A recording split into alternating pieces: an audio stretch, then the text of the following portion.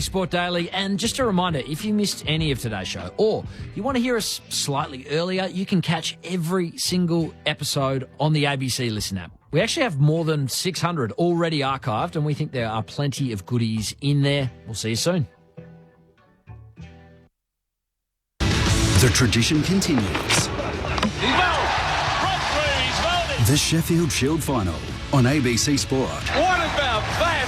Unbelievable! Catch every ball on the ABC Listen app from Wednesday. ABC Sport. We begin this broadcast by acknowledging the traditional custodians of the land on which this match will be played today and pay our respects to their elders past, present and emerging. We extend that respect to Aboriginal and Torres Strait Islander peoples listening.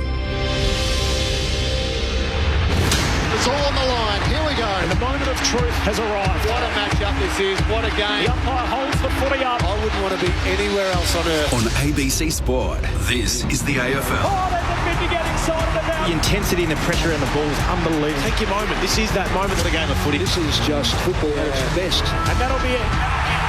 From walking on thin ice to dancing on the mountaintop, the Brisbane Lions never stopped believing. And they are the champions. Sit back, relax, witness the greatest. It don't get better than He this. pulled the through for a magnificent goal. Comes out, gathers, snaps, goal! An extra bit of class. He smashed that through. What a kick! What a kick! Cause it don't get better than this. Goes bang with everything he's got. They are leaving nothing out there. Listen to the roar. The drop punt, he's gone, and the building is jumping. See, cause it don't get better than this. We know he's a big shot taker. He's a big shot maker. Leans back on the kick. Game on. Like camera action, baby. Countdown to contact. From the right forward pocket. Oh, he's a sharpshooter, all right. Step up in the big moment. Points to the man on the mark. Drop punt. He's there. Gathers, snaps. He'll bring the house down. Sit back, relax, witness the greatest. It don't get better than this. He'll put it on the boot. Kick up towards the logo. You take a seat, cause it don't get better than He this. defies the laws of gravity. He runs onto it 50 from goal. He's in Dusty's pocket. He shoots. Oh, he's as bloody good as Dusty. Oh, yeah! Rose snaps goal. The drop punt. It's good. And you can hear that mighty roar. See, cause it don't get better than this. Walks one way and the next and the snap. There's the finish. 60 out. Oh, my goodness. That's a massive kick. Big time spot. Big time goal kicker. That's why we love football. 3-1. From the centre wicket. Whacks it for 6. Scores level. Running pass. Throws it on the left. Could that be the sealer? Seconds ticking down. We're not done yet. What a finish. Welcome to the 2025 AFL Premiership season on ABC Sport. Cause it don't get better than this. On radio, on digital and on the ABC Listen app. You take a seat, cause it don't get better than this. 100 years ago, back in 1925, the old 9-team VFL competition expanded to become a 12-team league with the introduction of Hawthorn, North Melbourne and the little old team on Barclay Street in Footscray in the Bulldogs. Now known as the Western Bulldogs, tonight they revert back to their original name. They haven't got all the premierships like those other two teams that came into the competition at the same time, but there is something special about the Bulldogs in the red, white and blue, and tonight we celebrate that as the Bulldogs turn 100 in the competition. Their centenary celebrations tonight against a team that has as rich a history in the competition, the biggest team in the land in the Collingwood Football Club. A pair of round one winners. Let's see what we get tonight. The undermanned Bulldogs up against the oldest Collingwood team that they've ever fielded, the Magpies, on the back of creating a bit of their own history last week. Welcome to Friday Night Footy on ABC Sport. My name's Corbin Middlemass. The whole gang's here. Mick Moldhouse is in the house. He's already down in the centenary celebrations, lapping it up with the Bulldogs as one of their former coaches. Kelly Underwood's here from the very start with us tonight, as always, every Friday night. Hello, Kel. Hi, Corbin. Good luck to whoever's responsible for dragging Mick out of those celebrations on time for 7:40 bounce here this evening. But it just adds a different flavour, doesn't it, tonight to Friday Night Footy? Everyone's second favourite team, really, at some point in the last few decades. When you consider 1954 and 2016 were the premiership years, I think deep down every footy fan's heart beats a little bit for those Bulldogs, and it's great to see. I thought this week, watching the TV channels and reading the newspapers, it's so good to see Footscray plastered across the TV screens and the newspapers. And I did think to myself, I wonder if they've ever considered flicking back to the name Footscray, because it's I don't know, I just loved seeing it out there in the media, and I'm looking forward to being able to be part of this broadcast tonight and make reference to Footscray. So, a lot to look forward to. And as someone who's a native sandgroper, it didn't make a lot of sense for me that they're the Western Bulldogs in a national competition, where immediately you think West, you'd think West Coast. Same way that the Buffalo Bills in the NFL are not the Western Bills to represent Western New York. They're based on the east coast of the country. It makes sense that they would have a geographical name representing their area. I'll put that to Meet Baines in a few moments when he joins me, the chief executive of the Bulldogs of Footscray Football Club tonight. The Geelong champion is with us here, of course, the Geelong legend. He's a three-time premiership player, premiership captain, Cameron Ling. Hello, Lingy. Hello, Corbs. Hello, Cal. Great to be with both of you, and also soon to be with Mick for tonight's game. It's funny, isn't it? I'll talk while Mick's not here. We've been working together about 5 years or so. And it's always interesting to hear when Mick talks about his old clubs he coaches, obviously the beautiful relationships with the Daisies and Swannies at Collingwood, the maybe not so brilliant relationship with Carlton, the joy of just those amazing West Coast years. But I notice that every time he talks about Footscray, he gets a little emotional and just loves it. And it's deep in his heart, isn't it? That first team that he coached at. So it's brilliant that he can be part of these celebrations, and a great night for the doggies. And he always refers to them as Footscray. Yes. He trips over his words and says, "Oh, sorry, everyone, the Western Bulldogs." So for him, that runs deep. But it's amazing, like, even in my lifetime, like, you associate him either with Collingwood or West Coast because the premierships were there, and Carlton was the most recent.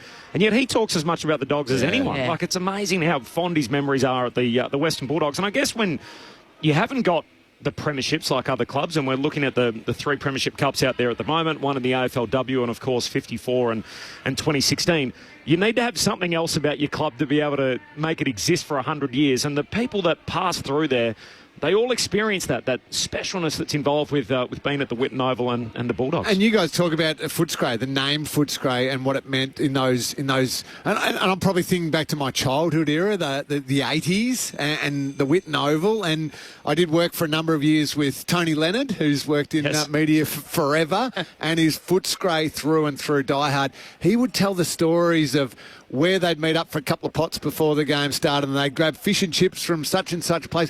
I'd never heard of these places, but to him, it was some of the greatest memories they'd ever had. And there'd be so many other people who Footscray and the Whitten Oval meant the world, and the experience around that, turning up to that game, spending their Saturday afternoons there, some beautiful memories. And my eyes were first exposed to the Western Bulldogs as a kid growing up in Adelaide. You'd get one VFL game every weekend, and it would be on the ABC. I can't remember if it was a Saturday or a Sunday afternoon. It would be on replay between 4 and 6. And for some reason, they'd always be at the G, and they'd always involve the Bulldogs. So I picked them as my VFL team, the likes of Libba and Rowan Smith and Leon Cameron and Chris Grant when he was young, and Wind and West. There was just something about them. And when I moved to Melbourne, a very long time ago, Corbin, I thought, well, I can't be a South Australian and, celebrate or follow a South Australian team. I'm going to pick the Doggies. And it lasted about 2 weeks. You can't take who you are deep down out of yourself, can you? But that was the team I was going to pick. So I think that's what I mean. Everyone loves the Dogs. No doubt. There's no late change tonight. The here and now. So the Bulldogs and the Pies tonight. Oscar Baker is going to start as the sub for the Bulldogs. Footscray tonight, and Ned Long is the starting sub for Collingwood.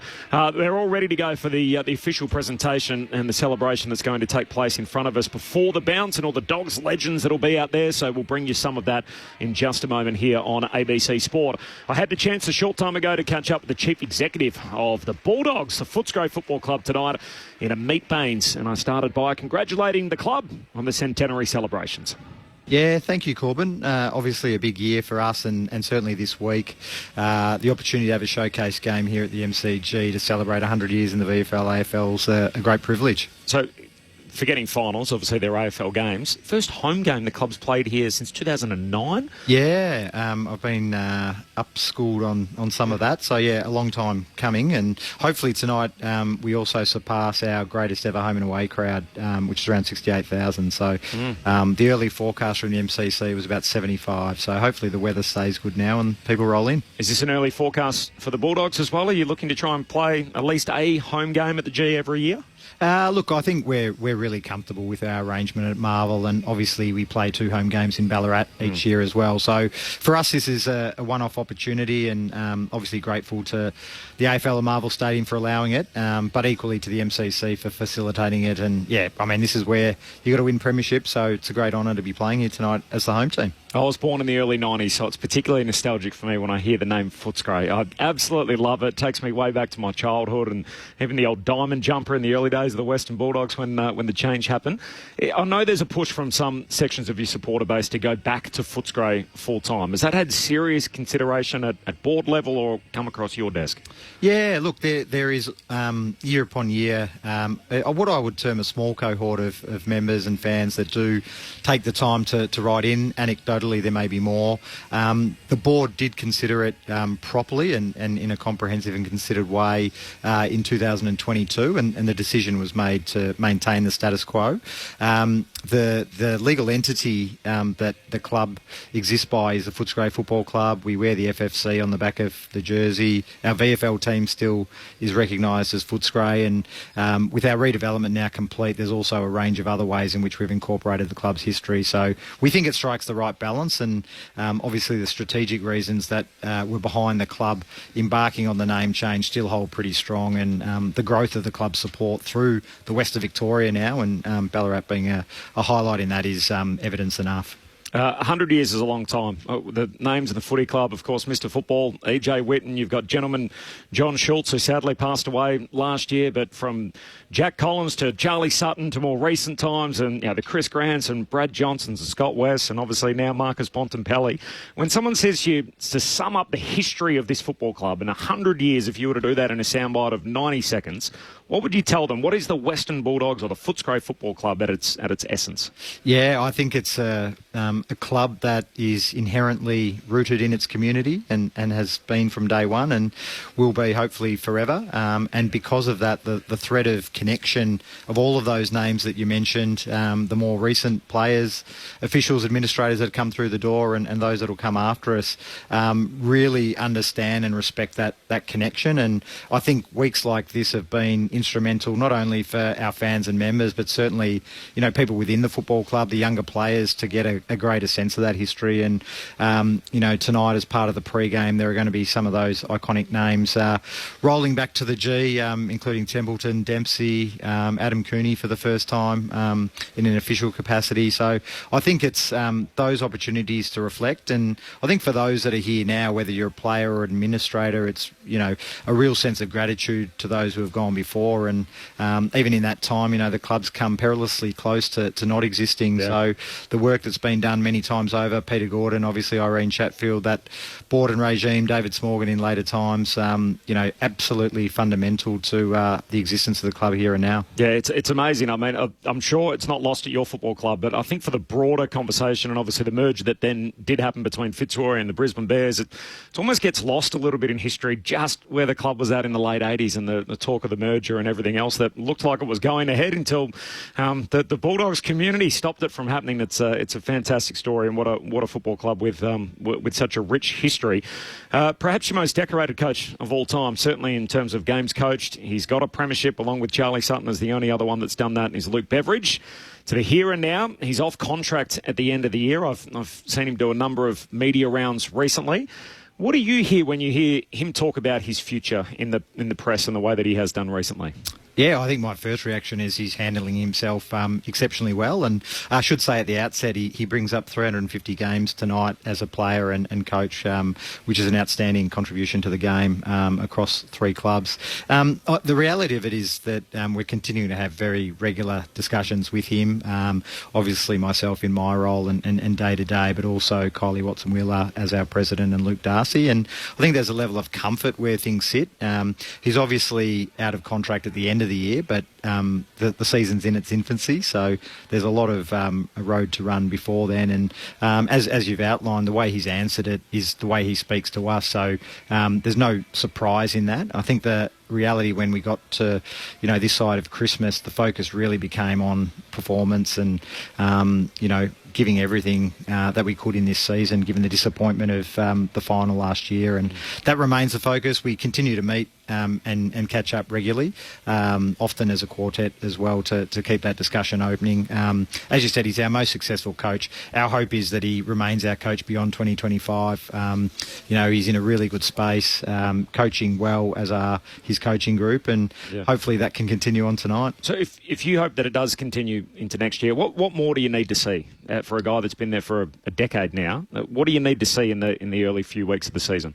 Yeah, I don't think there's I know there's not one single metric. Performance is obviously important, but even in discussions around performance, and I think Brisbane highlighted this well last year, that you've got to be very careful to make any judgments too early in the season as well. I think there were, at the season launch up in Sydney a few weeks ago, the Inner Sanctum video that gets presented, there were two commentators, could have been anyone, they weren't from your network, but essentially wrote off Brisbane's season after 10 games, and they won the premiership. So I think performance is only one element, but even in the performance context, you've got to watch quite a bit of footy. I think our year last year was representative of that as well. So you guys haven't set a timeline. Does that, by what you're saying, that essentially means you guys will wait on this? Well, we continue to chat. As I said, I'm reluctant to go into all of the factors, out of deference to all the parties that we're talking through as part of that. Obviously, performance is the cornerstone of that. But there's no set time frame. So,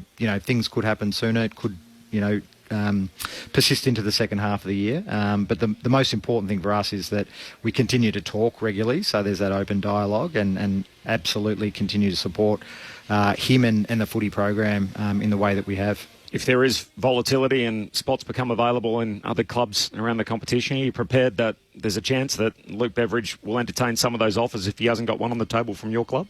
I think that's a possibility, but again, the fact that we're communicating very regularly means that we're talking to each other in real time. So there's no information gaps for either side, and that might be a possibility down the track. But I'm sure we'd be having a conversation about it. It felt like last year, perhaps in retrospect, maybe at the time, we went through the whole year and everyone felt like Bailey Smith was going to leave the club at the end of the year, and ultimately he did. Are we living through the same thing with Jamara Ugle-Hagan at the moment? No. Again, probably without speaking too much about what happens behind the scenes or happened behind the scenes, I think the situations are very different, and even the framework's very different because Jamara is contracted till the end of next year. Look, our focus has remained supporting him and obviously helping him through the mental health and wellbeing challenges that he's had and continues to have. We've been really encouraged over the last few weeks, realistically since the Indigenous All-Stars camp, with more consistent attendance and being part of training in the way that his teammates are, and that's probably his biggest challenge at the moment. If you just look at it from football or in footballing terms, he's missed a lot of the pre-season from a football conditioning perspective. So we just need that continuity now to hopefully get him back up and going. But we're hopeful that he returns at some point this year. And absolutely no thought about an impending departure. And as I said, he's contracted for next year, which makes it a lot simpler too. Yep. So you envisage he'll be there next year? Yeah, I do. Yep. Just on the Bont and obviously Ed Richards, the two guys that are off contract. Is there any movement on that front? Sam Power, who's recently been promoted into the executive manager of men's football, so running all of our men's football program, in his role will still retain the significant contract negotiations. So he's charged with negotiating those, dealing with Tom Petroro on both, who also manages Sam Darcy. So we ticked off Sam Darcy, obviously, a few weeks ago. They're currently talking about Ed, and we'll pick up Marcus on the way through. Marcus, I mean, you will have heard Marcus speak about it as well.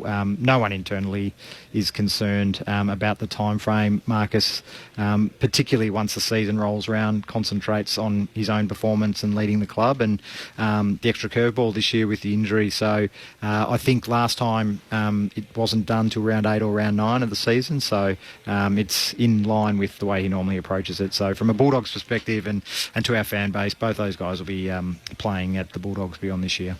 Mate, have a great night. Do you get a cake or anything? Is it like a birthday celebration like that? Is there a big Bulldogs cake at least at the function? Well, we have, I think there's a range of desserts that our friends at the MCC and MCG Catering through Delaware have done for us. But we're expecting over 400 people, a lot of past players here tonight, ex-administrators, presidents, board members, CEOs. Just a really great celebration to get the Bulldogs family back together. It's a great club. One of my good mates lives on Barclay Street, so he bleeds red, white and blue, and he'll be here tonight along with so many other die-hard Dogs fans. So well done on everything that you've put on for such a special occasion, and good luck for 2025. Thank you very much, Corbin. Meet Baines, the Chief Executive of the Western Bulldogs, the Footscray Football Club for the night, and what an evening it is. Our own Mick Malthouse down in the official function. We've got the formal presentation to happen out on the ground, which starts in the next 5 minutes, so we'll bring that to you. This is ABC Sports coverage of Friday Night Footy. Great to have you with us for Collingwood and Footscray. There's no late change. The two subs, Oscar Baker for the Bulldogs and Ned Long for Collingwood. Cameron Lang, can I put you on the spot? Of course, Cal. Who's the best Bulldog, do you think, of all time? And we know how hard it is to compare eras. Yes. The fact I love Brad Johnson, great person. Yeah. And I'll do it while Mick's not here, Cal. Yeah, we all know who he's going to pick. Yes, I know that bloke who ran up and down that wing and went Oval many a time. I'm going with the current guy. Okay. Cal, I think Marcus Bontempelli is the best. I would say he should have won a Brownlow by now. He came second twice. Yes, and one in particular, I think he should have clearly won that one. He's a premiership player. He's a great captain. He is truly somebody who lifted the entire program of the Western Bulldogs. Obviously, Luke Beveridge, terrific job, built a culture, a successful one.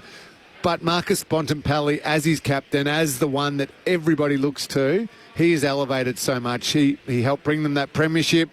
They are consistently around the finals mark. I know Footscray Bulldogs fans would say expect to maybe jump a little higher given some of the talent they got running around. But and in full flight, I think it's Bond. He's the best player in the comp now in full flight. He took them to the promised land, didn't he, in 2016? Is the hero in their time of need. So he's got the 5 best and fairest. Scott West has 7. Yes, what a player. Played on Westy a lot. He was a tough man to stop. I think Bond's got that extra element of goal kicking and game breaking, whereas Westy would just keep getting the footy time and time again. And, of course, we said that Mick would say Dougie Hawkins. Of course, there's the Ted Whitten factor. Yes. Again, trying to compare eras. Just a couple I wrote down this afternoon that you sort of tend to forget about. Adam Cooney won a Brownlow. Yes. Dale Morris, Ryan Griffin, Bob Murphy. We all know that he's such a great bloke, but he was a pretty handy player. Yes. Two-time All-Australian. And we're clearly missing somebody as well, Chris Grant. Yes. Yep. He was something special. Probably should have won a Brownlow as well. Yeah.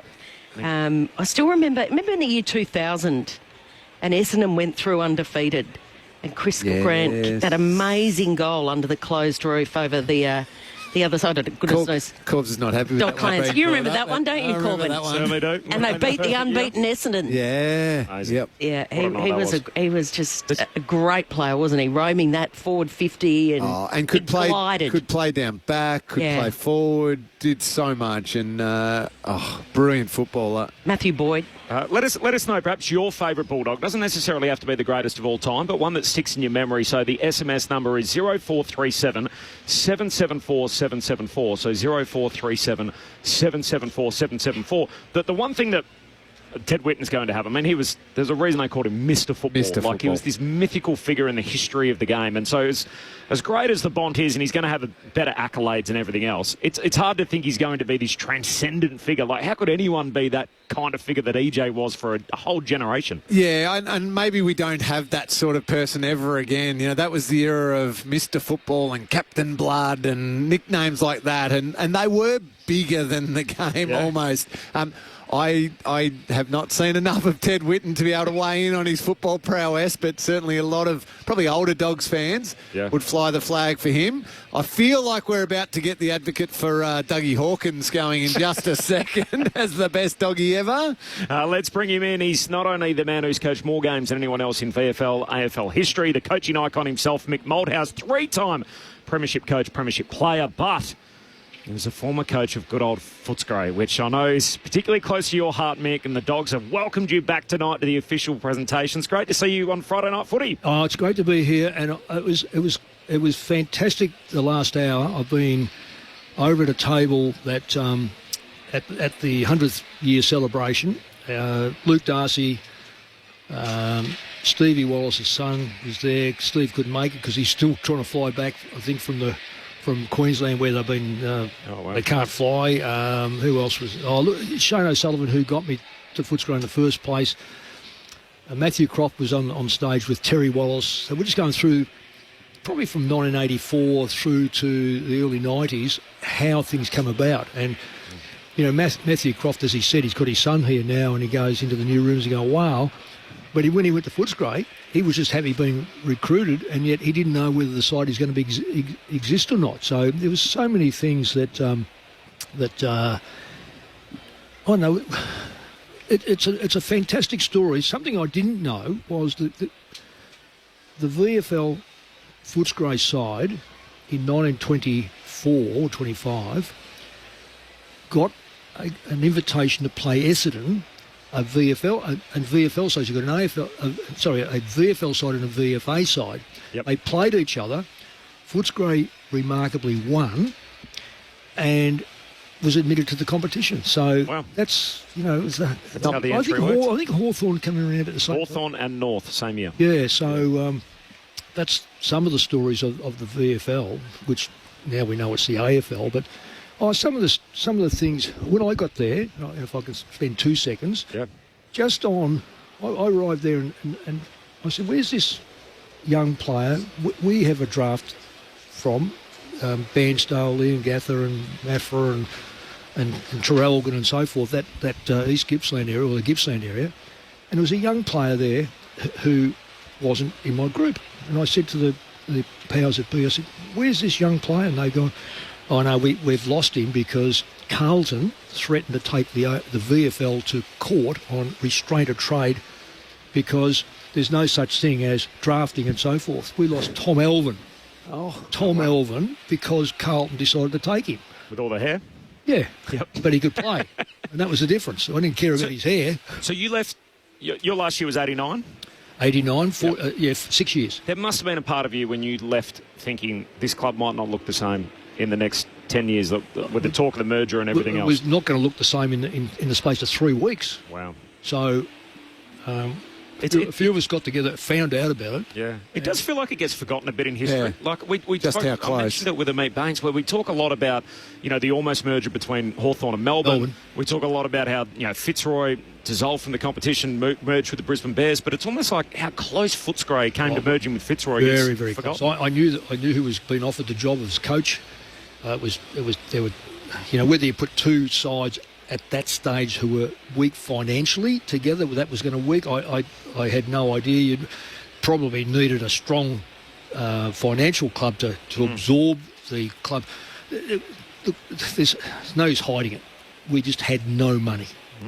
But what the club had were really strong, desired people to make sure that football club remained a part of the VFL, which it did. And look, it started to play finals football not long after that. Yeah. And as we know, it's won a premiership since there, which is one club hasn't. Yep. It's got a great identity. I don't know that I can't call it the Western Bulldogs. As you know, I always slip up and say Footscray, and that's just the way it was. Because, and I always say about my players, which I mentioned at the luncheon tonight, they would rather a fight than a feed. And so they were so easy to coach because we just said, righto, we're out there and we're going to give absolutely everything we can. Whether we're good enough, it wasn't the issue. It was whether we had a little bit of luck that we could win games of football. And we played some of the great sides and had some terrific encounters with them. You're right about how quickly they turned it round too, Mick. And not to embarrass you, but the foundation that you would have laid throughout that time that you were coaching there. I remember being a Geelong fan 92, I think Danny Del Rey's kicking 8 in a final, and then they play in the Cats, and then 94, Billy Brownless kicks the winning goal. Now, that's all Cats memories for me. I was a Cats supporter, but the Dogs were right there playing in big finals 3 years and then 5 years after nearly being gone from the competition. And you have a look at, say, Hawthorn and Melbourne. Like, Hawthorn's been a powerhouse since that decision, that people stood up and said, no, we don't want Hawthorn merging with Melbourne. So, and that doesn't happen with, I don't think it's the AFL that does that. They are people who have got a lot of skin at that football club. Don Scott at Hawthorn, there's no question there's a lot of people involved at Footscray, and I'm so proud of them. But, and I wasn't part of the resurgence. I mean, the simple fact is that this didn't happen that way. This is Friday Night Footy on ABC Sport. There's no late change. Oscar Baker is the sub for Footscray, and Ned Long is the sub for Collingwood. Corbin Middlemass, Kelly Underwood, Cameron Ling and Mick Malthouse. Tim Hodges is on the boundary. We'll hear from Isaac Quaynor inside the Collingwood camp in a few moments from now. As we welcome on ABC Sport.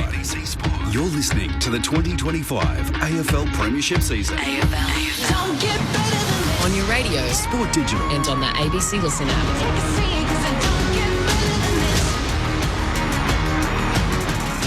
It's a special night for the Footscray Football Club as they celebrate 100 years. Let's check in with one of their greats, Bob Murphy, who's sitting on a big red throne out in the middle of the MCG addressing the Dogs faithful. Dempsey and Kelvin Templeton, our goal-kicking machine. Again, Templeton get the fly from the back. Oh! Well, it hasn't gone yet. And he's kicked it. That's his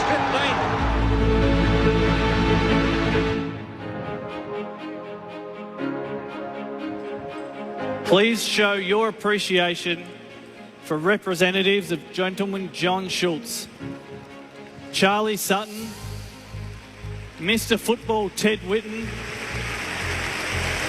and Jeff Jennings, Gary Dempsey and Kelvin Templeton.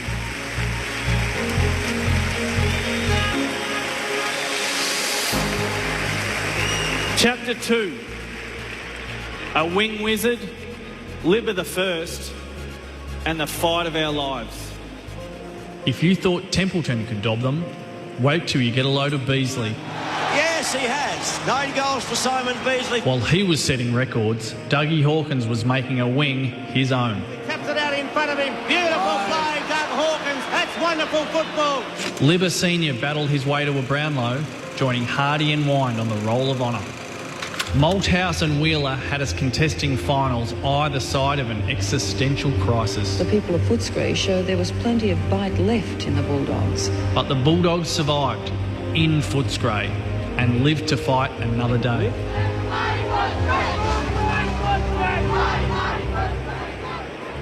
Give it up for Simon Beasley, Terry Wallace, Rick Kennedy, Brian Royal and Tony Liberatore.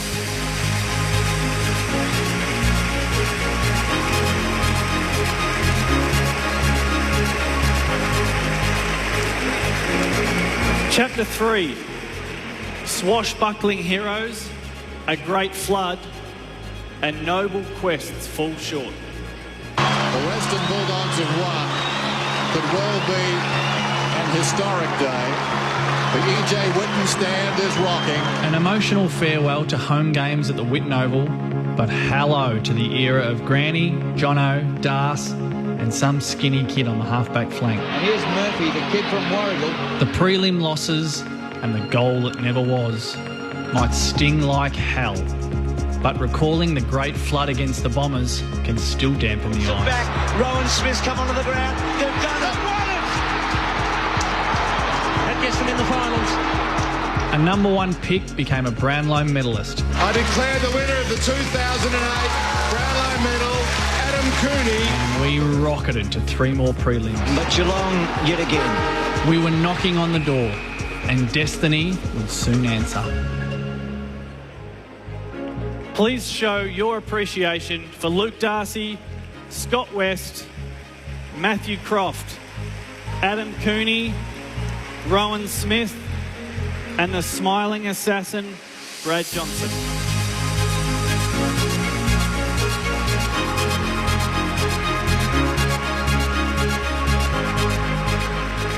Chapter 4. Deliverance is bliss. Welcome home, Beppo. A gale force of positivity whipped through the club and turmoil quickly turned to triumph. A finals run for the ages. And then on the biggest stage, moments now immortal. Oh, terrific by Biggs again. Chance, Dickon. Oh, Dickon. Never forget. How big was that? That tackle. And Franklin was run down. That kick. The stadium holds its breath and the western suburbs erupt. That hug. The drought ended and kick on back at our place to beat them all. 2 years later, Fez took that mark and our pioneering women brought the cup home in another thriller. Pioneers to premiers! Glory days. Show these Bulldogs some love. Daniel Gian Syracusa, Lindsay Gilby, Daniel Cross, Tom Boyd, Easton Wood, Dee Berry, Ali Blackburn, and our captain, Marcus Bontempelli.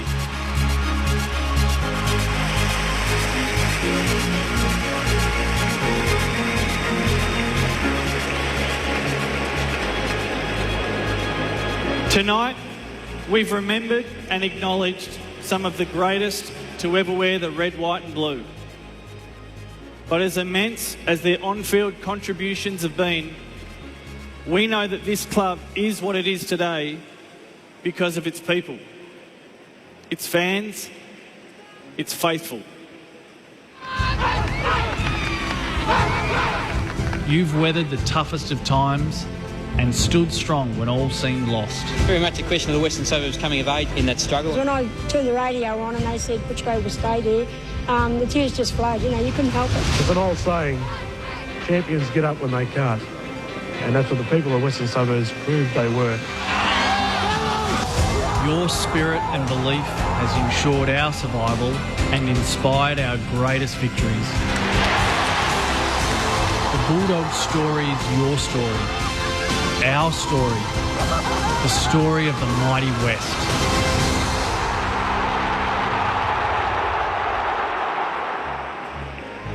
Sons and daughters of the Scray, we are a family, we are a clan, we are a mob. We stand here. Take a look around. Put your arms around someone. Put your arms around your friends, your family. Put your arms around a stranger as long as they're wearing the red, white and blue.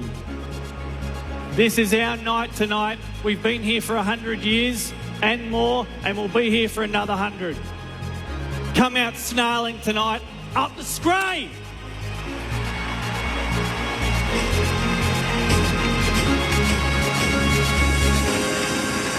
Beautifully narrated by our own Bob Murphy as the red, white and blue smoke is burst into the air here at the MCG. The pyrotechnics shoot off the top of the Shane Warne stand, and the Bulldogs legends gathered around their 3 premiership cups underneath the Bulldogs banner. In the backdrop, as that was all happening, the 4 main iterations of the Bulldogs logos over the years, from the Footscray Bulldogs, the FFC way back in the day, to the more recent times in the Western Bulldogs. That 1 second from left, that's the one I remember. the big jowls of the Bulldog. That's the logo. It makes me a bit teary, actually. It's so well done. I mean, a bit emotional. That brings a tear to the eye, and I'm not even a Bulldogs person, Mick. This is what footy's about, isn't it? All the people that Bob just named, out in the middle, their arms around each other, having their photos taken now. Men of all ages, and the current captain of the Women's Bulldogs team and the premiership captain, the 2 women out there with all these men of all ages. I mean, footy's about connections, isn't it? And it's about people, really. About people. Now, there's going to be a question without notice here, Corby. We spoke about it during the week. Is there anyone alive from 1954? I don't believe so. No, so, you do pass. And it's funny, I had a bloke, a good friend of mine who's been in football for a long, long time, in administration, said to me about football and invited me to the Collingwood box, actually. And I said, no, I've been invited to this, thank you very much. But And as I said to him, it's a carousel. We as individuals jump on the carousel and get flung off. I was sitting next to Mitch Wallace, who missed out in the grand final, and he's not bitter or twisted. He said, luckily he's got his family and other things, but he said it does leave a hole that he missed it, but he still comes back to the Dogs because that's where he grew up, that's where his father played, that's the overall connection. But we both said the same thing. As long as the football club remains, you've had a little bit of it because you've been on the carousel at some stage. It's a great way to put it. We're so lucky to have Mick Malthouse with us as we are. Cameron Ling, the legendary Cat tonight, Kelly Underwood and Corbin Middlemass to call the footy for you. Tim Hodges is on the boundary, and we can check in with Hodgie. In fact, as a short time ago, was able to catch up with Collingwood's number 3. Hodgie. Corbin joined down here by Isaac Quainer from the Magpies. Isaac, just over 30 minutes out from the start of the game. Do you ever get nervous? Like, it's Friday night footy, there's 80,000 going to be here. Does it ever get to you, any butterflies? Oh, I'm always nervous, definitely. I think now is like the calm before the storm, so I always just have a leisurely kick and try to, kind of almost feel like a kid again. And then I think once the siren goes and we're running out there into the banner, that's when I start to get a little bit nervous, definitely. It's a big night for the opposition. Normally it's a Collingwood crowd. It feels like it will be a Footscray crowd tonight with their 100-year celebrations. Does that make you nervous or a bit edgier that they're going to be super up for tonight's activities? Well, it's obviously a big occasion for Footscray as a club, so congrats to them. But no, not really. I think we have the best fans in the comp, so I think they'll turn up, regardless of who we're playing and what time or where it is. So I think the Magpie Army will be out in full force regardless. And it was a bit of a dodgy weather this morning, but it could not be a better stage right now. You've just had a kick. Look, the weather's perfect, right? It's beautiful, yeah. I thought we're going to be cooked. Sitting inside today, it was raining and then it was sunny for a bit. Just typical Melbourne weather, but it's looking beautiful, which is great. And probably a bit nicer after the heat of last week and the heat of the week before. Are you relieved to have got last week out of the way, to have got the win and to have played well as a team and individually? Relieved.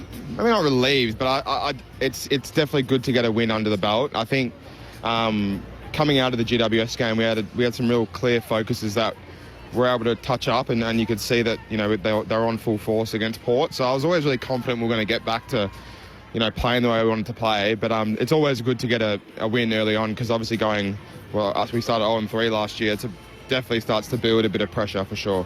Are you still unsure exactly what happened in opening round against the Giants? I think that's probably... I just think it's a bit of an outlier in a bunch of things. And, I think some of the ways that we went about it and our game plan and stuff it won't happen again. So I think it was a kick to the teeth early on, and I think it's really kicked us into stead. So you're confident this is the Port Adelaide is the proper Magpies that we should expect tonight? I mean, it'd be nice to win every game by that much. I don't know if it's going to be that big of a difference in scoreboard every week, but that's the way we want to play. Like high pressure, a free-flowing offense, entertaining. You'll definitely see more of that. It's so good to have you so close to the siren. Can I hit you up with a couple of individuals? 2 in particular to start with, Steele Sidebottom and Scott Pendlebury. They run out for the 1 millionth game together tonight. What does that mean for game 308 for the two of them? Oh, it's massive. I mean, it's massive for them and their families. It's massive for the club.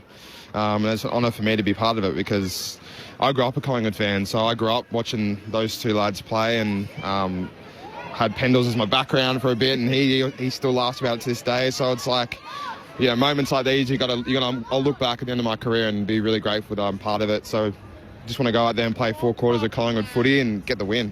And you've had 4 quarters with Dan Houston alongside in the back line. How did you find it last week, and are you excited what he can bring to your team to have Houston in it, the 2-time All-Australian? Yeah, he's a star. I love playing with him. He's obviously just a weapon with ball in hand. Like, he does some incredible things and sees the game the way others don't. But I've been speaking on it all week. The way that he's able to defend and then attack is the best I've seen from a half-back. So, I think it's going to bring the best out of myself and the rest of us in defence and make us a better team. And to have Jay DeGoey on the team sheet back in that team, what are your expectations on Jordan tonight to have him back? Just the big bull that he is. I think he's going to impose himself physically on the game and hopefully hit the scoreboard as well. So he's another really integral part of our team, and it's good to have him back in. I love the access the Magpies give us. I love how relaxed you are before the game. I hope it's a great one tonight. Thank you very much. Appreciate it. There you go, Corbin. Isaac Quainer. Great to have him so close to the bounce of the ball. It's tremendous access. Thanks, Hodgie. That was just a short time ago while all that presentation was taking place. Isaac Quaynor from the Magpies. He's been back down the rooms and had the opportunity to get into his playing attire, and he's about to make his way up the race along with Scott Pendlebury and Steele Sidebottom, who lead the Magpies out despite the fact the captain's Darcy Moore. There's a reason for that. Game number 308 together, Lingy, tonight. Wow, breaks the record. Tyson Edwards and Andrew McLeod, the previous record holders. That's remarkable. You think one player playing 300 is incredible, but 308 together. Yeah. I think Hawkins and Selwood are third place, and then Adam Goods and Jude Bolton in fourth place, all over the 300 game mark as teammates. Here come the Pies. Those black and white stripes, always a magnifier, and especially on a Friday night. The Collingwood Football Club, and yet they're the away team tonight up against the Footscray Football Club, the Western Bulldogs. There's no late change. Ned Long is going to start as the sub for Collingwood, and it will be Oscar Baker for the Doggies. We'll pick up the rest of our audience coming up in just a moment, and then we'll be back with the full preview from Mick and Lingy coming up next. ABC Sport. ABC Sport. You're listening to the 2025 AFL Premiership season. Don't get better than this. Footy's biggest weekly stage, Friday night footy. Pulls the trigger on goal and goes back. Lightning star. Unbelievable. Oh, he makes the impossible look easy. Snaps across the body, and the party continues. It's on to Elliott! Jamie Elliott! He launched into the night sky! Sit back, relax, witness the greatest. It don't get better than this. This is the 2025 AFL Premiership season on ABC Sport, on radio, on digital, and on the ABC Listener. You take a seat, because it don't get better than this.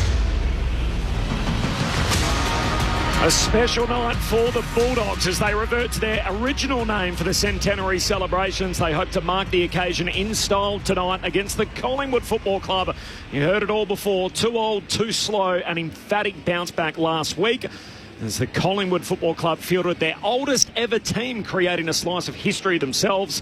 Have they got the energy to tame the young and inexperienced Dogs tonight, with the Bulldogs fielding 12 players who have played 60 games or less. So it is an inexperienced Dogs team. Two changes for both sides at selection. Buku Kamas and Oscar Baker come in. Baker to start as the sub. O'Donnell and Cleary goes out, while for the Collingwood Football Club, Tagoe and Cox, two of their premiership players back.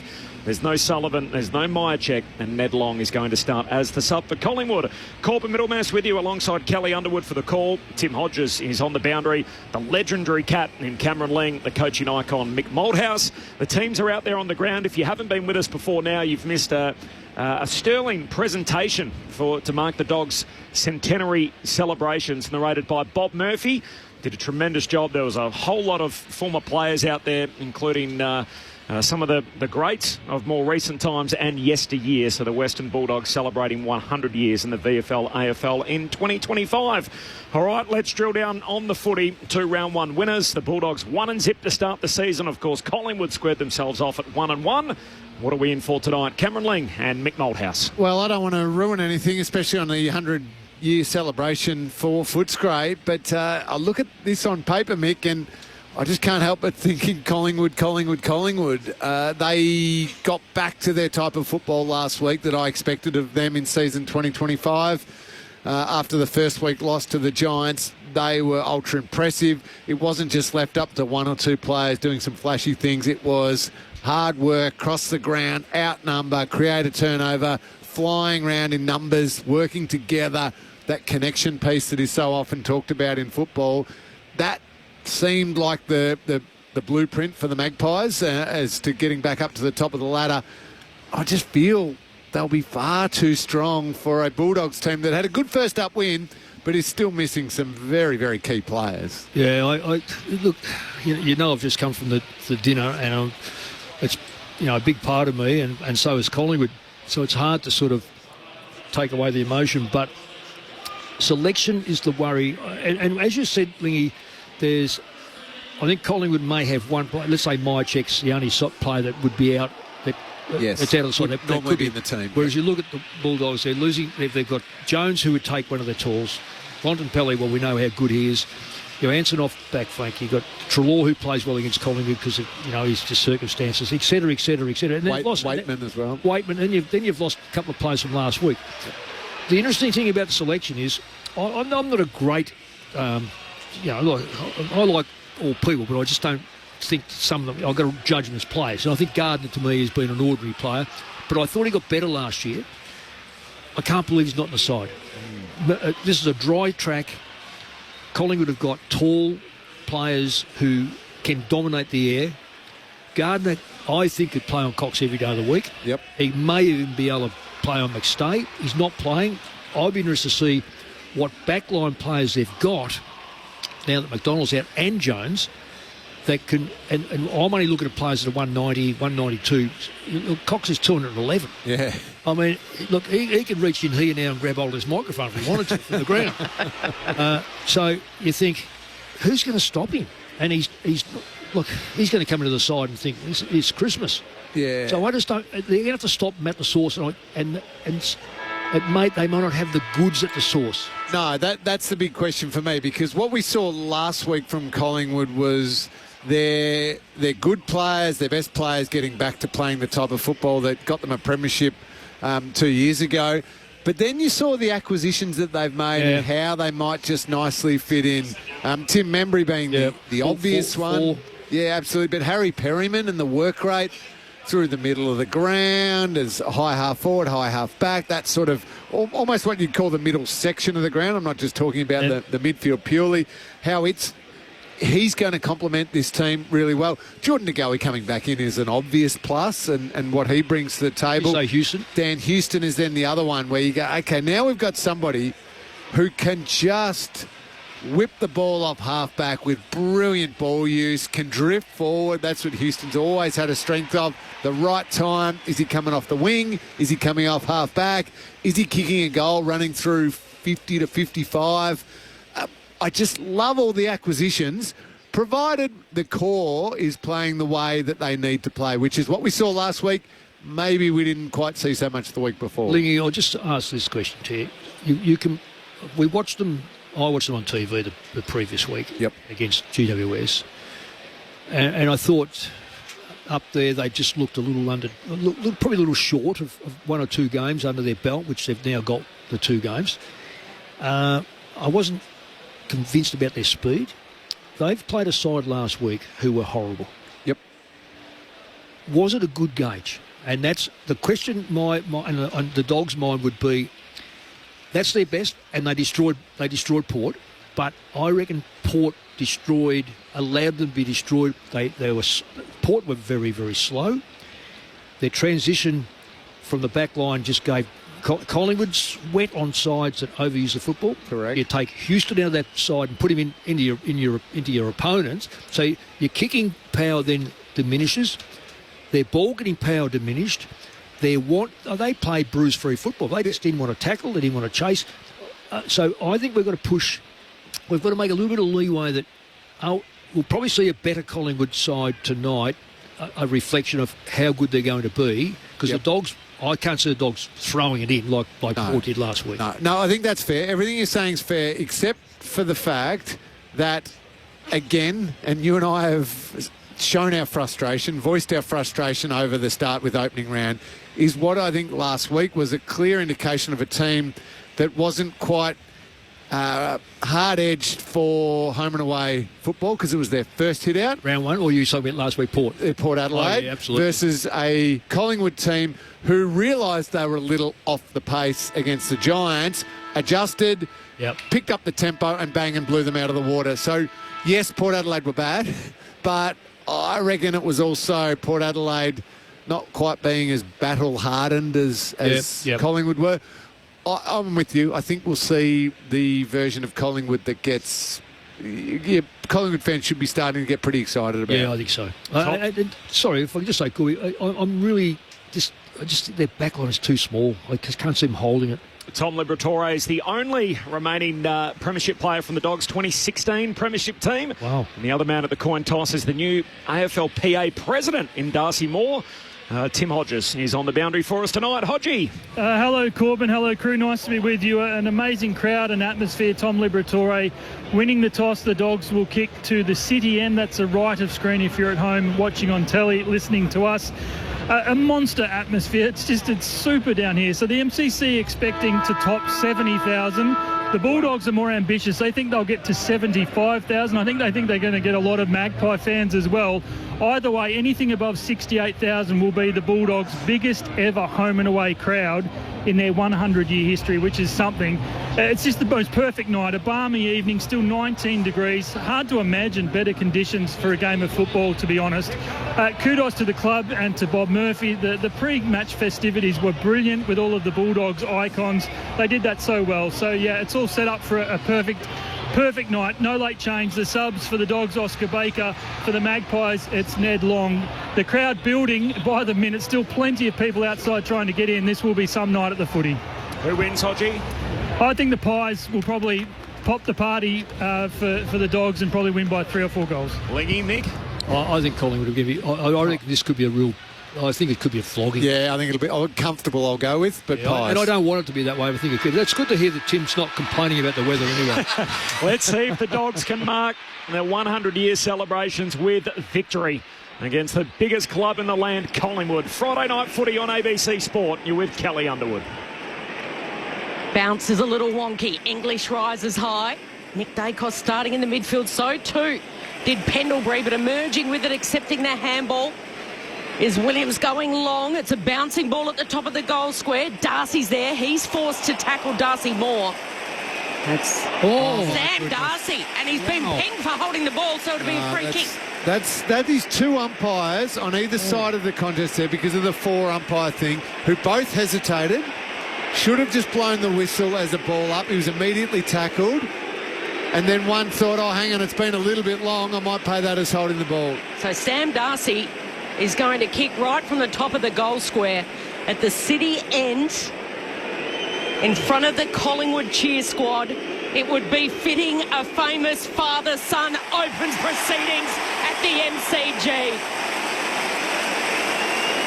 As the Bulldogs celebrate 100th at the MCG, 100th anniversary of such a significant event. After all the pre-match hype, 3 father-sons out there tonight, and Sam Darcy slots it through first. 1 straight 6. Pies that barely touched the ball, Mick. Well, me and myself are both looking at each other thinking, was it a free kick? I think it was a free kick because he grabbed the football. Now, he's a 6 foot. I know you shouldn't look at weight and this and stuff, but he didn't make a great effort to get rid of that. But he was tackled to ground with no prior opportunity. So are we then asking... No, he had opportunity. He's tried to stand up, and watch him. He'll try to stand up here. See how he tries to stand up? But then he goes to ground.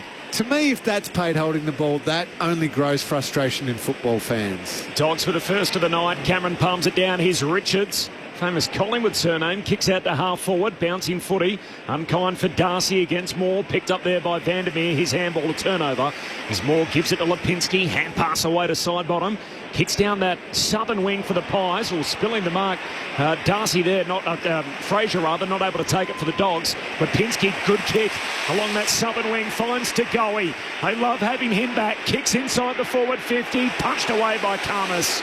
Buku getting back in defence, finds the safety of the boundary line and a throw in forward pocket for the Pies, kicking to the punt road end of the opening term. Well, that'll be the test, that quick ball movement and that aerial ball that goes in. Collingwood will be really sweating on taking some marks from that, but that's a very good spoil. Inside 50 for the first time for the Pies to the punt road end. English tangles with Cameron. It comes down to Nick Dacos. He skies it off those fluorescent green boots. Top of the goal square. Slipped through the arms there of McStay. Flicked out the side. Jamie Elliott tries to get through a couple. Karmas. He's stripped of it. Big ball to be won. Kennedy with his big bullocking body puts it on the line. And then the relieving kick from Giray to centre half forward. Almost to mark. It'll be a free kick, in fact. And Darcy tangling with Cameron. A free kick to Darcy Cameron. So it's Sam Darcy. There's too many Darcys out there. Darcy Moore, Darcy Cameron, Sam Darcy. Sam Darcy's been involved in both. And Darcy Cameron gets the free kick. Too far out to score. He just skirts the perimeter. Kicks sideways to Josh Dacos. Darcy Cameron's drifting down by himself too. He goes short to side bottom. Too far out to score, playing game 334 tonight. He levels it with Brendan Goddard, former ABC commentator, now coach of the VFL at St Kilda. Goes to the hot spot. It's off hands. Lobs involved. Harms. Risky. Davidson in his second game. Fumble. Chris pounces. Free kick, Cal. It's going to be Davidson's ball. So Chris pounced less than a metre out, and he thought he'd got the goal, and suddenly the umpire puts his hand up to say free kick to the second gamer, Sammy Davidson, who breathes a big sigh of relief. Pies fans aren't going to like it, but great decision. Taken high. Yep. Kicks out the halfback. Kennedy marks. Handball away to West. He's drilled into the ground. Dumping tackle. Wow. Gee, they're getting the whistle early here, the Dogs. So West takes the free at halfback. Silly hand pass for start off. West on the back flank. Kicks down the wing. Up to meet it is McInnes. No mark. Spills Liberatore's way. Hand pass to Davidson. Drills a short pass. Broken up by Moore. Picked up by McNeil. He's tackled. Lost it. Collingwood win it back. Moore. Hand pass to Maynard. Handball away to Pendlebury. Feeds it back through to Maynard. Now to Josh Dacos. Kicks down the wing. Gee, Pendlebury a little sore. Trying to be helped off the ground with the trainers. Moore. Reef McInnes, who's been helped off the ground. Pendlebury with the footy, shoots a hand pass forward. Collingwood through Chris. But he's overcooked that handball. McCreery drives on in. Now Pendlebury goes in, make amends. Fires it up to Nick Dacos. He goes back, and a quick kick there by Maynard to half forward, and happy to see it over is Fraser. Notice that Fraser started on the wing tonight. Let's get down to Tim Hodges, an update on Reef McInnes. Hodgie. No, Kelly, that was right in front of me, a right leg. So it's either his right ankle or right knee. As soon as it happened, he threw the mouthguard, which is actually still out on the field. So he was in an immense amount of pain, couldn't put any pressure on it, has had to be helped down the stairs, has gone straight to the room. So, yeah, grave fears for McInnes. Spinning ball back into play. It's all the Dogs. English down to Liberatore. Got it to Bailey Dale, who was brilliant last week. And then a real finger-tipper.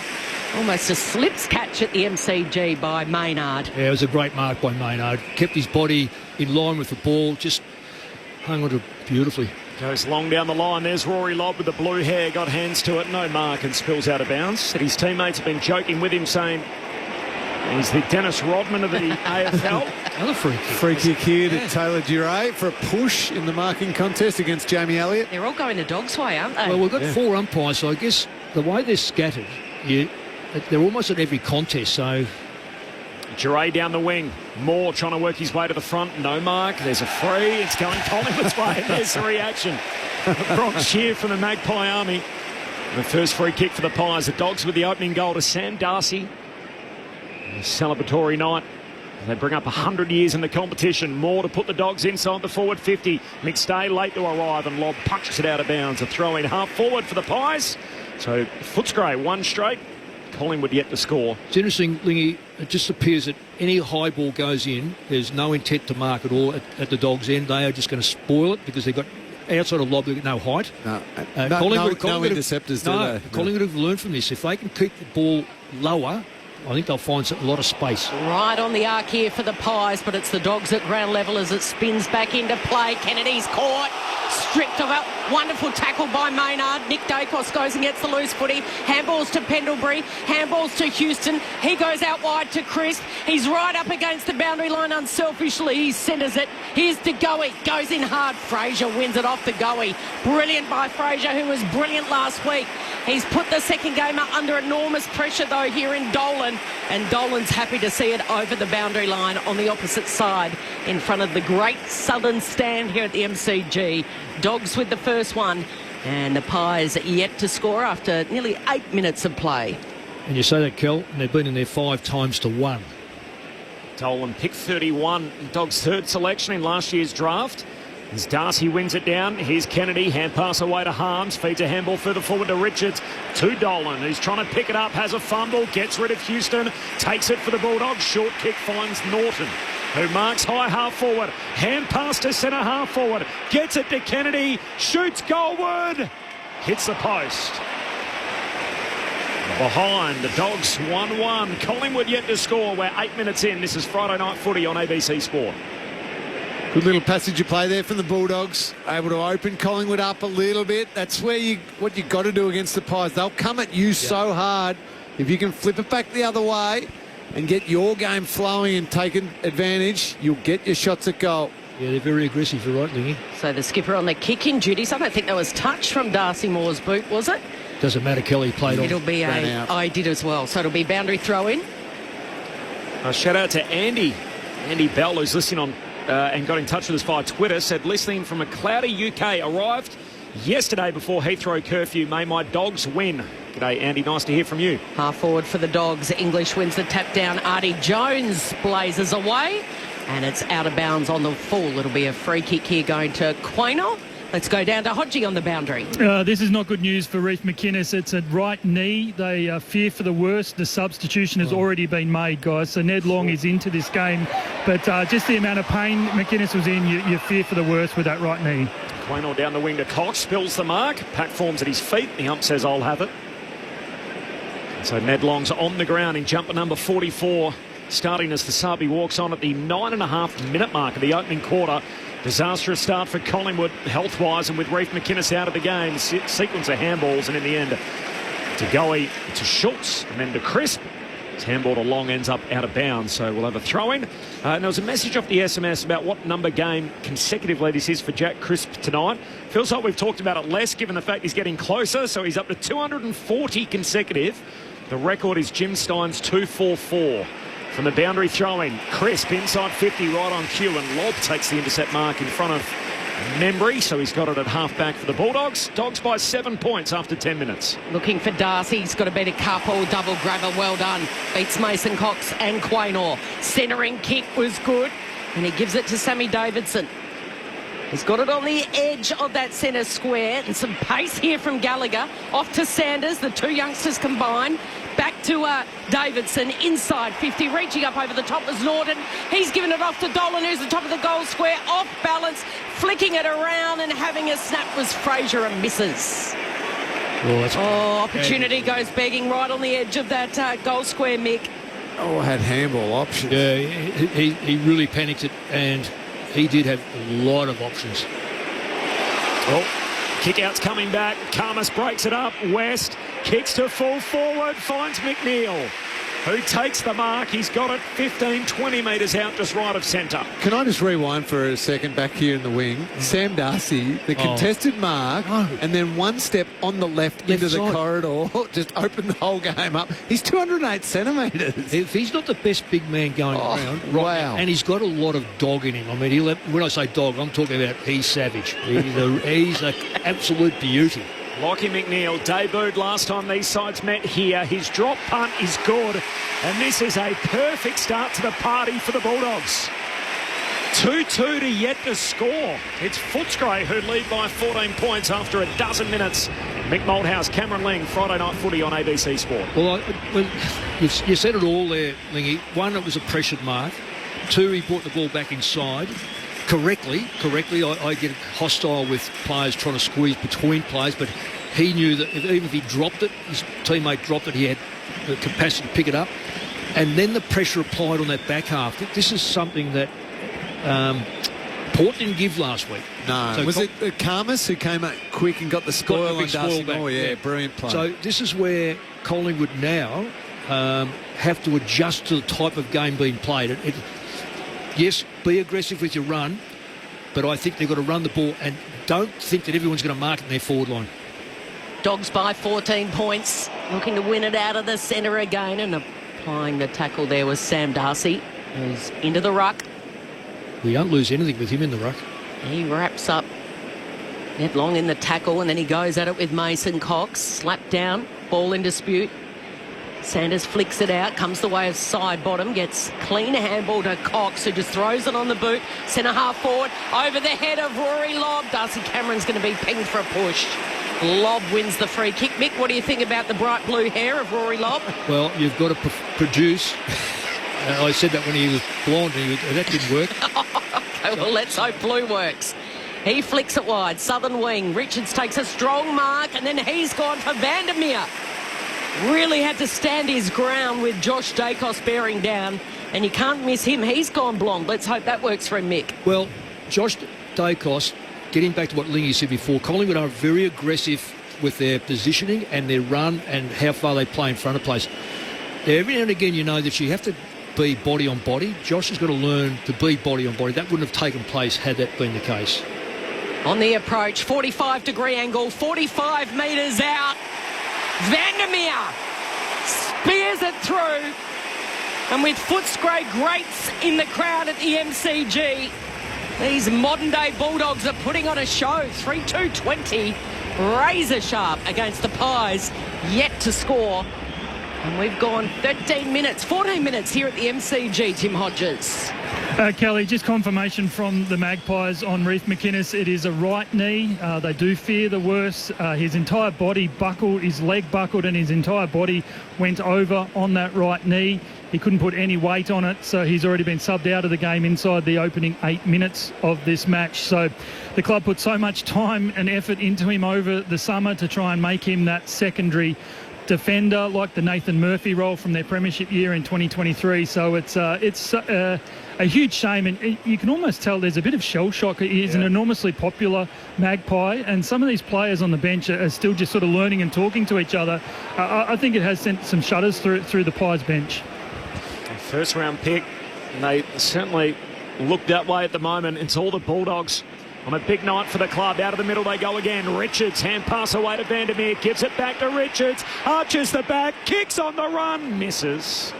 Out to the right, behind, so 3-3 to yet to score. It's all Footscray. They lead by 21 points. 15 minutes into the game, Reece McInnes suspected ACL. His night is done. We worked on a few of the games, I reckon, where Ed Richards was just making that transition from half back up on ball. What a move it's been. Last week he was superb. Already here tonight, couple of moments, nearly finished off with a great goal there. He looks brilliant in that midfield. So Jeremy Howe on the kick in, hits up Crisp, and Crisp's kick has gone to Darcy. And Darcy with a big shove, but it goes unnoticed by the four umpires. And Darcy is on fire. Well, you know... So too are the Pies fans, Mick. They're on fire. They've got steam coming out of their head at the moment because Darcy's hit has been able to find Norton on the end of a long lead, and he's within range from 50. Well, Kel, you know, you say about that, and Craig McRae was saying before the match, this bloke kicked 4 goals, so we've got to be careful about him. I think it's more around the ground. They have to be careful because he is slaughtering Collingwood. For the perfect start, Norton on the left, slews off the side of the boot. It's going to land in, and Mason Cox is there to slap it over for a rush behind. So that's 3-3-21. Pies, donuts, 0. Josh Dacos from the kick out goes on a stroll, then pokes his pass short to Howe at half back. 22-zip. Handball over the top to Maynard, who's often running against the boundary line. One of their premiership stars kicks into the front half. English backing back, no mark. Spills down to Lobb. He's tackled by Hill. Umpire says ball up. It's at the 50-50. Oh, my goodness, that is holding the ball. Going the Dogs' way to stop. Well, that could have been out of Flemington, though. I think he rode him. He did. He was on the barrier. Yes. Cox wins it down. English had it, lost it. Jones goes bursting through. He's tackled. And the ump will do it all again. So how can we be so far apart in what we think about these, Lingy? Normally, Dad says to me, I like it with you and Lingy, you just agree. Well, we are so far apart. No, we're a little bit off tonight, aren't we, Mick? Only good. Holding the ball. Mason Cox. Maybe they sprinkled something on you in that function, Mick, when you were down there. And well, a little bit of Western Bulldogs pixie dust. Something says red, white and blue in my eyes. No, I had 18 years between the two clubs, so I've got great respect for both, as you know. So we've gone from a ball up to working our way in front of the interchange gates. There'll be a boundary throw in right in front of the Pies bench, and it's slapped back over, and this time it'll be a boundary throw in front of the Dogs bench. And I spoke to the umpires 4 or 5 times in that 30 years, so... Did it ever work? So that you can either say that worked or didn't work, but I think they've got it right tonight. English tussles with Cox. Cox assumes front position, paddles it down, tries to get it to De Goey. Ricochets back to English. Just blasts it away. One-on-one. Norton, great spoil from Darcy Moore. Pendlebury works it to De Goey, the superstars. Now a one-on-one contest inside 50. McStay and Lobb. Lobb with that bright blue hair does well with the follow-up. The spoil and then knocks it clear. But quickly it comes the way of Crisp, who curls it into that left forward pocket. And it's chopped off by Giray. and former Hawthorn Premiership player. Got the headband on tonight. He goes short to Lobb, and Lobb marks uncontested in front of McCreery. And a spearing ball to Jones. Oh, that's 50. That is 50. That is 50. Crashing into his back was Mason Cox. Artie Jones, the smaller player, he's got it at half-back. He knew he was marking that, and he basically tackled him to ground after he marked it. Yeah. Jones daring kick back inboard, finds Duray, and the switch is on from one back flank to the other. And now Williams has it half-back for the Bulldogs. They led it 22 points to zip. Nearing time on in this opening quarter. Kicks down the wing, no mark, spills Collingwood's way. Quaynor, hand pass away to Perryman, and gives it by hand to Lipinski at half-back. His kick touched on the way through, still got to Nick Dacos. Hand pass back to Perryman. Goes running away on the southern side. Kicks the Magpies down to half-forward. Bobby Hill trying to get a bit of space to run and leap at it. Williams does well to avoid that. Lobb knocks it out of bounds, and the ump says deliberate. And now inside 50 in a rush. And Collingwood against the boundary line put it in the hands of Jordan De Goey, and his range is unlimited. I'm going to have to see that insufficient attempt again. I reckon he did. It's a big, don't forget he's over. When players are heading towards the boundary line, they're that close, half a metre, they almost just shouldn't bother touching it at all. I agree with you, Lingy, because then it's up to the umpire, isn't it? De Goey outside of the right boot, trying to bend it through. He misses to the near side. It is Collingwood's first score. It comes in the 20th minute of the opening quarter. The Dogs are 3-4-22. Collingwood that behind. Footscray by 21. Friday night footy on ABC Sport. Bramble goes quick, kicks it to Lobb. Lobb goes quick, goes down the boundary line, and that's a Mark Pate. Trying to come over the top and spoil was Perryman, and then he got it as it fell into his lap. Switches on if the Pies want it. No. Quaynor was there. Short to Darcy Cameron, and then now they'll go. A lead from Nick Dacos. He squares it from one side to the other to Quaynor. Got time for a fumble, a regather. Looking for Schultz. Awkward little half volley. Couldn't quite pick it up. It comes back to De Goey. He bangs it long. Huge leap down there by McStay. It was a great mark by McStay. It was going to be a free kick anyway for downfield. He soared up in a marking contest with Buku Kamas. What a leap. And he's going to line up for the set snap at the top of the goal square for their opener. At the 20-minute mark of the opening term, they've conceded the first 3 goals, the Pies. But McStay puts it through. 1-1-7 Collingwood, 3-4-22 the Dogs. Well, it was the right move to be able to switch the ball. Open side. Collingwood got what a lot of teams try and get when you slow down a little bit on one side of the ground. They want to switch, that sounds obvious, but they want it to be a quick switch when you've got an overlap, and that's what Collingwood had manufactured. They needed to find Quaynor. They did it, and then it was Schultz's attack on the footy, which provided the real opportunity. Went hard at it, created a chance for his team. De Goey got it in deep. It was a great grab by McStay, but as I mentioned, it was going to be a free kick downfield anyway. Good play by the Pies. Yep. It does bother me with that height factor again.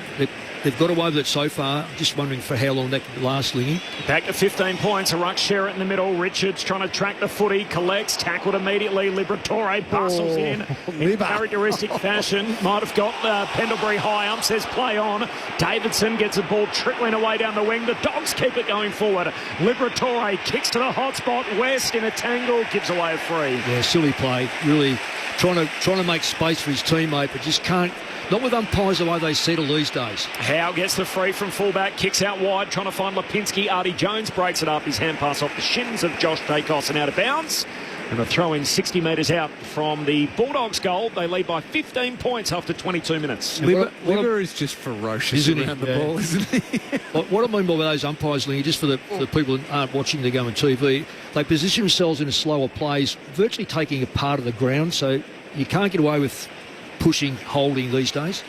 Flick back in. Josh Dacos, some look-away handballs. He got it once from Pendlebury. He got it twice. He works it to Lipinski, who gets it to Schultz, who's got a runner out wide on the southern side. It sits beautifully for still side bottom, and the delivery was exquisite on a silver platter for Jamie Elliott. And that's still side bottom at his premiership winning best. And can I say, the forward craft of Jamie Elliott to provide that lead was first class. The little move he made on Duray, question whether or not it was something there, but he did it quick enough and made sure the umpire couldn't see him. And it was just brilliant forward line play, and then side bottom honoured him perfectly. Textbook AFL footy. It started with Josh Dacos. Pendlebury was involved, and Elliott can't finish it off from one end to the other. And on the right boot, he hangs it out to the right. A misfire. His first look at the sticks tonight. Collingwood 1-2-8. The Doggies 3-4-22. Bramble to Williams, goes on a run, kicks long down the wing. Here's Darcy again. Moves a couple aside, and Sam Darcy marks broadcast wing. Hand pass away to English, can keep the Dogs moving forward. Kicks to a crowded area at centre half forward. Davidson spoiled by West, his own teammate. Ball spills down to Perryman, and he's tackled by Dolan. Ball up centre half forward for the Bulldogs. Tim Hodges on the boundary. Corbin, the doctor for the Pies, has been out to Scott Pendlebury. He was collected by Tom Liberatore before, just to check on him that he was given the all clear. Pies rebound off half-back. Nick Dacos to Lipinski. Now to Jagoe. Kicks in front of the benches. Big Mace is out the back. Breaking for him is Mason Cox. And he's going to sit here at half forward. Lobb did really well to get back, get his big palm down to it. He's waiting at the back of the pack now. Trickles towards Lobb. Gives it to Gallagher.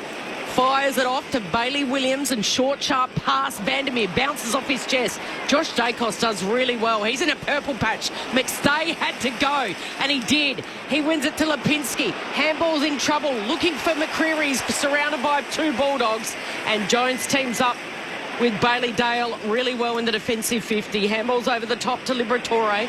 Back to Dale in 2 minds. Duray's gone.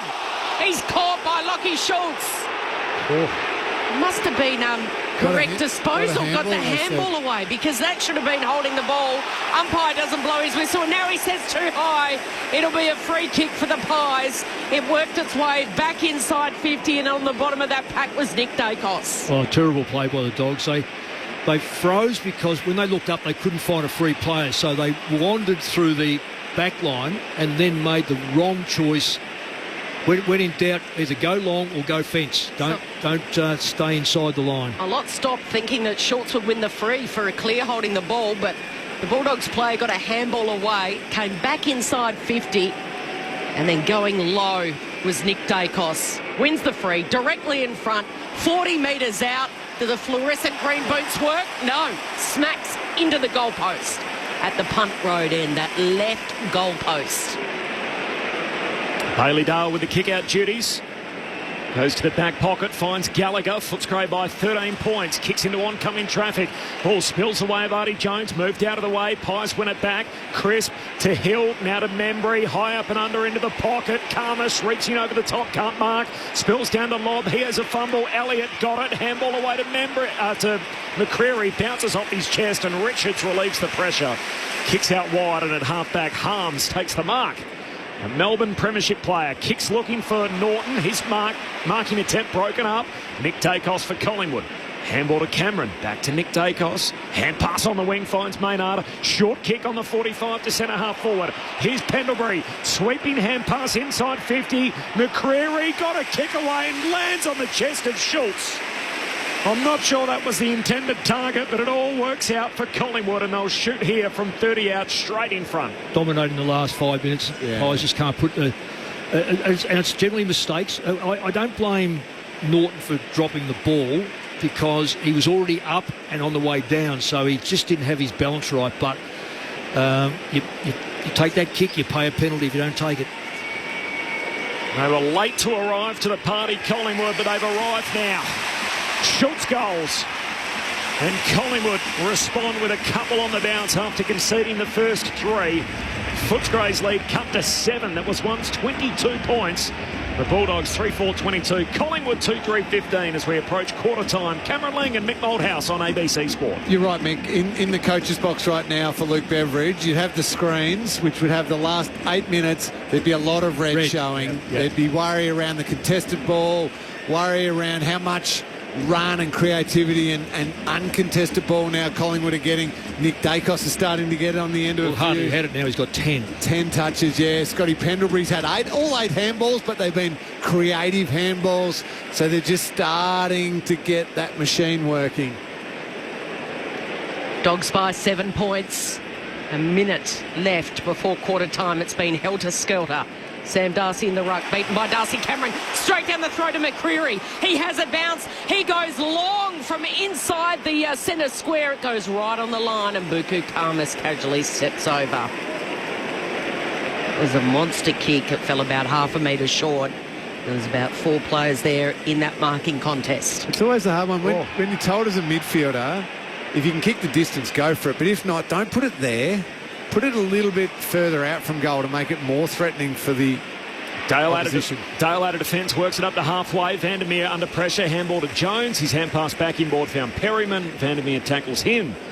You would have hated that centre bounce clearance, though, Lingy. That was just so open. Ruckman tapping it at 12 o'clock. Footscray by a goal. Collingwood win the footy at the coalface here. Schultz shoots out a hand pass in a hurry to Long. Releases Nick Dacos, the champ, into the pocket over the head of Hill and Elliott and bounces out of play. Interesting, Frank in Esperance off the SMS. Have the rules changed? Twice within a minute, bloke tackled. Didn't make contact with the foot. Is it not illegal? Is that not illegal disposal, dropping the ball? So no, it depends if they've had prior opportunity there. If they haven't had prior opportunity, all they can do is make an effort. They can completely miss the ball. Deep inside 50 here for the Pies. It's a boundary throw in. Cameron to McCreary. Wheels around. It's going to land in the hot spot. Lobs there. Goes the spoil. Fraser. Stripped of it by Schultz. Artie Jones goes to ground. He's pushed off it. Rory Lobb's taken a Collingwood player high. And not paid. Not paid. Wow. Is it Jamie Elliott he got? Yeah, he's in the act of picking the ball up. Wow, so it's a ball up. Cameron tries to take it out of the ruck. Jones in a 2-man tackle. Artie Jones going nowhere. The 4-umpire system does not work. Seconds ticking down. We're only right on the edge of the goal square here for the Pies. Collingwood fans are irate.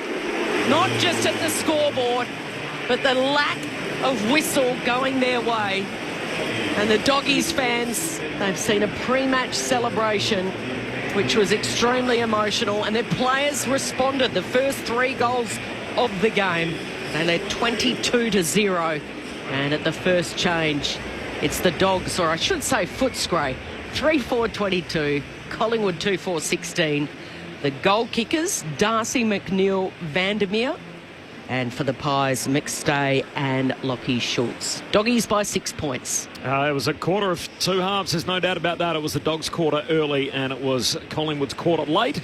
Tim Hodges on the boundary. Hodgie. I was just fascinated with Craig McRae, who's coaching from the bench. He looked at the umpires and took a big deep breath, and I reckon there was a little bit of him that wanted to probably say something, but after the events of opening round, I think he just thought best to go out to the quarter-time huddle. Was that the right advice, Mick, or should he have said something? Well, if you want to make a donation, Timmy, you save it. But if you want to make sure it stays in your pocket, you just have to probably demonstrate a little bit, but not make it obvious. Free kick count, by the way, actually 6-5 Collingwood's way at quarter time, would you believe, after that kind of start. All right, the thoughts of Mick and Lingy coming up in just a moment. It is quarter time here at the G. Footscray by 6 points. This is Friday Night Footy on ABC Sport. The footy might stop with the final siren, but with ABC AFL, the conversation keeps rolling. Get ABC AFL Daily Podcast with Premiership coach Paul Roos, alongside Corbin Middlemass, Ben Cameron and Poppy Penny. From walking on thin ice to dancing on the mountaintop. It's your daily footy conversation. Find it on the ABC Listen app. This is the 2025 AFL Premiership season on ABC Sport. Let's see if the Dogs can mark their 100-year celebrations with victory against the biggest club in the land, Collingwood. Friday Night Footy on ABC Sport. Darcy's there. He's forced to tackle Darcy Moore. Sam Darcy. And he's been pinged for holding the ball, so it'll be a free kick. So Sam Darcy in front of the Collingwood cheer squad. It would be fitting a famous father-son opens proceedings at the MCG. This is not good news for Reece McInnes. It's at right knee. They fear for the worst. The substitution has already been made, guys. So Ned Long is into this game. West kicks to full forward, finds McNeil. His drop punt is good. And this is a perfect start to the party for the Bulldogs. Richards takes a strong mark, and then he's gone for Vandermeer on the approach. 45-degree angle, 45 metres out. Vandermeer spears pushes it through. And with footscray greats in the crowd at the MCG, these modern-day Bulldogs are putting on a show. It comes back to De Goey. He bangs it long. Huge leap down there by McStay.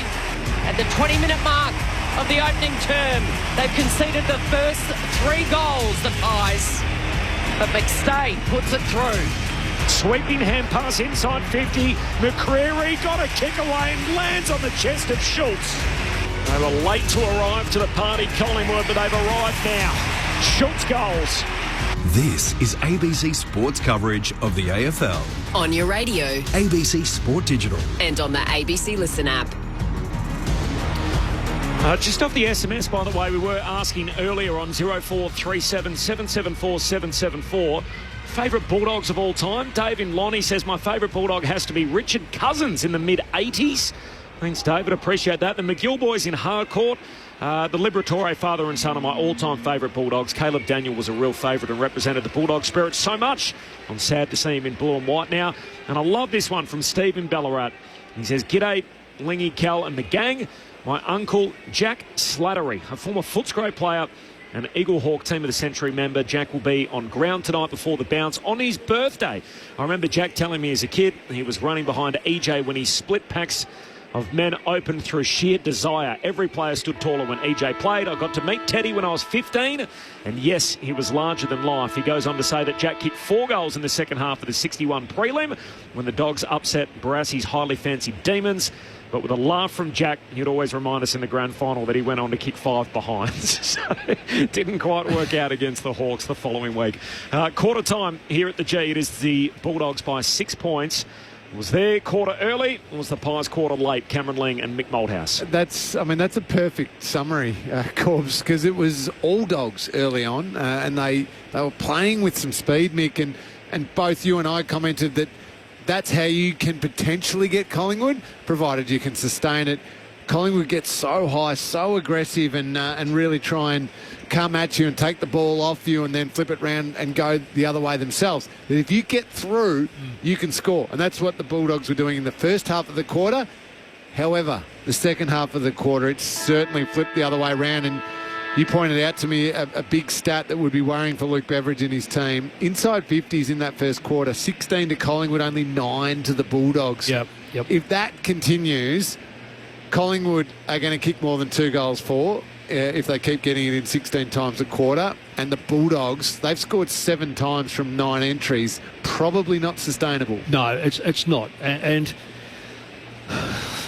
the 16 times when you've got blokes like Dacos, Pendlebury hasn't a kick, but he has 8 hand passes. He sets it up. De Goey, Houston, side bottom. If you let these players with the ball through the middle, eventually they will find targets like they did later that'll have shots on goal.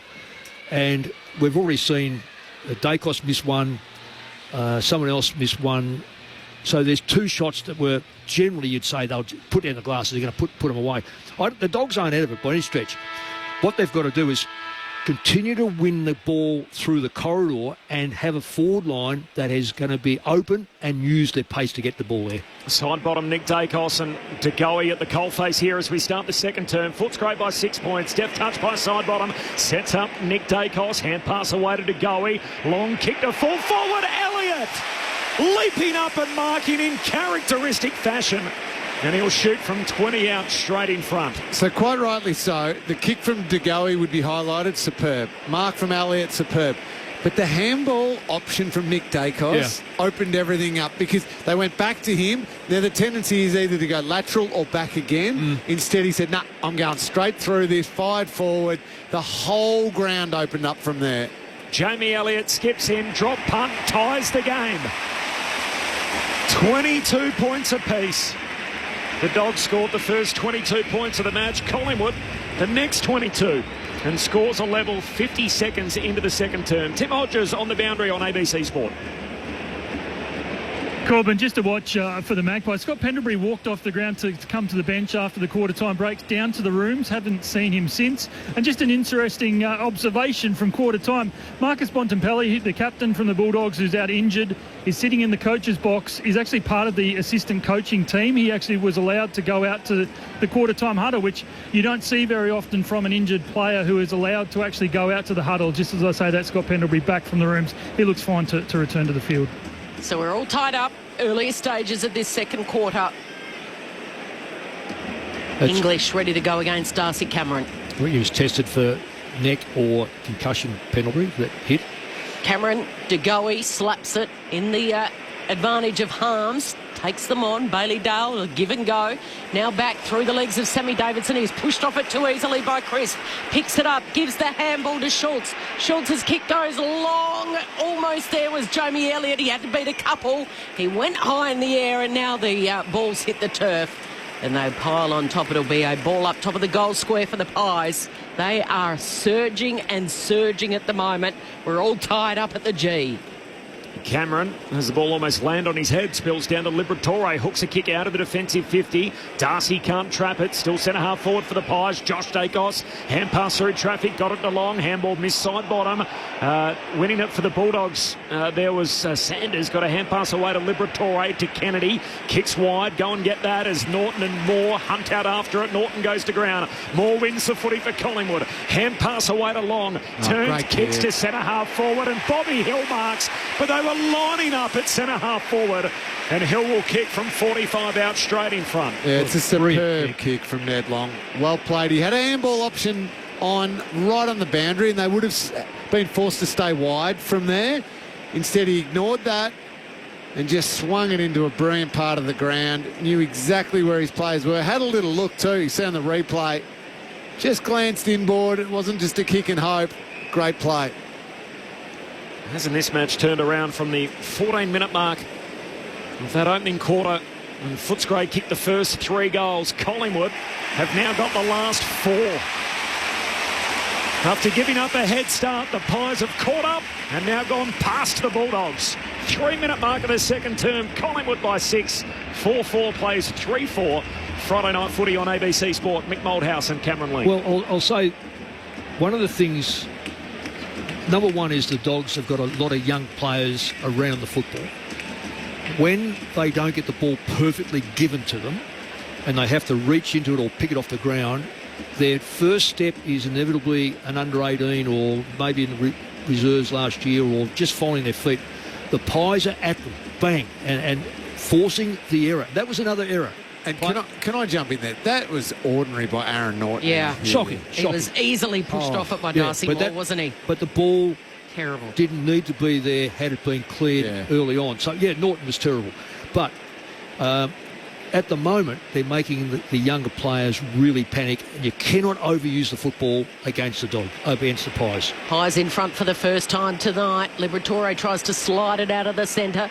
It was smothered. It comes back to Kennedy. He gives it to Richards, who goes along. It's a one-on-one contest. Quaynor beats Sanders. He thumps in the direction, though, only of Vandermeer. To Sammy Davidson, who throws it on the boot. And Darcy is playing in front of Darcy Moore. Right place, right time. Sam Darcy takes the mark. Luck's a fortune. But 30 metres out, almost directly in front, Mick. Yeah, well, luck's a fortune. He was in the right spot. He played in front. Darcy Moore probably in the right spot too, just in case it goes. It was off the right foot, trying to cross his body under pressure. But the difference was the Dogs got the ball in the forward line quickly. So he's lining up for his second major tonight. On the approach, angle's not a problem. Distance not a problem. He slots it through for his second. And they put a stop to that roll of 4 consecutive majors for the Pies. And we've got a tied ball game again. It's 4-4 apiece after 5 and a bit here at the G in the second quarter. Game number 30 for Sam Darcy. My mind boggles just thinking about how good he could be. Another 5 or 6 kilos. I don't think he's going to grow any taller. No. But he just doesn't he dominate his space. Yeah, in the air, on the ground, follow up. He's a beautiful set shot for goal. He's a beautiful kick of the ball, both for heat. That mark he took in the first quarter, it was a slow play contested mark down the line. It was Darcy Cameron and Darcy Moore he was up against. Yeah. Two massive men, and he outmarked both of them. Kicked 3 last time they met. Also got suspended in that game for a bump on Braden Maynard. He's got 2 already tonight. Back in the middle, Richards the centre break, kicks to centre half forward, and Moore takes the intercept mark here for Collingwood. Got beaten that time. Darcy Moore worked him out. That has to get him off the blind first, and he did. He pushed him away from the ball. Premiership skipper goes wide out to Crisp. Marks in front of the interchange. Down to half forward. Cox caught behind and Lobb marks in front. That's a good mark. That is a very, very good mark. Big hands. Since he was swung into defence last year, they were the second best team defensively, the Bulldogs. Rory Lobb going back. That's a good great kick mark. to the wing and a great mark. Finds Kennedy. Courageous mark. Hand pass to Liberatore. Short kick to Vandermeer. Got a shove after taking the mark by Perryman. Up lets them keep rolling. Kicks for Richards. Great kick. And Richards marks 40 out right half forward. Well, work ethic. Yeah, huge work ethic from Richards. Wow. But also, you have to be prepared to be brave with the boys, but back it up with skill. That lob kick inboard was a beautiful kick. It took a great mark by Kennedy. Yeah. And then the game opened from there. And you're right, Mick, you need work rate from that part from your midfielders. Ed Richards just took off, kept running hard, got on the end of it. The grandson of Ron Richards, the 53 premiership player with the Pies. Ed Richards on a big night for the Dogs. Misses just across the goal face and behind. So Footscray lead with that point by 1. Tim Hodges on the boundary. You talk about a historic night for the Bulldogs. It's already going to be a bit of history for them. Their biggest ever home and away crowd. It's previously the record was 68,000. The MCC thinks they're heading towards 80,000, this crowd, which is still building. An unbelievable Friday night turnout. And the ball, the Pies, has worked its way right in front of you, Hodgie, on the interchange gates. It's in dispute at the moment. Kennedy goes first, gets it to English by hand. Quick hands by Fraser over the top to Liberatore. Spots something he likes inside 50. Norton's there, but Darcy says, it's mine. That's good work. Good work by both players here. I don't like two big forwards next to each other because they drag their opponent across. But Norton did a lot of pushing. Did you see him get rid of Darcy Moore, though? That so is superb. He is dialed in tonight. Anyone would think his father and his grandfather played for this club. Footscray on a night of celebration. I actually sat with Darcy tonight at the lunch, at the dinner, and I remarked how strong he's come onto it. Sam Darcy, 40 metres out, 45-degree angle. He's going at it at the punt road end. Is it coming back enough? It is! Darcy's got 3. And the Doggies out by 7 points. 5-5-35, Collingwood 4-4-28. They're back in business after dropping 4 consecutive majors to the Pies. You are talking about Sam Darcy dominating against one of the premier defenders in the competition. Well, he's a bit All-Australian, isn't he? Yep, absolutely. Yep. A premiership player, and right now Sam Darcy is toweling him up. Well, I'm going to say this right now. I just think this is a mistake. Darcy Moore is off the ground. Now, I can only imagine that's been a rotation, and he's left Moore, less Darcy, down there, and who's picking Jeremy Howe. Jeremy Howe, okay, Jeremy Howe's going to have to get a run at it. And Maynard's moved to Norton. I just don't get why you would take a key back off at this stage when he's just kicked 2 goals. 3 goals now for Darcy for the night, 1 for every generation as Cameron palms it down. Liberatore for the Bulldogs. Hand pass away to Kennedy. Kicks down to half forward for the Bulldogs. Bouncing footy out in front of Dolan. Cops an unkind bounce. Crisp wins it for Collingwood. Hand pass broken up. Liberatore forces it back to Richards. Hand pass to Fraser. Snaps goalward. Gets it to the goal square. Norton almost took the juggled mark. Pack forwards in the goal square. Umpire circles. Ball eventually comes out. Norton gets a second play at it. Tackled, taken down. Harms kick smothered. Somehow it's still alive. There's a free kick. And it's going to go Collingwood's way. And gee, they needed that. And I thought they were going to score about 4 times. He would have paid the mark to Norton, surely. Oh, he was still juggling it maybe, but then Quaynor just jumped on it and was going to be done for holding the ball, and he basically had to tunnel ball it out of there. Footscray by 7 points, 10 minutes gone, second term. Friday night footy on ABC Sport. For all that, Quaynor gets the free kick and he goes short in the pocket to Howes. Howes smothered. He stepped off his line, in fact. Guess who smothered it? The man of the moment, Sam Darcy. Well, he played on. Yep. It was called play on, kicked the ball from outside the boundary. That boundary umpire has got to indicate that that ball is out. And he didn't do it. And Josh Dacos has taken the mark. Oh, wow. Really? So Josh goes long, down the line, English up over the top of Cameron. And Fraser's held up in a tackle by Nick Dacos. So it'll be a ball up right in front of the doggies bench. Gee, this has been a good response by the Dogs. Yep. They were getting blown off the park for a little bit. They are dialed in for this one tonight. It's an emotion-charged game for them. The last 8 minutes of the first quarter and the first few of the second, it was all Collingwood. Terrific response by the Bulldogs to just flip the momentum of the game back their way. Cameron wins the hit out, rolls straight out of bounds, so boundary throw in on the wing. Level up inside 50s, 2 thingy, 4 each, and I think the Dogs have got the last 4, quite frankly. Yep. Footscray by 7 points. A dozen minutes gone, second term. The Dogs with the last 2 in the game, both to Sam Darcy, as English wins the hit out down to Darcy Cameron. His kick trickles away down the wing, and then he follows up, sockers it another 30 metres further afield. Karmas, first one there for the Dogs. A little fumble, gathers, hand pass away to Williams, hooks his kick down the wing for the Dogs. English late to arrive, breaks it up, falls down to Richards. Hand pass to Sanders, his handball, a turnover. Cameron got it out to his teammate, who's tackled immediately, and the ump says, "I'll have it," as Crisp is locked up on the wing. Bulldogs by 7 points, a dozen minutes gone, second term. Friday night footy on ABC Sport. It's a free kick in the ruck, and it's free kick to advantage. It was going to Darcy Cameron. Pendlebury takes off with it to Schultz. He squares the kick. He goes one side of the one ground to the other to Lipinski on a long lead as Elliott. He's marked outside the arc. Little sidestep, thought about it, then regathers, goes short. And taking the uncontested mark is Houston. And there's a murmur around the MCG because everyone knows that Dan Houston has got 55 in his boot and he's going to back himself here. Well, comfortably. I see him up in the third tier holding their hands up. One of them's going to get a free ball in the third tier from here. Well, he's kicked a match winner from this end before for his former club, Port Adelaide. This would be his first in black and white. From right on 50. Is it touched? No. Goal. No, it's a goal. And they come from everywhere. And that brings the black and white army to its feet.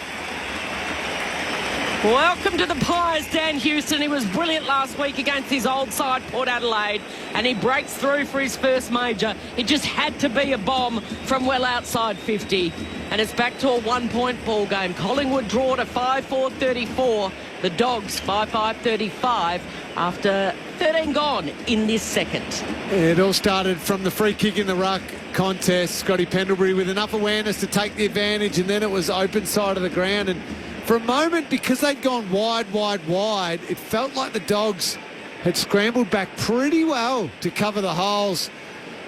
But then it was Dan Houston who just ducked into that position right on the 50, and he had the distance just. He didn't get all of it. Footscray by 1, so Cox back in the middle, wins the hit out midway through the second term. Darcy doing some of the ruck work, goes and gets it for the Bulldogs. Hand pass to Richards, kicks to centre half forward. Jones leaping at it, no mark. Got out to Maynard, taps it away to Josh Dacos for Collingwood. Tumbles a kick down the wing. Kennedy and McCreery out after it. In fact, it's Williams who gets there first. Hand pass away to Fraser. He sends a kick to half forward. Darcy Moore got rid of Norton, takes the intercept mark, and Moore's got it at half-back for Collingwood. 15 minutes into the second term, Footscray by a point. Yeah, Norton worried too much about Moore. Moore worried about the ball, and he ended up with it. So Norton really just should have held his ground there. High ball looking for Mason Cox. McStay comes and makes it a contest at ground level. The Dogs with the numbers. This is Bailey Williams. He's got it at half-back. He's twisting and turning, getting around Jeremy Howe. Sets it up for Darcy. Got his hands to it. Yeah, arm chop or push. So free kick. He's covering every blade of grass out there at the moment. He was down back trying to make sure that Dan Houston's almost got his fingertip on it to make sure it was a point. Look at that kick. Great kick. Great kick to half forward, and taking the mark was Richards. He's on the right side for a left footer. He goes to the goal square where Norton is, but it's slapped down by Darcy Moore, who's finding a little bit of confidence after being well beaten by Sam Darcy. He's beaten Norton the last 2 occasions. So Sam Darcy obviously plays forward majority, spends a 5 minutes maybe in the ruck, and then just heads to the bench. So just rotates up the ground, bench, then comes on fresh legs as a forward again. He's having a huge influence. More long kick up to the wing, spills down to Pendlebury, hand pass to his mate side bottom. The record breakers tonight comes to Crisp. His handball a turnover. McNeil for the Dogs into the forward pocket. Norton juggled mark, can't trap it, and out of bounds it goes. So just repeating that record, so Pendlebury and side bottom, 308 games together tonight. And we go past Andrew McLeod and Tyson Edwards, the previous record holders for Adelaide. Footscray by a couple of points here, 16 and a half gone, second term. Friday night footy on ABC Sport. The Dogs in the royal blue, of course, with the red and white hoop and the blue shorts, and the boundary throw-in. Cox down to Lipinski's tackled, and Collingwood predominantly in white with the black stripes and the white shorts. Crawling closer to goal here for the Bulldogs. English taps it down. Mason Cox just tried to mid-air soccer it. Pendlebury's playing for the free. Sanders is in his back. Umpire doesn't blow his whistle. Eventually he does and says it'll be a ball up. Does that too often, throws his boot at it. Cox, yeah, I thought he was lucky not to be. Very danger. That's a free kick every day of the week. This time Mason Cox soccers it into the left forward pocket, and still side bottom is pushed over the boundary line by Norton. Did I miss a shout out from you, Hodgie, down on the boundary? I don't think so. No. I didn't. You with us, Hodgie? I'm here. Basking in the sun. I thought I heard him jump in before in my ears. And I'm going to go and get some lemon juice for that throat of yours, Corbin. Well, there's a Bulldog that's been taken high here. It was a boundary throw in, and Harms taken high by Maynard, and there's plenty been said. Fraser, Maynard. Do you remember that rule that if you showed any aggression about a free kick and there'd be a 50-metre penalty? Called dissent? Yeah, dissent. That's gone. I reckon anyone who got penalised for that should ask for their money back. Yeah. Because Maynard then just absolutely sprayed the umpire for that free kick. And it was clearly a free for too high on Harms. So Harms lining up to extend their lead from 48. He's going to celebrate before it even crosses the line. He turns to the Bulldogs fans. He punches the air with delight. A couple of high fives from his teammates, and he sprints to the bench full of adrenaline and takes a seat on the pine. Doggies by 8 points. They are back in this contest. 6-6-42 to Collingwood 5-4-34 halfway through the second term. Lingy, are you seeing anyone go to Nick Dacos? No, not generally. Not hard. I reckon they're really aware of him around I was wondering stoppages. about Harms. Would Harms not drift into him every now and again into stoppage? I'm not sure. I can't get a feel for it. No, it's not obvious if he is, and certainly there with him kicking the goal and coming to the bench and Dacos still being on the ground and in the middle. I would say not. I don't know if Libba's trying to take his body around the inside of the stoppage and someone's taking care of him outside. There's no clear one, Nick. Bulldogs back out by 8 points. Side bottom swats it away at the restart. Down to Nick Dacos. Kicks to centre half forward. Oh, big leap, no mark. It's going to be a free to Pendlebury. It is. It's for a tunnel, I think. Yeah, just landed in his landing space. Bailey Williams put himself there, and I don't see that rule too often, do we? As Pendlebury's up rubbing the back of his head. And even more unusual is seeing him burst out of the forward line as centre half forward. I reckon Pendle's got a bit of whiplash from his landing then. Pendlebury doesn't shoot from outside 50. Great kick. Half volley pick up. Elliott turns, snaps goalward, but misses. Wow, I don't know who was on Elliott, but that was terrible play. Great play by Collingwood, open it up, but no one went with Elliott into he had a train track from Pendlebury's boot to the goal line. That is not good defence, let me tell you. Footscray by 7 points as we tick into time on second term Friday night footy on ABC Sport. So Bramble makes sure of it to Gallagher. Runs and then kicks along, looking for Vandermeer. Two Magpies up over the top of him. Round the southern side they go. Great handball by West. Gives it off to Jones. Jones then to Dolan. Inside 50 and getting separation on his opponent is McNeil.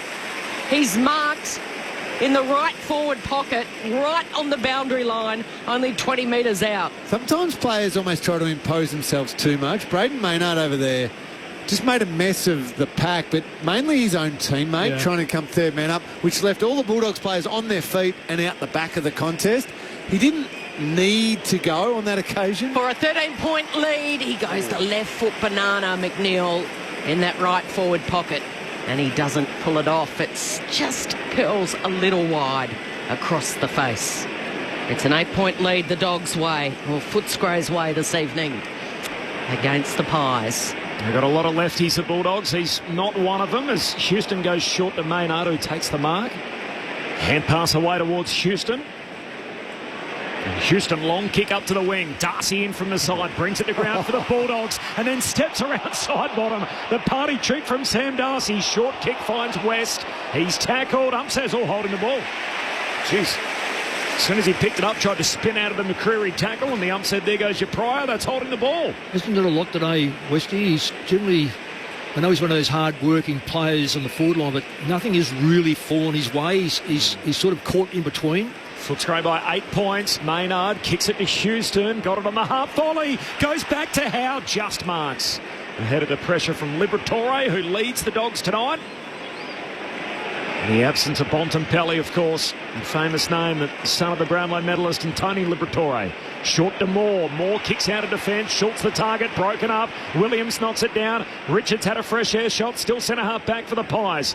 Howe ushers it out to Pendlebury. Over his shoulder to the Dacos brothers. Nick to Josh. Kicks to centre half forward and McStay marks. He looks further inside 50. Cox the target and marks overhead.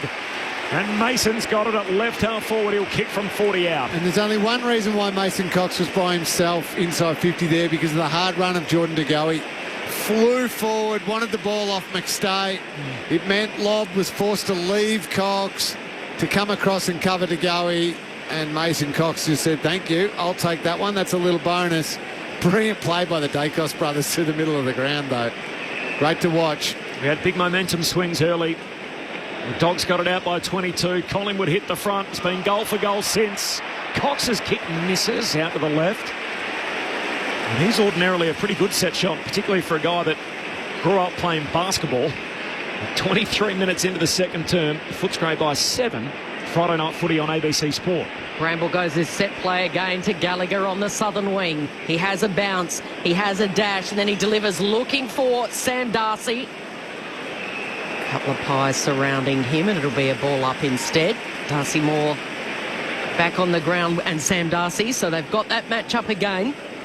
Sam Darcy's booted 3 goals, and we've got 5 minutes to play before half-time. On the outer side, it's a ball up. Liberatore streams away. Darcy Moore goes at it, a desperate lunge. And with 2 knuckles, he knuckles it over the boundary line, and that's legal, Cameron Lee. Yes, it is, because it's from a kick. It's classed as a marking contest, even though he could have possibly chosen to mark it. But you're allowed to punch it directly at the boundary line. I think he's worried about Darcy. Yeah, I reckon he is too, Mick. English palms it down, harms the target. English goes and gets it. Got a hand pass away to Sanders. Now to Liberatore at half forward. Fights through the tackle. There's a whistle on the play. It's a free. It's going Liberatore's way. He was taken high in the tackle. I'm not sure it was so much the tackle of Houston. He might have got clipped on the way through, in which the umpire's blown Sam Darcy. As Darcy leaping up, trying to take the mark, unsuccessful. The kick went in his direction. Houston down to Pendlebury, back to Houston, spun around court. Quaynor, hand pass out to half-back. Dogs sweating on them at the moment. Richards collects. Gee, it's a hot footy, and we got another contact. Free for a high tackle. Quaynor taken high. He'll get it at half-back for Collingwood. There's a lot of bodies going in, a lot of swinging arms, a lot of pressure. I like the way Matt Kennedy's fitted right in with this side. They just needed, probably with McRae going to St Kilda, they needed a player like him. And almost that Josh Dunkley type player too. Yes. Dogs by 7 points. Quaynor went long down the southern wing. Cox juggles the mark. It's paid. Gives it to Schultz, who was running by. He kicks to a one-on-one. Jamie Elliott almost a one-hander. Duray wins it. And then he steals it back. Elliott, the umpire says free kick to Jamie Elliott. Taken high against Duray. He's too far out to score. He's got it at half forward. And I can feel Brisbane Lions fans, he's not as good as Josh Dunkley, I will admit that. His eyes are darting. He's looking for a lead. He goes to Cox. Oh, De Goey got it. Took them on. He just tried to bullock his way through at the top of the goal square, and he ran into a brick wall, Tim English. That is holding the ball. Ball up. Cameron palms it down for Collingwood, straight to Karmas. His hand pass stolen. Or to go, he trying to squeeze a kick out of there. Lob grabs it, kicks to the boundary line. That is deliberate. Free kick for Lipinski, left half forward for Collingwood, 35 out. If a player can get to it, it's not deliberate.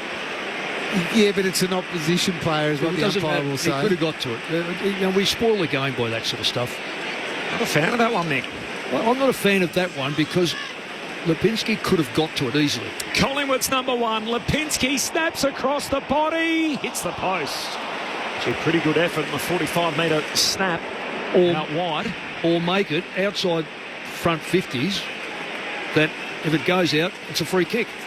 6-point lead for Footscray, 26.5 gone second term. Bramble goes short to Lob, who's been solid in this first half. Minutes counting down until interval here. It's been a fascinating opening half of footy. Long kick, spoil from Quainer, and then McNeil steps over the boundary line. So it'll be tossed back in right in front of the Pies bench. Margin is 6 points. Footscray leads. That's the exact same margin at quarter time. They kicked the first 3 goals, Footscray. Collingwood hit back with the next 4. Spinning ball back into play. Oh, it almost hits Darcy Cameron in the head. It did, in fact. At the back waiting was Liberatore. He's been tackled by De Goey. Perryman's in there. Quick hands. Side bottom. Had it. Lost it. Richards follows up with a tackle. And Nick Dacos says, I'll take it. There was a bit off the ball. Nick Dacos didn't stop, and his kick's been picked off by Karmas. Yeah, it was a Bobby Hill free kick. Yeah, and there is a wrestle between Hill and Richards behind the play. I must admit, I stopped for the wrestle as Nick Dacos swooped in. They're going open side, the Bulldogs. So Giray, long kick, finds Vandermeer, who takes the mark. He's got Davidson on over the top, receives a hand pass, kicks long to Artie Jones, getting back downhill, leaps up close to the boundary line. It's out on the full. Free kick, Collingwood. Just a little bit of penny kick there. 6-point lead for the Pies, and here go Collingwood on the counter-attack. Long hand pass to Josh Dacos, puts it out in front of Perryman, soccers it forward, Williams collects, spins out of the would-be tackle from De Goey, handball to Karmas, hand pass over the top to McNeil. McNeil's got Bulldogs players across half forward. Waiting for it to bounce is Norton. He's trying to draw to the defender so he can hit it out wide to Liberatore on his left. He doesn't connect sweetly. That's unlike him, the acting captain tonight, Liberatore. Howe chops it off. An uncontested mark. Last line of defence goes to Perryman. Straight down the ground to De Goey. These are all kicks, all uncontested marks. He puts it out in front of Big Mason Cox. Lob comes across. What a brilliant contest. They both go to ground. Somehow Lob got it to McStay. And McStay went to dribble it through and missed his teammate in the goal square, McCreery. Oh, did he pass it? Did he have a shot? Who knows? Half and half thingy. He tried to get it to McCreery and he skittled it with a low kick and it went through for a behind. It's got the old Dennis Cometti line about he picked the third of 2 options. The ball ends up out of bounds on the southern wing, so we'll have a boundary throw-in. I just think that he was confused. Do I shoot for goal or do I pass it? They've done everything right. They've opened it up and he's 6'5". Ends up going out a bit, through from behind, so minor score. Dogs lead by 5 points, ticking towards half-time. From the boundary throw-in, Nick Dacos spun around, got a hand pass away to Josh. Handball to Schultz, picked up here by De Goey. High half-forward, hand pass close to the boundary line. Gallagher finds the safety of the line. The ump says it's all okay, and a boundary throw-in half-forward for Collingwood. Half-hour mark, second quarter. It is the Bulldogs who lead it by 5 points, celebrating their centenary tonight. Tremendous monologue pre-game by Bob Murphy and all the former greats out in the middle of the G. First home game here at the MCG in 16 years as it comes down to Davidson from the boundary throw-in, and he's tackled, halfback for the Bulldogs. So 33 seconds to go before half-time. It is the Bulldogs by 5. Cameron beats Darcy in the ruck. Liberatore on all fours, trying to wedge it out of there. Schultz is in a wrestle with him. Harms fires it out to Nick Dacos. Can he get clean hands? De Goey went without it. Sanders has forced to tackle. Liberatore's there as well. Fires it out. Missed the target in Sammy Davidson. Standing up was Harms. Now he eventually gets it to Davidson, who goes the long kick down the southern wing. Norton was there. He was held out of it. Allows Darcy Moore to take an uncontested mark. And footy fans on their feet with applause. It's the Western Bulldogs by 5 points at half-time. It's been a brilliant ball game to date. After an emotion-charged pre-match, Bob Murphy narrating the story of the 100 years of this famous football club. The Footscray Footy Club tonight with some greats out on the ground. They came out and pounced the Dogs.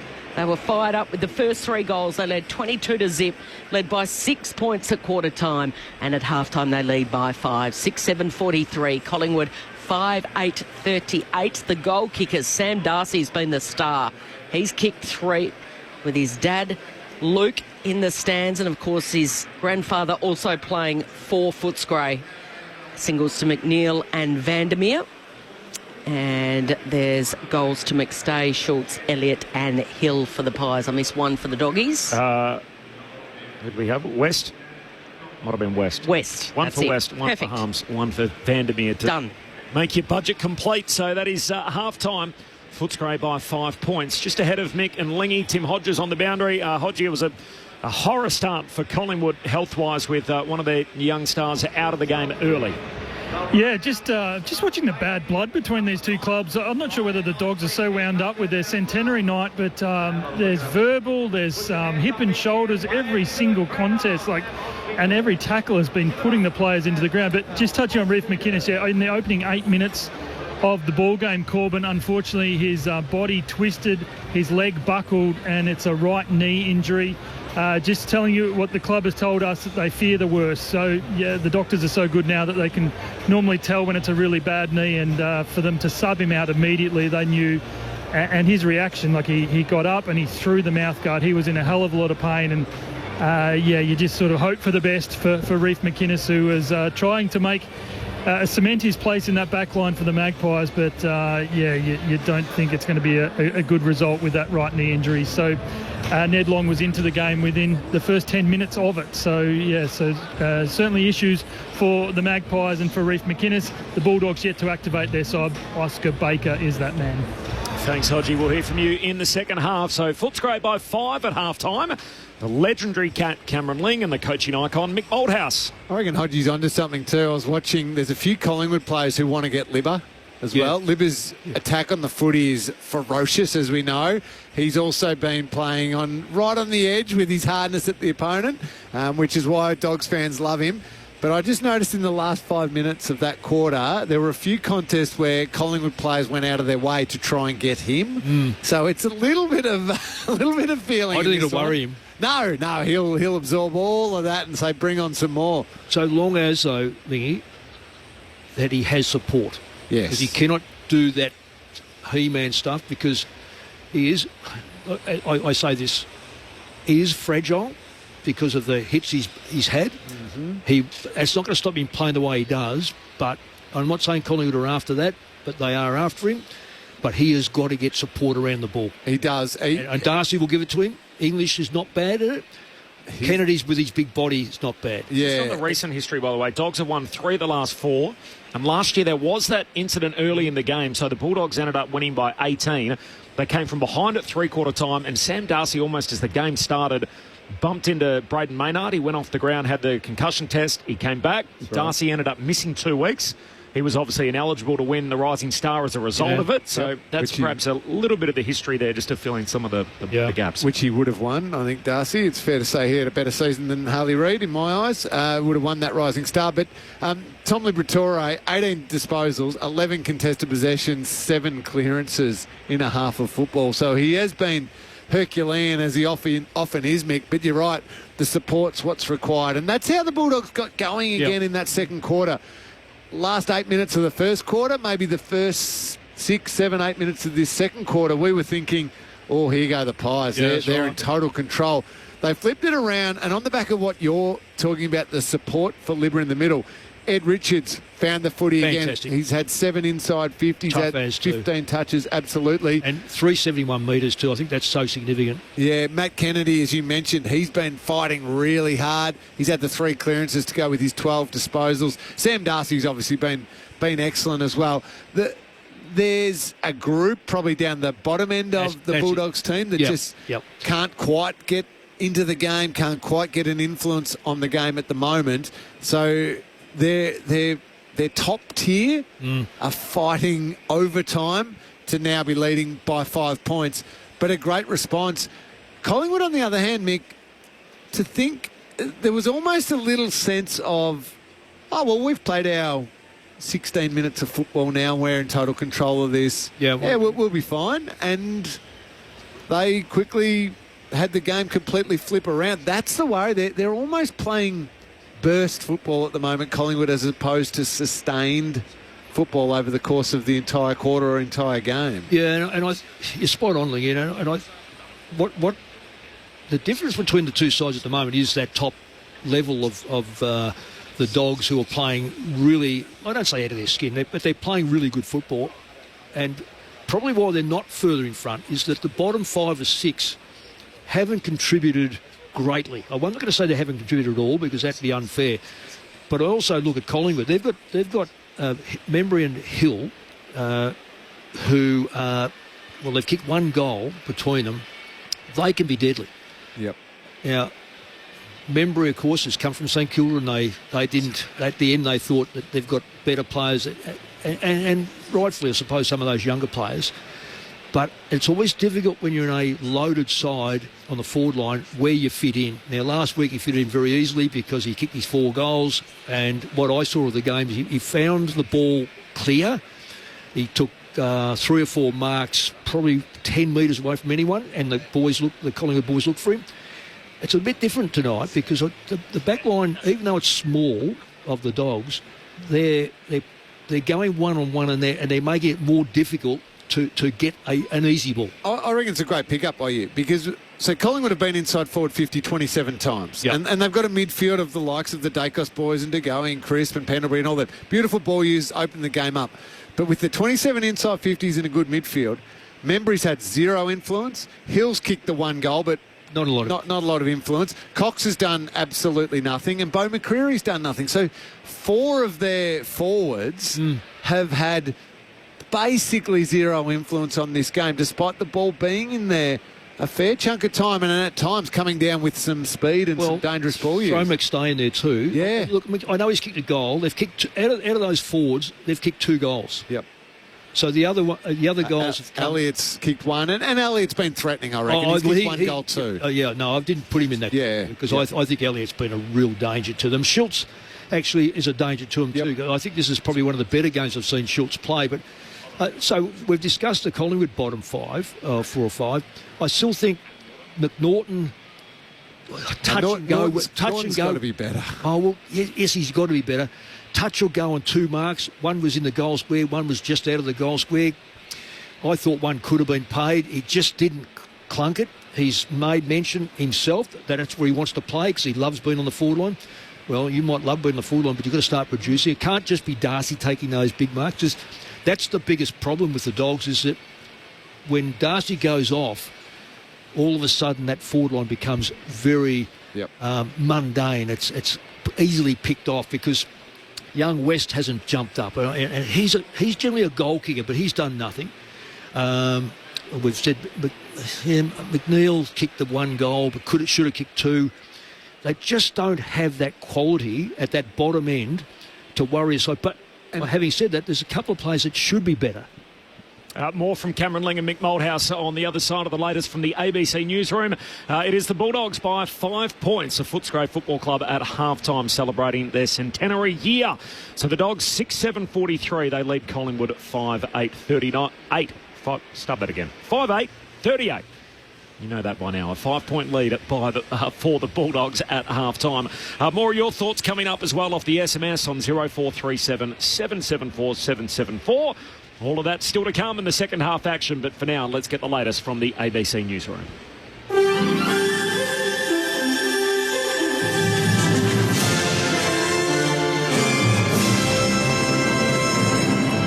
Hello, this is ABC News with David Rowlands. Britain's Energy Minister says there's no suggestion that foul play was behind the blaze that prompted the closure of Heathrow Airport. Patricia Tiano has more. While the UK's largest airport remains closed until at least midnight local time, fire authorities say a probe into how the West London fire began can now commence. The London Fire Brigade has confirmed the blaze is now under control, and local authorities are working on minimising disruption and supporting the community. More than 16,000 homes lost power, and 150 people were evacuated from their homes. Energy Minister Ed Miliband says there's no suggestion of foul play, but says it's too early to tell what the cause of the blaze was. The airport is anticipating significant disruption in the coming days, with over 1,300 flights today alone affected by the closure. The Children's Court of Victoria has granted a suppression order in the case of a 17-year-old who allegedly tried to hijack a Jetstar plane earlier this month. Ruth Brooke reports. The teenager was detained at Avalon Airport on the 6th of March after allegedly boarding a flight armed with a shotgun. Today, a Victorian court granted a 3-month suppression order preventing media reporting of the names of any foreigners the boy may have spoken to before his arrest. Federal police lawyers argued the suppression was needed for national security reasons. Today, it was revealed the teenager is facing 4 additional aviation charges and that a joint counter-terrorism investigation is ongoing. The boy remains in custody and will be back in court next month. The federal opposition has committed to reviewing a scheme meant to help Tasmanians with the cost of shipping and travelling across Bass Strait if they went government at the next election. Federal Liberal leader Peter Dutton today pledged $65 million to improve the Tasmanian freight equalisation scheme and include its passenger vehicle equivalent in a federal government review. Speaking at a cider company in the state's northwest, Mr Dutton says Tasmanian businesses are currently paying too much to do business with the mainland. We are putting our money where our mouth is, and we're saying that we agree with Tasmanians. It's time for this scheme to change and for it to be updated and for it to reflect the reality of the costs that people are incurring. South Korean opposition parties have raised a motion to impeach acting President Choi Sang-mok in a move likely to escalate recent political strife in the country. He's been leading the nation after President Yoon Suk-yeol was impeached over the short-lived martial law he declared in December. However, Mr Choi has angered opposition parties by repeatedly vetoing bills and holding off appointing a constitutional court justice approved by the Liberal-leaning Assembly. The ACT's Chief Magistrate, Lorraine Walker, has refused bail to a man accused of serious sexual offences, saying the risk of him reoffending if he was released was too high. Elizabeth Byrne has the story. The man is charged with possession, control and transmission of child abuse material, along with a charge of bestiality. Chief Magistrate Walker said she was particularly concerned that his attention was not directed at any particular sex, species or age.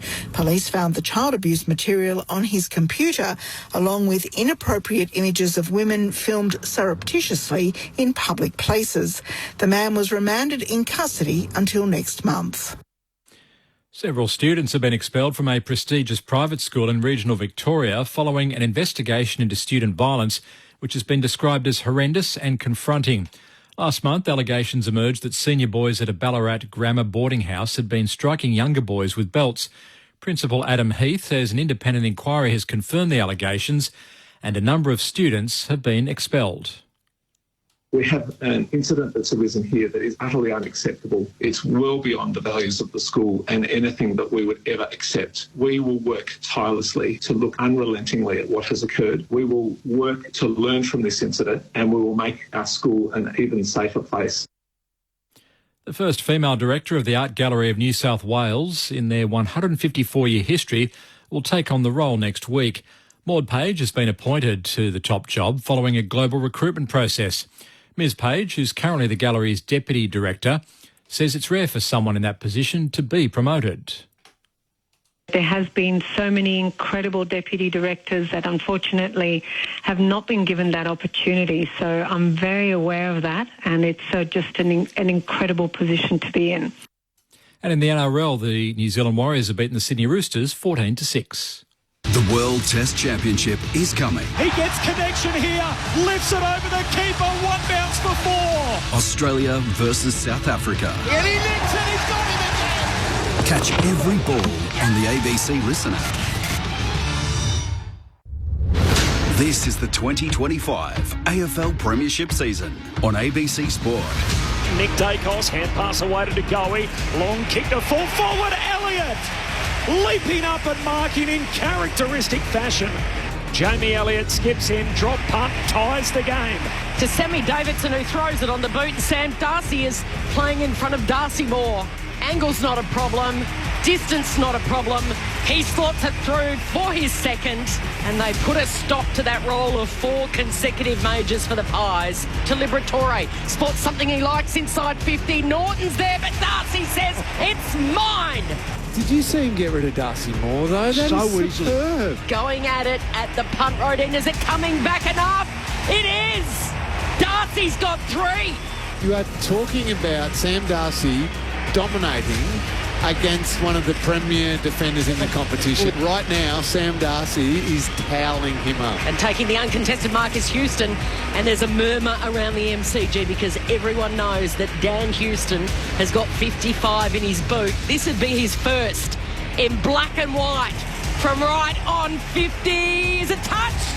It's a goal, and they come from everywhere, and that brings the black and white army to its feet. Well, there's a Bulldog that's been taken high here. It was a boundary throw-in, and Harms taken high by Maynard, and there's plenty being said. Lining up to extend their lead from 48. He's going to celebrate before it even crosses the line. He turns to the Bulldogs fans. He punches the air with delight. This is ABC Sports coverage of the AFL. On your radio. ABC Sport Digital. And on the ABC Listen app.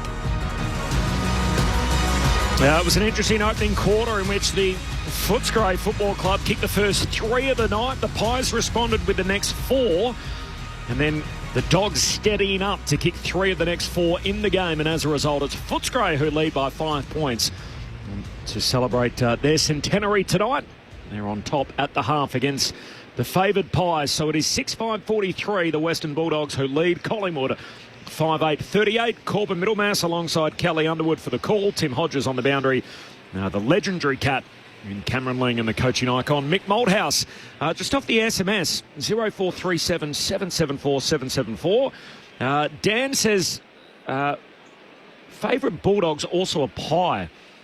Georgie Bissett. There you go, Mick. Yeah. Actually, you know what? My first game with St Kilda. Yep. Can't remember it. Got knocked out, but played on Georgie Bissett. And he didn't clobber me, so it wasn't him. Hi, Corby. Chris Grant was my favourite Bulldog growing up, but answer largely generational. Bont, I'd say, is the best overall from Brett in Canberra. Thanks, Brett. Appreciate that. And from Matt in Tassie, doctors entering the field of play during live action to check on head knocks is utterly ridiculous. The player must be brought from the ground to be checked. If it was concerning enough for the doctor to run onto the field, then clearly it's appropriate for the player to be brought from the ground. Tell the umpire, blow the whistle, remove the player. From Matt in Tassie. He's spot on, but how do you umpires can't be doctors, so how do they know that player is? It's the only way I can think of it is the emergency umpire by the doctor runs on and informs that if that play doesn't come off, informs the central umpire, and a free kick's given if that play doesn't come off. Apart from the free kick part, they can do that now. They can use that mechanism. You're right. The only thing I would say is doctors are so hyper-vigilant that they see anything, they will run on there immediately just to check sometimes. And it might be a really, really minor thing. But if it's anything beyond just a quick, everything okay, Corbs? Yeah. And, everything seems fine, all good. It might be a knock, it might be a corky, it might be did you roll your ankle, it might be a head thing. But if they see anything beyond that, I absolutely love the fact they can stop the game and bring that player from the ground. It does feel a little bit like that. The AFL is petrified to make any kind of judgment on the doctor's ability to do their job. It's like they don't want to interfere in that space at all. So we have this scenario in our game now where players are getting heavily sanctioned when there's any episode that causes a concussion, almost like we're going to hold the players solely responsible to solve it. And yet all the legal action has come from players saying, hey, my concussion wasn't dealt with properly. Yeah. So if that's the case, almost none of them are saying, I'm suing because I sustained a concussion. It's not because it happened. It's more often than not about how it was treated. So it is surprising in that sense that there's not harsher rules on that front. Couple of stats up until half-time. No surprise, the acting captain, Liberatores, had an 18, Ed Richards 15 for the Doggies. Footscray, they lead by 5 points. Nick Dacos with 17. I wonder who's going to finish with more. Nick Dacos 17, Libba's had an 18, and the marks, 5 each for Sam Darcy and Rory Lobb. 4 of his 5 marks, Sam Darcy, have been contested. Richard from Geelong, can't tell you how much I'm enjoying hearing Footscray by 8 points over the radio. Great nostalgia. It is Footscray by 5 as we start the second half on ABC Sport. Here's Kelly Underwood. And a big leap from English, taps it down into space. Fraser runs onto it, little toe poke. Richards picks it up, gets a kick away, only as far as Cameron for the Pies. Handball's in the centre of the ground to DeGoey. Handball's to Perryman. Perryman's kick out wide, left half forward, and McStay kicks it out of bounds on the full. It lands 12 rows back, and the mark's been paid by the Collingwood fan in 12A back there. It's a free kick for the Dogs. Footscray. Karmas has got it. Kicks to the wing, the northern wing. There's Darcy, another contested mark. Oh, no, he's been pinged for a push. He actually did push him. Yeah, he did push him. I don't know whether it had any impact on the contest, but 2 arms out. He's had a night in his 30th game, Sam Darcy. Cameron goes short to Josh Dacos, told to keep going, kicks down the line and leaping up. Liberatore knocks it away from Nick. And over the boundary line, a throw in high half forward for Collingwood. You get a blood nose out of that, Libba, because that's as high as I've ever seen him jump. The only Dogs premiership player out there from 2016. Interestingly, last weekend, St Kilda had 2 in McRae and Cordy, so they had more premiership players in the Dogs 2016 team playing last weekend than the Bulldogs did. As the Dogs send it down to half forward, hitting up to meet it is Norton. He's tackled, dispossessed, holding the ball, tried to fight through the tackle of Darcy Moore. He's got to be stronger than that. He really has to put the feet on the ground, don't get moved. Oh, Moore goes back, trying to hit Perryman. Wow. He slips over. Dogs in here. West collects. Hand pass to Darcy. Darcy hits the post. The pressure was coming, but he was 15 out, no one in front of him, and jams it into the post. Maynard, desperate, trying to smother. Forces the error. 2 minutes into the third term, Dogs by 6. The easiest kick he's had all night. He's booted 3 majors. Straight down the ground go the Pies on the kick in to Perryman by foot, to Pendlebury by foot, to Nick Dacos. Coming up for possession number 18. It's been another Nick Dacos-like performance. Takes on the man on the mark, runs to the southern side of the ground and then kicks just outside the 50. A bouncing ball. Bramble gets it. Duray taken high. Wins a free. Ball wants to go. He did go. And then thought better still. And he kicks backwards in the defensive 50 to Lobb. Goes across the face. It was risky, but it was a pinpoint pass. A long pinpoint pass by Boot to McNeil. And the McDill looking for Libba, who's happy to see it over right in front of the benches. Had Maynard for company. 2 tough customers. Liberatore pulls up a little proppy after that. Right in front of Tim Hodges, who's on the boundary for us tonight, just clutching at that right knee. But Hodgie to keep an eye on it as English reaching over the top. Free kick, Collingwood, advantage applied. McCreary, hand pass to Pendlebury, gives it to Josh Dacos, kicks to full forward. McStay and Karmas down there. Ball hits the deck. Schultz onto it, sells the dummy, kicks the goal. Game tight again. Lockie Schultz bursting through the Dogs defenders, broke one tackle, shook Lobb and jams it through from the goal line to tie the game. 3.5 minutes into the third, 6:8:44 apiece. Lockie Schultz with a couple for the Pies. Mick, I reckon that's about the third time I've seen from a stoppage, a free kick being paid, but then from the advantage, Collingwood, almost like the line out in rugby, of just a wave of runners opened up the whole ground. Also, I've just noticed it's another cross, if I can say it, about a younger player not taking the ball cleanly. That ball was there to be taken in the back line, or in the, I don't know if there's a free kick there or not, but nonetheless, you've got to take that ball when it's near you. Scores a level. Physio's been out to Liberatore. He waved him away and he's at the centre bounce here, lining up alongside Pendlebury. He's got it. Handballs to English. Handballs to Kennedy. Dodged a would-be tackler, gave it back to Gallagher, who just jams it on the boot. Spoil came from behind from Harms. Crisp underground handball was magic. Off to Josh Dacos, to Nick Dacos. Through the bullseye goes Pendlebury. Back to Nick Dacos. He goes long. Karmas comes across right in front. Ricochets McCreary. McCreary standing start. Snaps around the shoulder. Goal. Collingwood by 6. 7-8-50. Dogs 6-8-44. Couple of minutes into the third. That's the footy they can play really fast through the middle of the ground. Mick, I watch, again, understand it's easy from up here, but players needing to know exactly what an opposition player's tendency will be. As soon as Nick Dacos got that and gave the loopy-ish handball to Scott Pendlebury, the Bulldogs player just then left him, stopped. You got to know Nick Dacos is going to get the 1-2. Yeah, so the moment he handed the ball to Pendlebury, he was thinking one thing, I'm going to get it back on the run. And that's exactly what he did and opened up the entire ground. Great deep entry. Nice finish. Inside 50 twice. Yep. 2 goals. That's the danger. Third lead change, Collingwood by 6. Cameron palms it down to Liberatore, extracts it off his knees for the Dogs. Hand pass away to Fraser in off the square. Handball to Richards, back to Fraser. Hand pass away to Liberatore, now they're out. Kicks in the Darcy direction, he's got it again. Sam Darcy with Velcro for hands. You called it, Corby, before he marked it. His presence as a young player, he gets in line with the football. Yep. He takes it at its highest point. He gets rid of... Darcy Moore is a All-Australian and didn't even get his fist to it. Yeah, and it's such a quick movement to just get his opponent off the line and then come back at the ball. This guy is going to be a problem for opposition teams for the next decade. The third generation Dog hits the post again.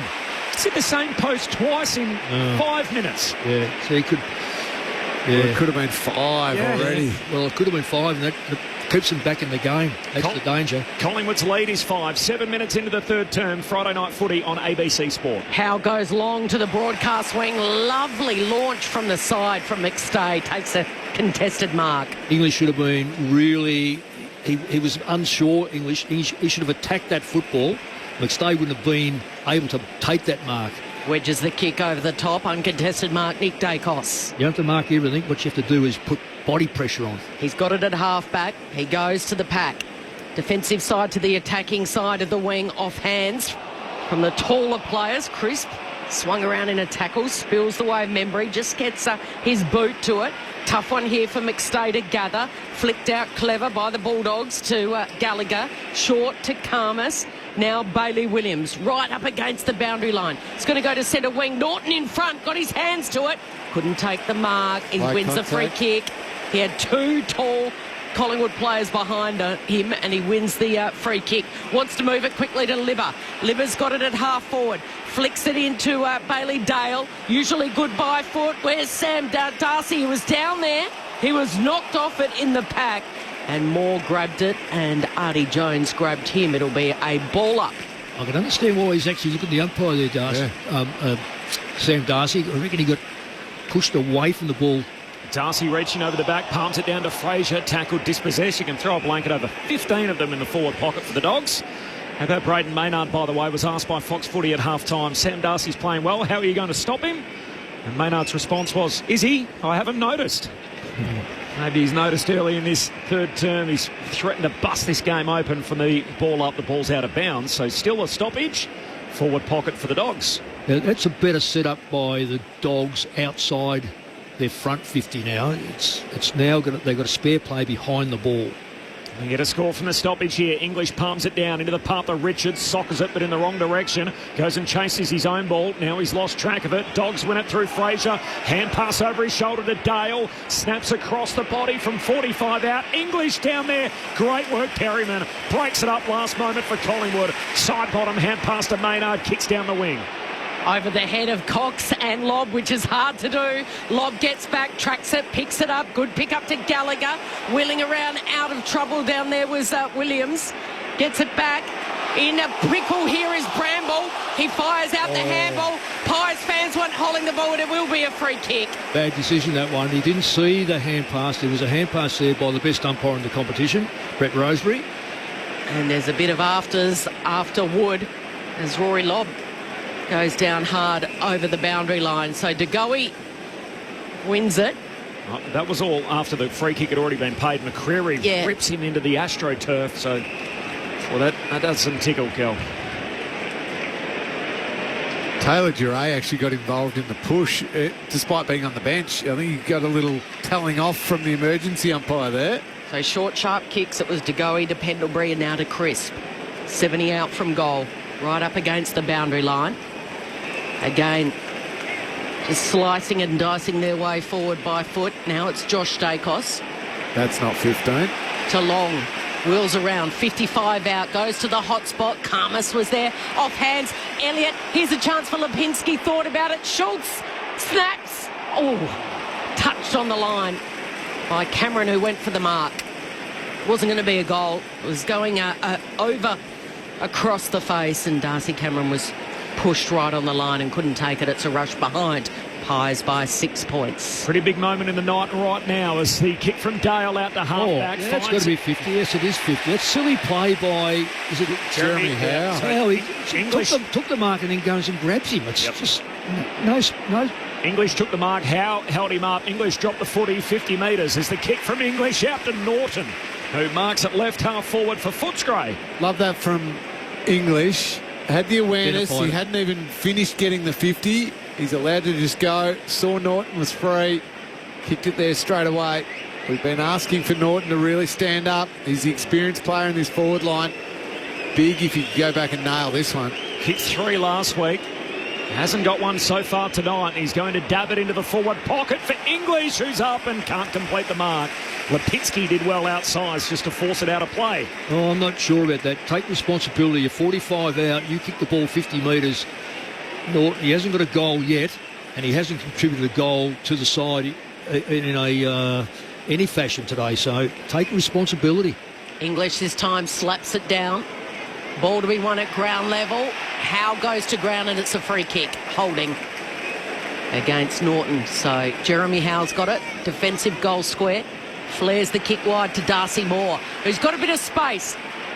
And he glides over the 50, glides down the southern wing. Elliott with the leap from behind, but he didn't need to because Membry was too strong in front. And then he gets on his bike, does Elliott. Membry goes to Elliott. He retreats, goes back to Lipinski, and then the sharp pass on as the lead of Lockie Schultz. Yeah, beautiful patterns from Schultz. He was the one bolting back towards goal really hard to be the first option. As soon as that wasn't taken, a little hook lead, came back at the kicker. Got the separation on Bailey Williams, who was his opponent. Yeah. And he's gone back from well outside 50. So Bailey Williams 10 metres in from the boundary line. Has he got the distance from here, though? He's not an overly long kick, so he might just put this to the end of the square. Yeah. And he does that. He keeps it low. He's going for Darcy Cameron. Lobb was there. Spills clear. Dale to Williams.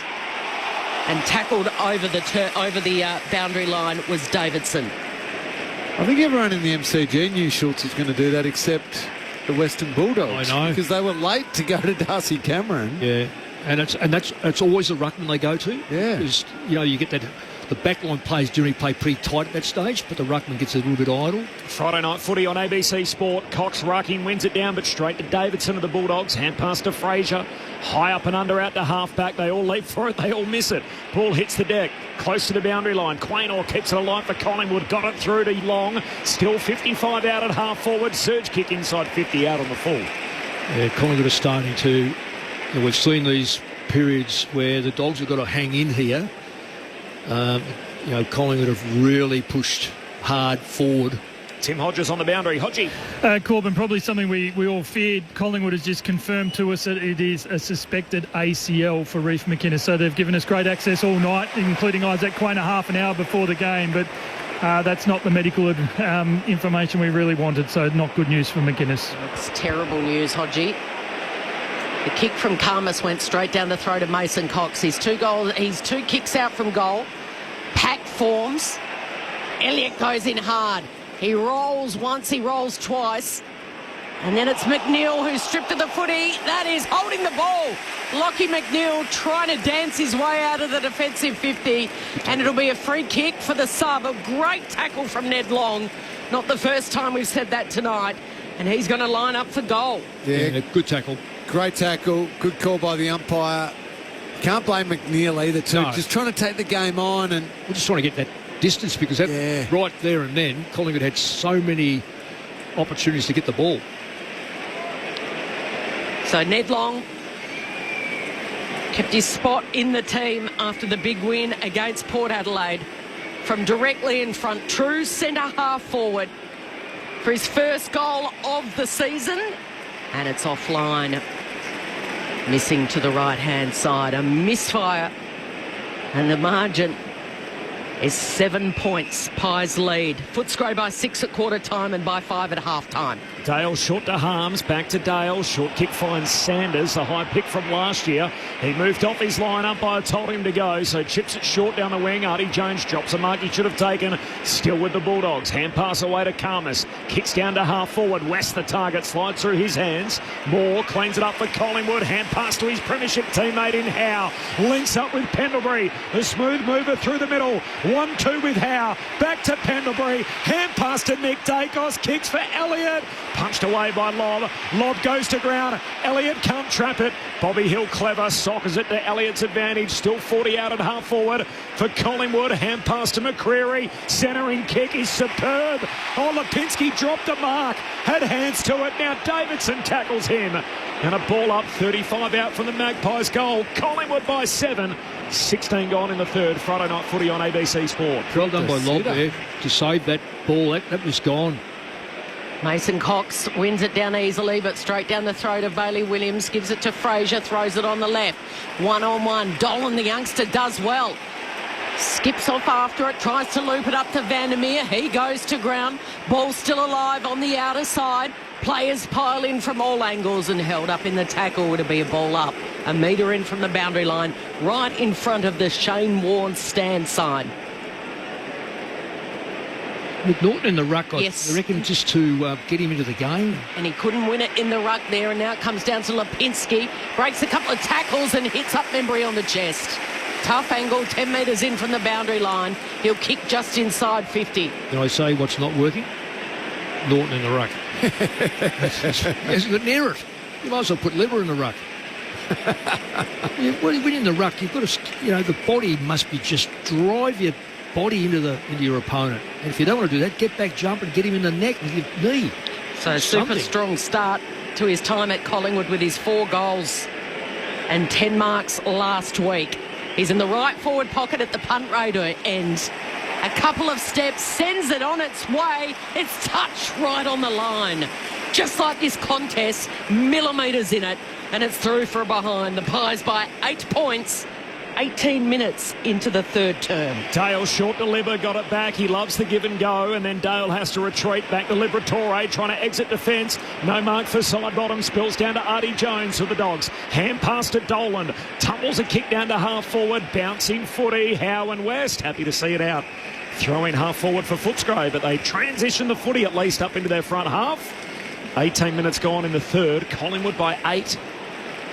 Maybe they'll do the same with West. If they're going to put Norton in the ruck, got to get West up in the play as well. He's just been really monstered down there. Mick Malthouse on ABC Sport. Friday night footy. We'll have another ball up here from the boundary throw, and we're going nowhere fast. Yeah, that's Quaynard going to him too. He's just too strong for him. 18 and a half minutes gone. Third term. Collingwood by 8. They've kicked the last 2. There's a free kick at the stoppage. It's a Nick Dacos free. As his jumper tugged in all of that, threw his arms back, and the umpire bought what he was selling. Hand pass away to Josh Dacos. He gives it to side bottom against the boundary line. Kicks up over halfway. The target was Membry. Dale breaks it up for the Bulldogs. Runs into trouble immediately. Got it back out to Bramble. Hand pass to Williams. Southern boundary line. Dogs still with it. Handball to Leber. Short kick down to high half forward and finds Dolan. Josh Dolan, the 18-year-old, with 26 on his back, sends the kick inside 50, turns it over.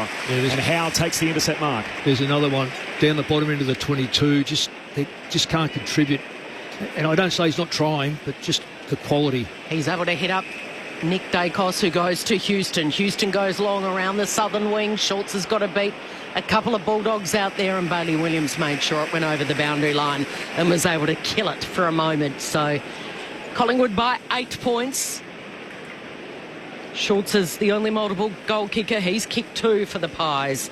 And for Footscray, Darcy with 3 goals too. Hit the post twice. This game well and truly in the balance. As it's tossed back in on the outer side. Norton in the ruck with Mason Cox. Scramble at ground level. Liberatore fires out the handball. It comes to Williams. Bearing down as Elliott puts pressure on the kick. Awkward one. Side bottom picks it up. Handballs over his head to Davidson, the intercept. Back to Norton. All by hand across half back before Bailey Dale. Beautiful kick to Fraser. Streaming past him at full pace is Gallagher. Accepts the handball and then hits up Vandermeer from 50 out. Perfect.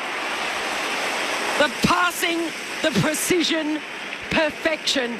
And sliding in the right forward pocket and taking the mark is Riley West. And that all comes from Bailey Dale. Yep. A brilliant kick because the Dogs were under pressure. The heat was coming. Couldn't clear it. It was messy, wasn't it, Mick? Throwing the ball around, a little bit of hot potato. You can have the heat, not me. And then Bailey Dale said enough of this and hit a laser through the middle of the ground. Well, this has got to be done because really he's been quite poor. Kicks a goal here, makes up for it.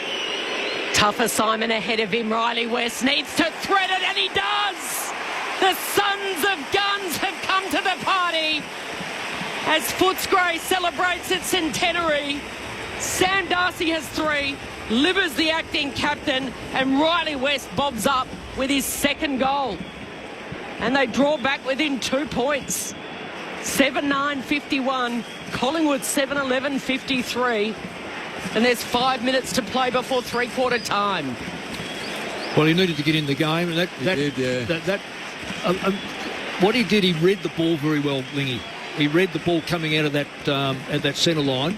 His Collingwood player took the corridor, which is sometimes right, but then he was able to find that little bit of space. No, you're right. Well, that should give him a bit of confidence now. He's kicked the goal. And I like this, Mick. So throw him into the centre bounce now. So he's kicked the goal, a little bit of confidence, then get in the action. If you get a little clearance here. We call that to me a couple of minutes ago. They've got to get him into the game. Yep. English palms it down in front of Nick Dacos. There it is now. Take possession. West gets the loose footy. Kicks to half forward. Quaynor can't mark. Liberatore's on. Hand pass away to Sanders. Half forward for the Bulldogs. Handball away to Libber against the boundary line. 50 out. Looks for Darcy. Hands to it. No mark. Falls down to Dolan. Dolan kicks to the top of the goal square. Cameron's back. Broken up by Harms. Free kick. Says free kick. There was a free kick there, but the player wasn't allowed to get to that contest. It was Harms into the back of Cameron. Harms couldn't get to the ball. He was held back, so very lucky there. Gee, they've been good tonight, the Dogs. There's been moments where you think Collingwood are going to break this game wide open, and the Dogs hang about, and now momentum. We're in red, white and blue as the Dogs are within 2 points again. The kick out of defence comes wide to Crisp. And marks, he goes short to Quaynor, who we spoke to pre-game. He just dabs the kick over the top to Schultz. He's been better, Schultz. He's coming up the ground, not getting locked into that front 50. No, that suits him because he's got a bit of stamina about him. 2 point lead for Collingwood, approaching three-quarter time. Long kick down the line. McStay can't mark. Tapped into the lap and Nick Dacos almost slips over. Sweeping hand pass, puts Pendlebury under pressure. Got his arms free. Now he's caught, holding the ball. And Bailey Dale came second into the tackle, made sure Pendlebury was going nowhere fast, and a free kick for the Bulldogs. Magpies by 2 points, 7-11 to 7-9. Once you see Darcy, just kick it to Darcy, Sam Darcy. He's had a Incredible night. He's got 3 already. Could very well have 5 or 6 as Dale spears a kick down to half forward, turns it over. It's a better option than that one there where they just kick to nothing. Even if it's to Darcy Moore and Sam Darcy. Well, they're going to spoil it. Yeah, Sam Darcy's been destroying him. Yeah, and they're only going to spoil it. He's not going to try to outmark him. Cameron long bomb down the wing. Hands on it from English to the Bulldogs. No mark. There's lob behind, mopping it up. There's a free for Collingwood, in fact. Shepherding in the marking contest. And it'll go to Membry. Yeah, against Bailey Dale. So they all rush inside Collingwood's forward 50 at the city end. The former Swan, Membry to full forward. Karmas punches it away for the Bulldogs. Solid down back. Houston attacks it hard. Centre half forward. Kind bounce for side bottom. The old wily veteran hooks it through. Oh, the oval-shaped Sharon. Smiled on him there, steals side bottom. A kind bounce. And he does the rest from the right forward pocket. Collingwood restore an 8-point buffer. 25 gone in the third. Friday night footy on ABC Sport. Collingwood 8-11. Footscray 7-9. You like to think with 3 goals to 1 that they've dominated the quarter. They have dominated sections. When you look at Sam Darcy's hit the post twice. Yeah, yep. Relatively easy kicks. Yep. Norton chooses to go for a short pass as opposed to a 45-metre shot on goal. Gets knocked out of bounds. Nothing happens about it. It's the moments of taking the opportunity. Steele Sideman's always going to take that opportunity. If it falls anywhere near him, and he's not a selfish player, so if that ball looks like going to go through, he will kick the ball. Yep, absolutely. And that's the little moments are the ones that Collingwood are. The reason why they're in front, it's the little moments they're winning. Mick Malthouse on Friday night footy on ABC Sport. It's the Pies by 8 points. Bants down in the centre. Side bottom, the recent goal kicker getting involved here. Throwing his weight around, but eventually it's mopped up by English. Quick hands. Gave it off to Kennedy. Inside 50 to a one-on-one. Sanders goes to ground. Maynard's with him. Quick little flick by Lipinski. Could have been a throw. Umpire says no. Houston kicks it out of bounds on the full. Tried to do a little banana, right foot rather than the left. No left foot. Might have a beautiful right foot, but to be complete, you've got to be able to kick that ball left-footed. Harms was the closest player. He's got the Sherrod in his hands. He's 60 out. He goes deep. Howe with the spoil. Darcy Moore at the back. Handballs it off to Maynard. Gives it to Josh Dacos. Wheels it along the ground. And then the professional fumble from Still side bottom. It was very professional, wasn't I'd be bringing Oscar Baker on very, very quickly. He's a ball getter. Who for? Well, I'd bring him on for the Dogs, given he's a Dogs player. I know what you mean, Kel. I would say be one of those younger players that just hasn't put his...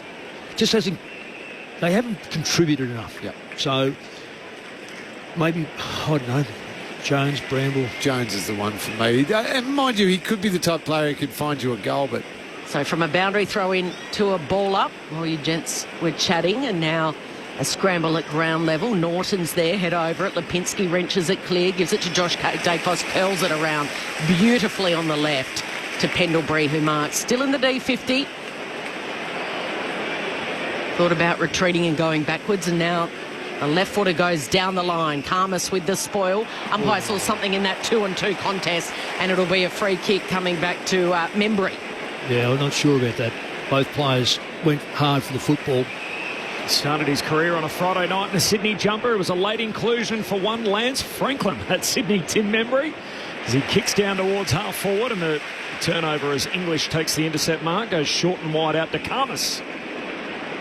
The Dogs are just telling Karmas, I think, to just nice and slow, be pretty measured with your kick here, don't bite anything through the corridor, long down the line.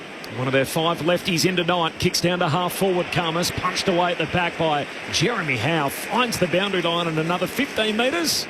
And a boundary throw in high half forward for the Dogs. Tim Hodges on the boundary. Just watching both teams, Corbin, they are out on their feet approaching three-quarter time. Even Nick Dacos down, leaning on his knees there.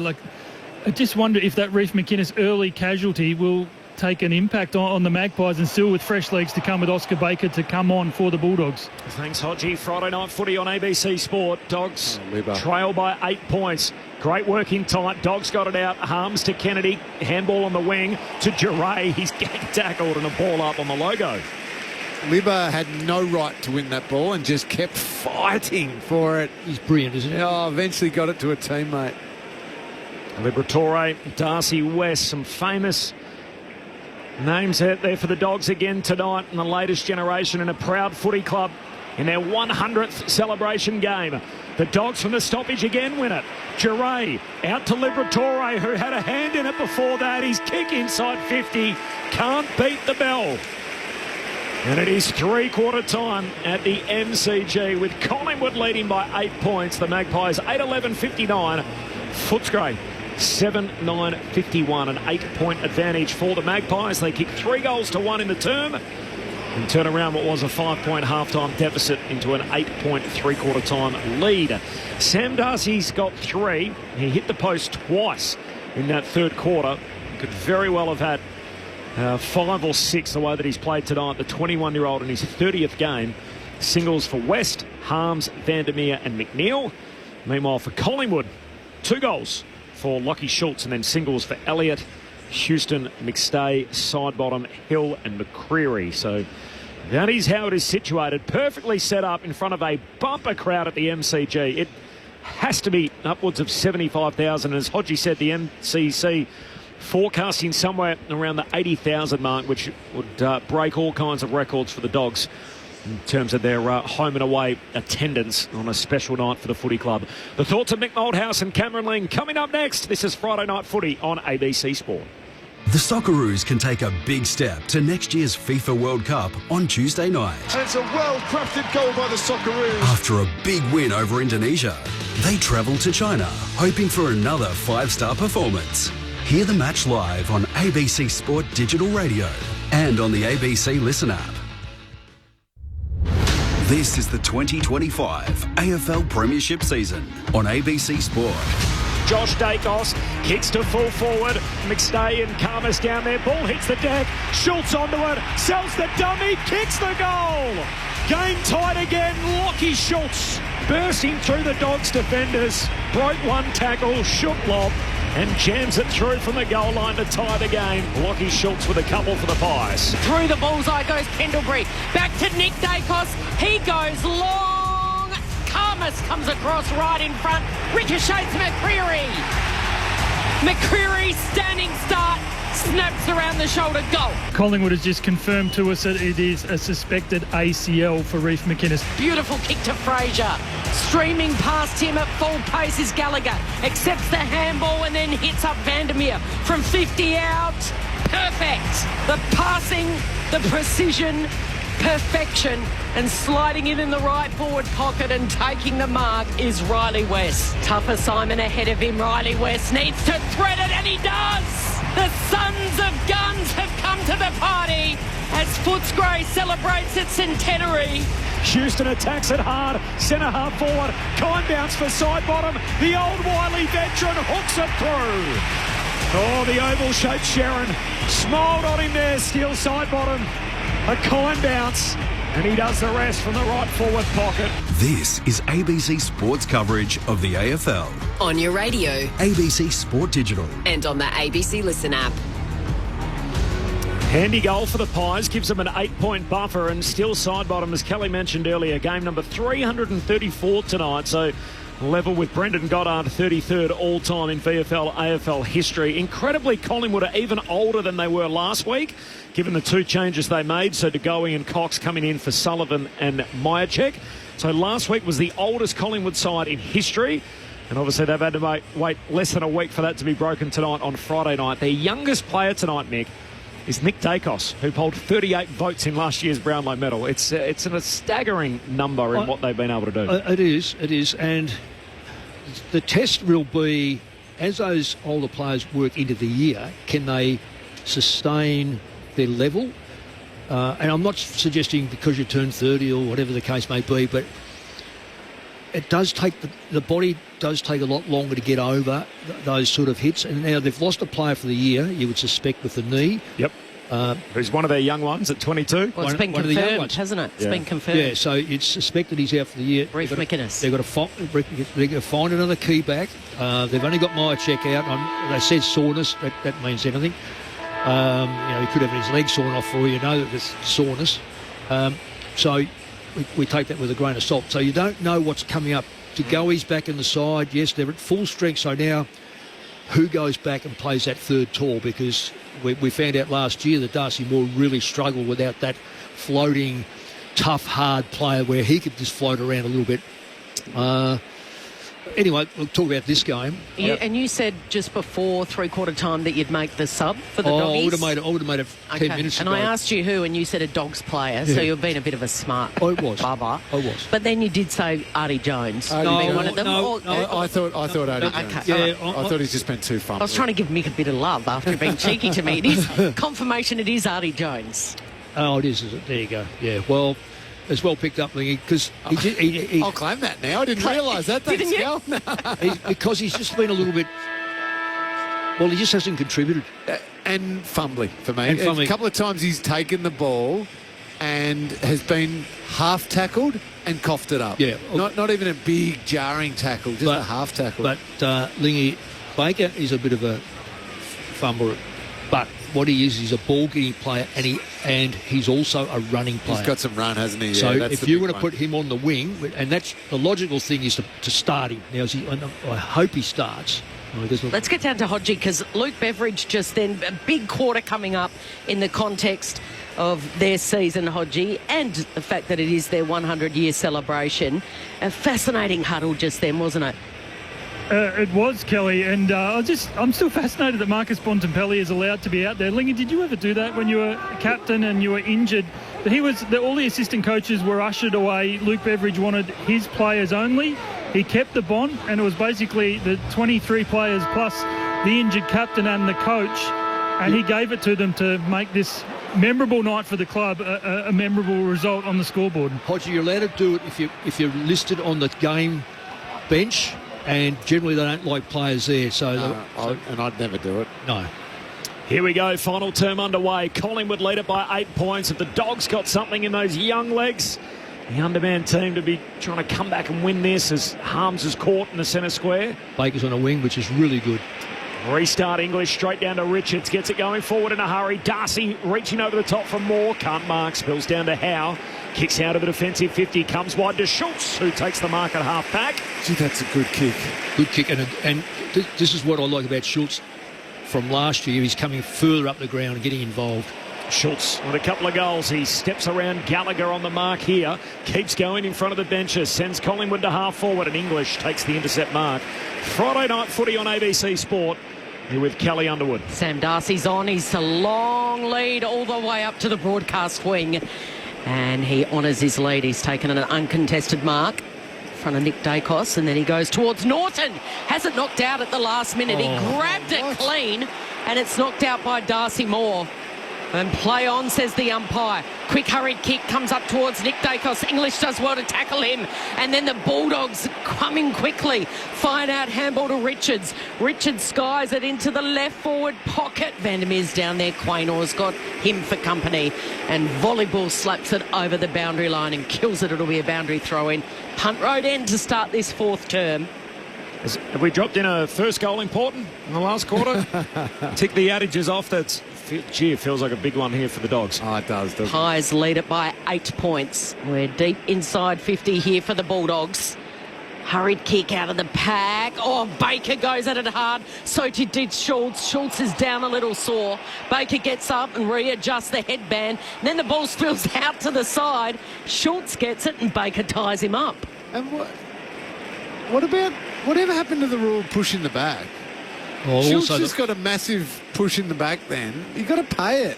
These umpires have just put the whistle away for the wrong reason right now. Cameron got it out to Long. Hurried kick up towards the wing. Picked up here by Duray. Hand pass stolen. Cox has got it. Collingwood out downhill. And how appropriate. Bobby Hill runs onto it. He burns off the would-be tackler. Hill can finish. Great transition footy.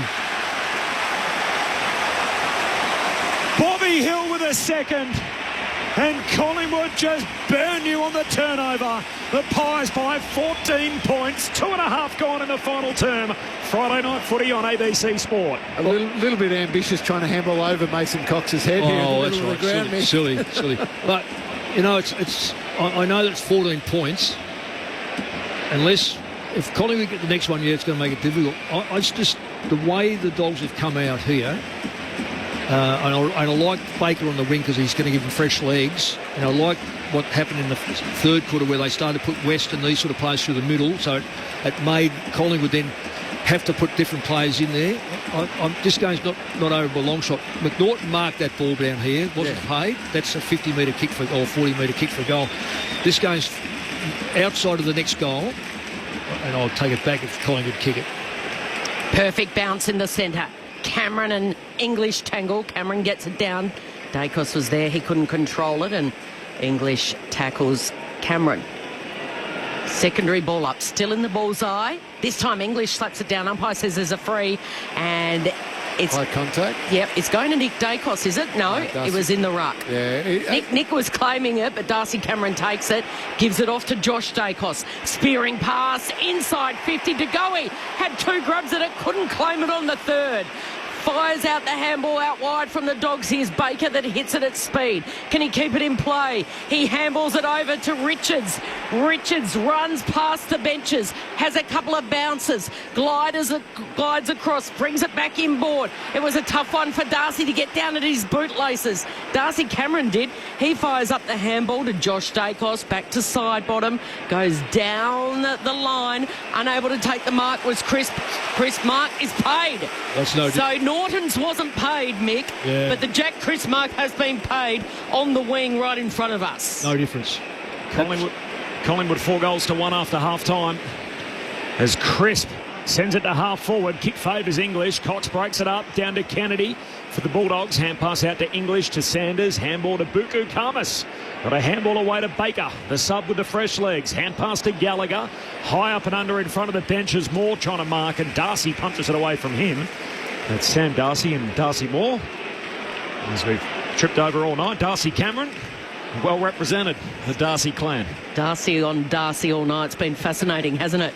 5 gone in the final term. Collingwood 4 of the last 5 goals and a 14-point buffer. The margin hasn't been this wide since the opening quarter, in which the Dogs got it out to 22 points, a game high at 1 point. And the other Bulldogs with it all to do on their special night. Pendlebury, smooth mover through traffic. Hand pass to Crisp. Handball away to Long, up over halfway. Pendlebury feeds it to Crisp. Kicks to centre half forward. McStay marks. Yeah, too good, too strong. Scott Pendlebury at 37 years of age held his ground, followed up the work, and handball fantastic to pick the right target. Yeah, and it was Fraser, wasn't it, who just didn't quite bodyline the ball the same way Pendlebury did. As you said, that strength and then composure. Oh. Just like Neo in the Matrix, like everything's going slower when he moves his way through. What a player he's been for a long time. McStay on the drop punt. It's left, it's a behind. Oh, they're keeping the door open. They are. They have. DeGoey drop mark, McStay miss. Collingwood by 15, 6 gone final term. Pies 9-12, Dogs 7-9. Friday night footy on ABC Sport. Cameron Ling, Mick Moldhouse, Tim Hodges on the boundary. I'm Corbin Middlemass, and here's Kelly Underwood.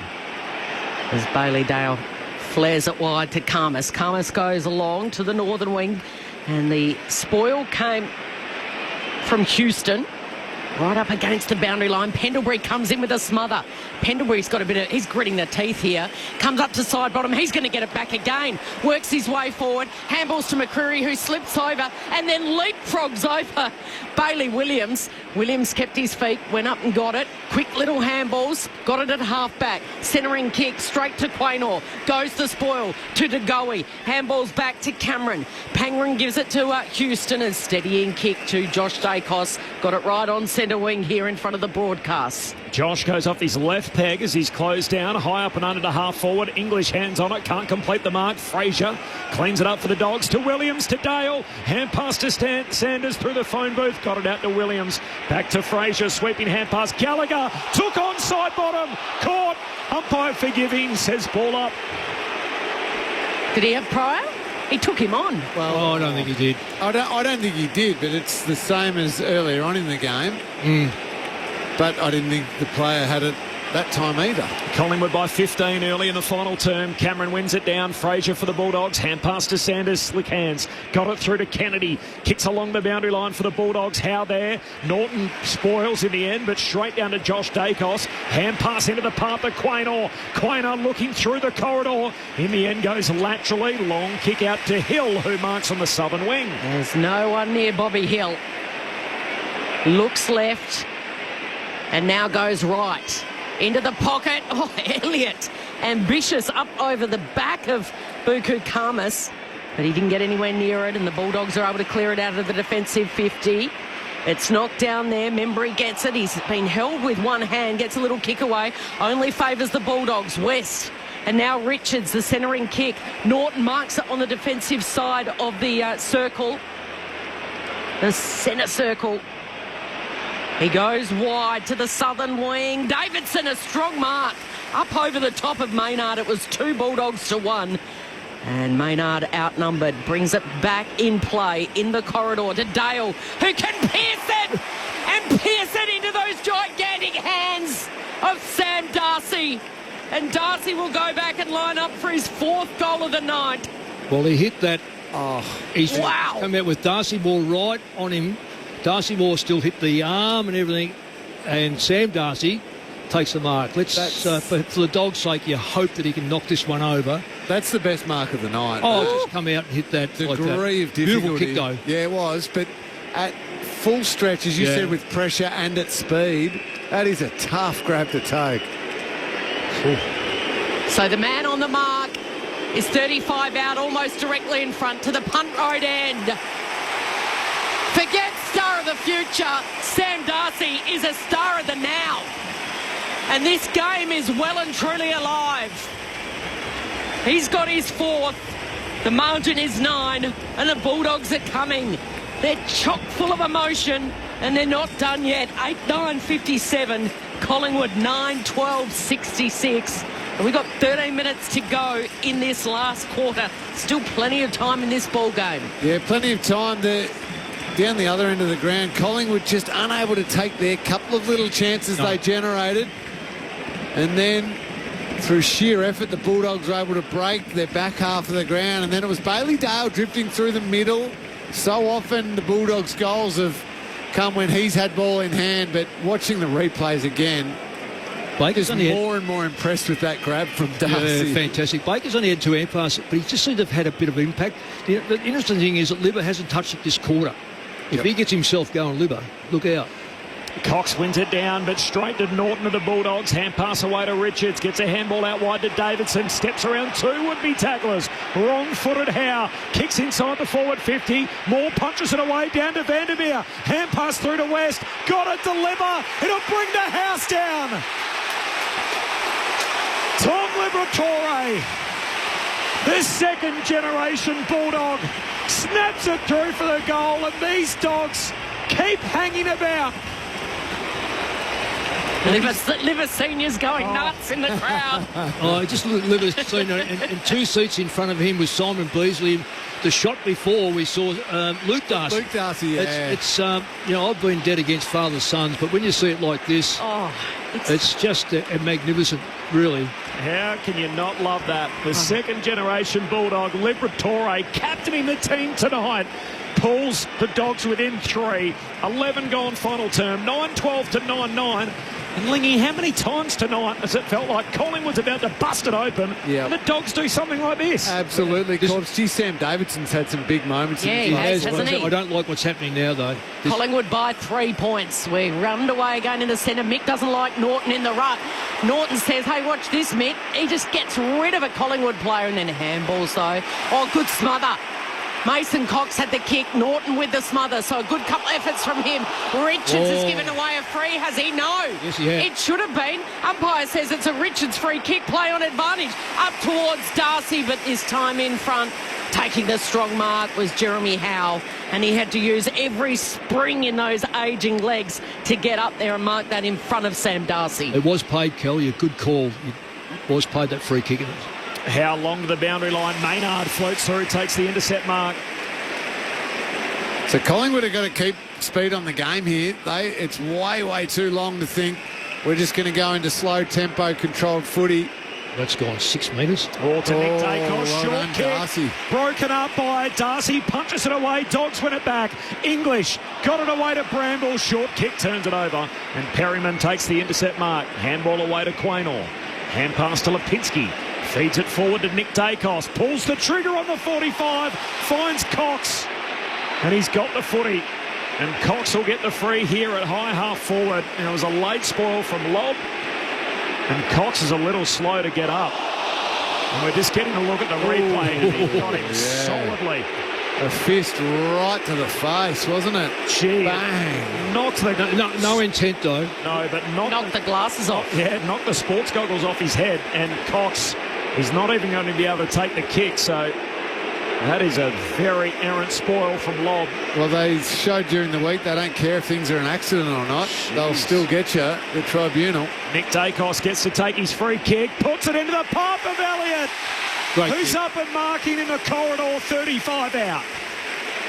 That is a great kick, great lead, and unfortunately for the Dogs, when there's a channel between where the leader comes from and the kicker, with a Dacos kicking it, you've got to fill it up. And Elliott was able to lead on to that for that very reason. There was no one there. Jamie Elliott. We're only halfway through the final quarter, and yet the noise in this stadium feels like there's 2 minutes to go. Jamie Elliott, so often big fourth quarter goals, not here. Not now, at least, are behind. Collingwood by 4, halfway through the final term. Tim Hodges on the boundary. Mason Cox straight to the rooms. I'd expect to get patched up, but also a HIA on that head. A nasty gash underneath his left eye. Yeah, big egg developing already under that left eye. Hodgie, didn't take long. So the Bulldogs, a couple of quick kicks, and they've worked it to half back in the hands of Lockie McNeil. Keeps it low. Coming in from the side, Kennedy almost took the mark, then fires out the handball to Vandermeer. Vandermeer going and looking for, needed a kind bounce. Did Riley West, he didn't get it. And it hit the point post, so it'll be a boundary throw in. Right in front of the Bulldogs cheer squad. Look at them down there, up on their feet. Hands clapping in full voice at the punt road end. Trailing by 4 points, 9 and a bit to play in this one, Footscray. And they're right in front of their goal. English assuming front position on the palm down to West. West picks it up, tries to take on DeGoey, and he's dumped into the turf, and the umpire said it'll be a ball up. Well, you think we've had Darcy kick one, Libby kick one. No. Riley West has got to kick one this quarter. Wouldn't it be romantic? Up it goes. Cameron rips it out of the ruck for Collingwood. Hand pass in front of Nick Dacos. Handball releases McCreary, who's out and trying to burn off Davidson. The Doctor's out after him. McCreary kicks down to half forward. Karmas looking to spoil. Knocks it away from McStay. At the drop, Elliott collects. Hand pass away to McStay. McStay's handball out in front of Membry. He's got Williams to deal with close to the boundary line, and out it goes. Good contest by all those players. Six players involved in that. Really terrific run by McCreary too, wasn't it? But great chase by Davidson. Yeah, put pressure on him. So it wasn't a great kick in the end. Crowd posted at 78,027. It is the all-time attendance record for a Bulldogs home and away game. From the boundary throw-in, comes down to McCreary. Hand pass to Lipinski. He's tackled immediately by Liberatore. Oh, Liberatore, well. Gee, it feels like there's more than 4 points on the line here for the Bulldogs, and everything that's baked into it for Footscray. Down by 4. Collingwood lead at 16 gone final term. Ball up right on the 50 here for the Pies. Houston is able to run onto it. Handballs to Lipinski. Handballs over his head to DeGoey, who has a shot from right on 50, only a metre in from the boundary, but never gave that a chance. He's missing to the near side. How have you seen Mick DeGoey's return to footy? I expected the way it is, because he's been out for some time. He's been valuable without being great. Dale from the kick out to Sanders. Back to Dale. Kicks to English. Marks. Hand pass away to Sanders. Through the corridor. They find Buku Karmas. Slips the tackle from Hill. Hand pass missed the target. Gallagher trying to go back in. Ball knocked away to Nick Dacos. Kicks to full forward. Mick stays up. Can't mark. Keeps his feet. Goals. Big time goal for Dan McStay. They're going to check it though. They're going to check it. Did the Bulldogs player get a hand on it, Bailey Williams? Yeah, he went straight to the goal umpire to say, I touched it. Here we go. Umpire's call is it behind? Soft call is a behind. Oh, he got it. Bailey Williams leaping onto the boot of McStay. He was desperate there onto the boot. Yeah. Oh, brilliant, Bailey Absolutely Williams. unbelievable. And the fingers clipped back. He was all over it, and the video supports him. So great call from the umpire. Great work, Bailey Williams. That is a great call by the umpire, Yeah. Corby. You're spot on. That's, with a crowd like that behind you. That could be match winning. In front of the Collingwood cheer squad. Yeah, And he's got a goal. it spot on. It's a behind. Collingwood by 6 points. 18 gone, final term. And Bailey Dale with the kick in straight down the throat of English, although he doesn't pay it in the end. Quaynor got involved. Old-fashioned jump ball here, and the umpire says, I'll ball it up. That looked a certain goal for Collingwood. Bailey Yeah. Williams' first effort to spoil and then the follow-up smother. Unbelievable. English straight down the throat of Fraser, who throws it on the boot at half forward here. West gets rid of his opponent illegally. Yes, absolutely illegally. Perryman, play on advantage. Quick kick to Nick Dacos. This is dangerous inside 50. He always hits a target. Oh, he hit the goey right in his stomach, and it bounced off that six-pack and it bounced over the boundary line. I think it was good play by who spoiled that? That was a very good spoil. Oh, I was blaming Bramble. I was blaming the six-pack, but it was obviously I think Bramble. he might have got his hand around the front of him, Cal, just from there. The boundary throw in. Cameron hooks it down. Unkind bounce there for Long. Fraser in the end taps it out for the Bulldogs to Kennedy. Short kick out of defence. Vandermeer just knocks it away to the advantage of Sanders. High up and under down the wing. Howe leaps up and takes the intercept mark. This is where Dorton's just got to put... Oh, how dangerous into the corridor. Side bottom can't mark. Intercepted by Fraser. Dogs out downhill. Takes a bounce. 50 from home. Fraser goals. Scores level. And the Footscray believers roar their approval. 69 points apiece with 7 to play. 10-9-69 the Bulldogs. Collingwood 9-15-69. Friday night footy on ABC Sport. Mick Bolthouse and Cameron Ling. Lingy, I reckon it's going to be, right now we know it's level. It's going to be this running side that can win this game. The little bits, the little breaks have come about. There's been 2 goals. The last 2 goals have been kicked, one of each by Collingwood and the Dogs, have both come from miscalculated movement through the corridor. Just the wrong ball. Steele Siderum dropped his mark and it was a bit over his head. The Dogs before that gave one up through the corridor. You've got to play the odds, yes, and you've got to run the ball, absolutely, but you've also got to be careful when the tightness sets in that your kicks actually hit the targets, otherwise that's what takes place. All tied up. Sam Darcy's just come from the bench into the forward line. Nick Dacos taking it and breaking with it. A little give and go with Darcy Cameron. He's off. Now side bottom. He wants it back. Side bottom ignored it. Instead went by boot and almost to his teammate Schultz, who dropped it in the end. It was uncontested. Bailey Dale mops up. Bangs it long out of the dangerous territory. Liberatore handball to Vandermeer. Vandermeer gives it off to Baker.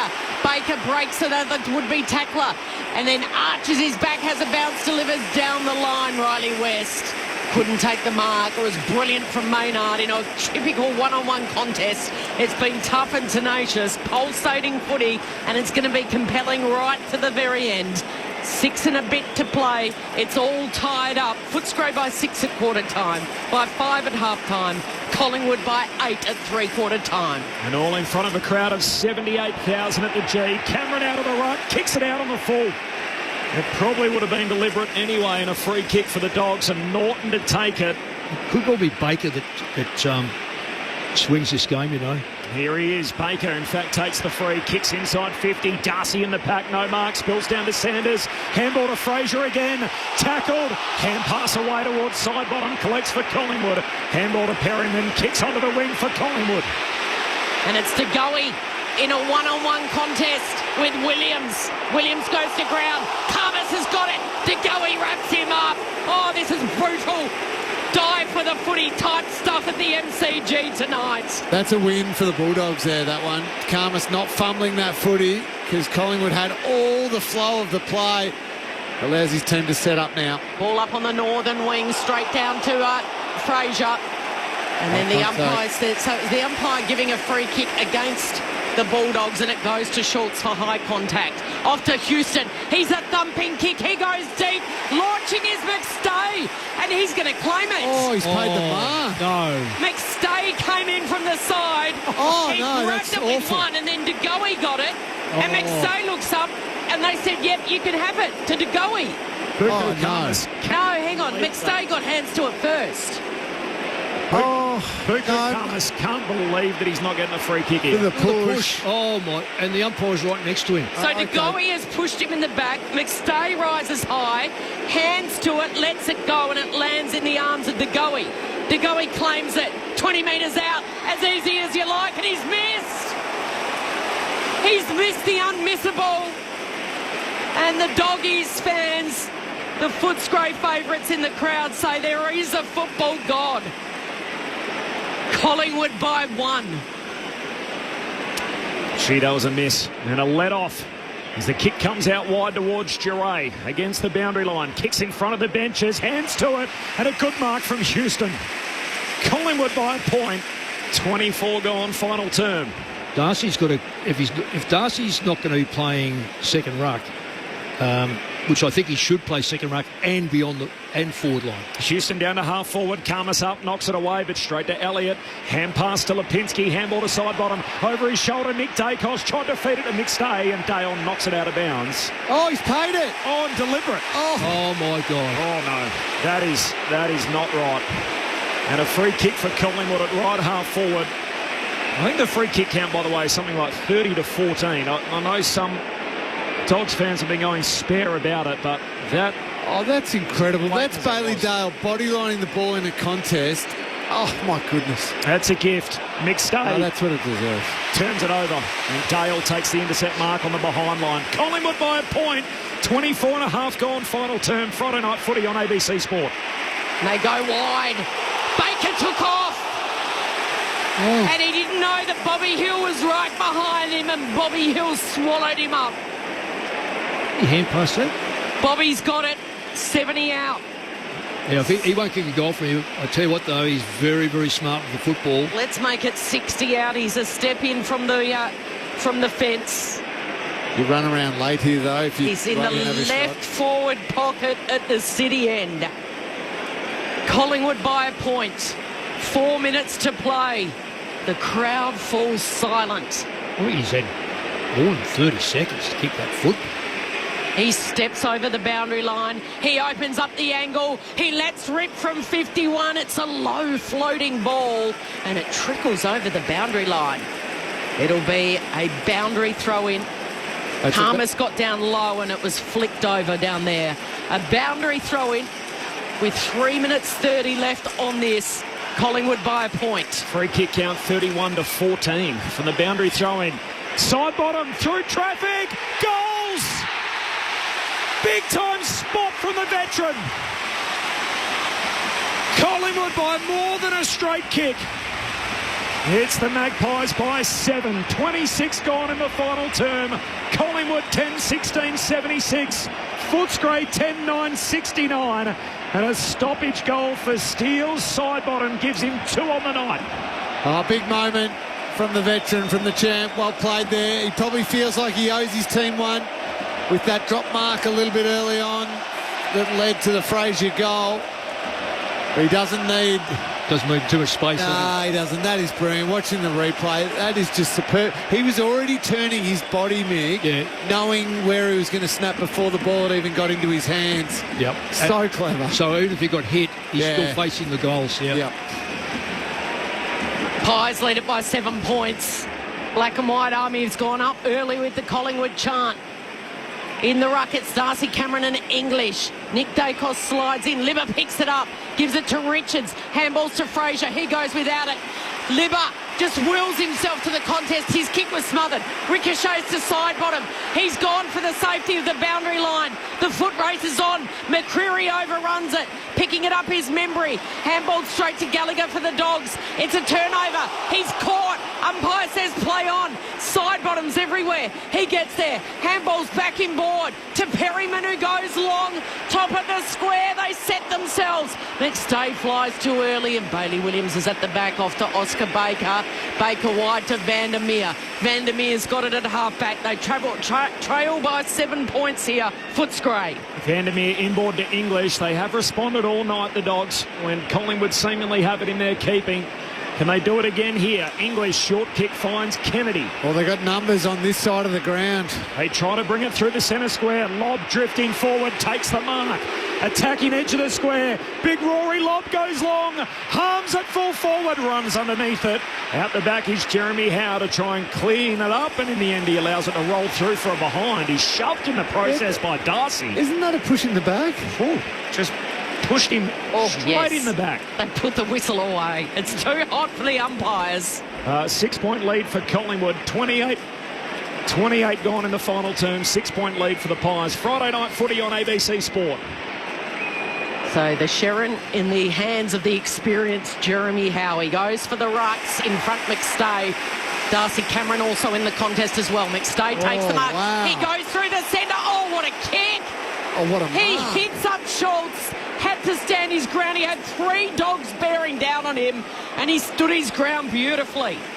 Schultz then just trying to take seconds off the clock. Kicks it wide to Darcy Cameron. Cameron short to Nick Dacos. Why would Of McStay course, kick goes the to his ball brother there? Josh. My goodness. Josh in front of the benches. Has it for Collingwood. Contest kick down to high half forward. Karmas got his hands around it. Great mark, Buku Karmas. And keeps the hopes alive for the Bulldogs. He's off and running. It's a 6 point game. Karmas down to half forward. Hands on it, English. Norton trying to claim the mark. Not to be. Moore got a handball away towards Lobb. He's tackled and it'll be a ball up. 60 metres out from the Dogs' goal. Down by 6. Collingwood lead it. 65 seconds to play.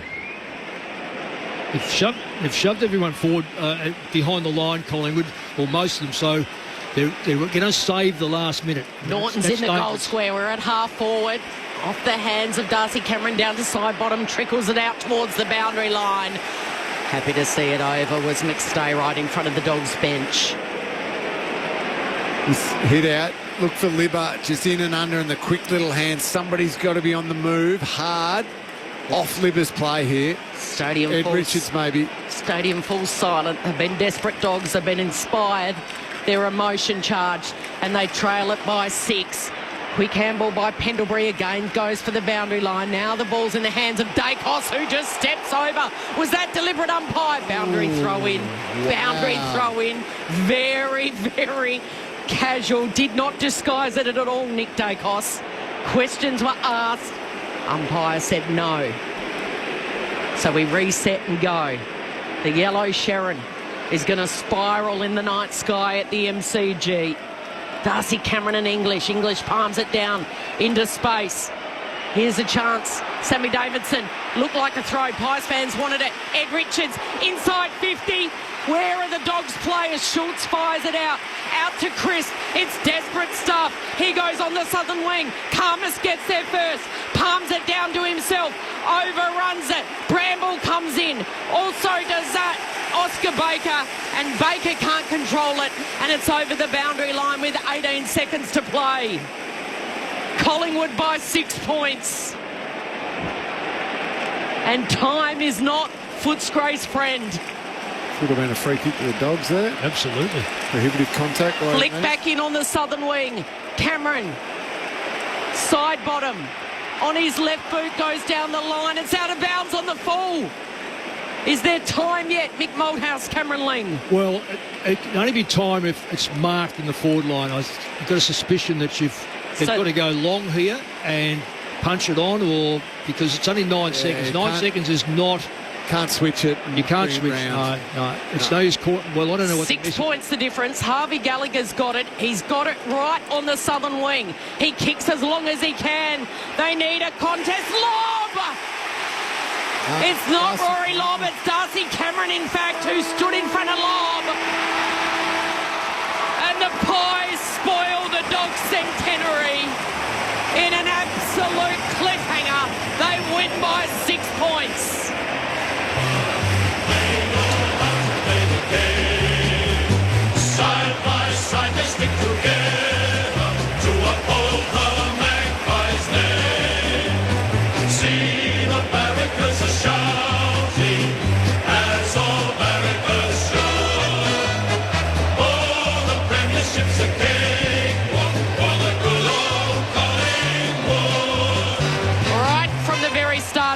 like it could be the recipe for a very special night, and that's exactly what was delivered. Both teams giving their all, the Dogs throwing the kitchen sink at Collingwood, and they fell agonisingly short in front of their biggest home and away crowd ever. 78,027, Collingwood 10-16-76, the Bulldogs 10-10-70. Good old Collingwood forever. They know how to play the game. Side by side they stick together to uphold the Magpies' name. See the barricades are shouting as all barricades should. Oh, the premiership's a cakewalk for the good old Collingwood. Collingwood 2-1 on the season now.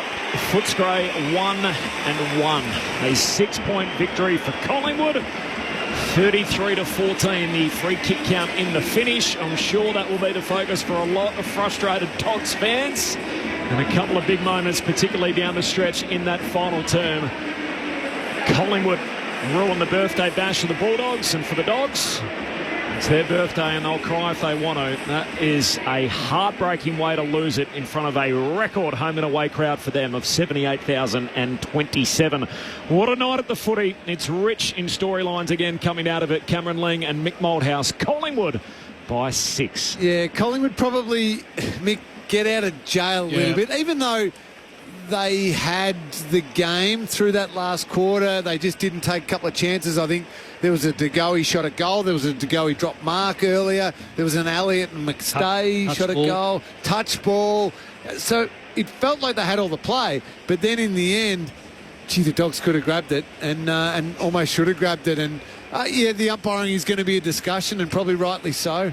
There's a lot of frustration. You could sense it in the stands, probably from our listeners with the Bulldogs. That last one at the end, the prohibitive contact below the knees. That's a free kick. That's what it was brought in for. Yeah. Quainer sliding in low. Yep. Should have been a free kick. So Karmas getting the shove, and the free kick goes to De Goey. Correct. A lot of confusion around. Sometimes with the insufficient attempt was paid, other times not. Holding the ball was paid, other times it wasn't.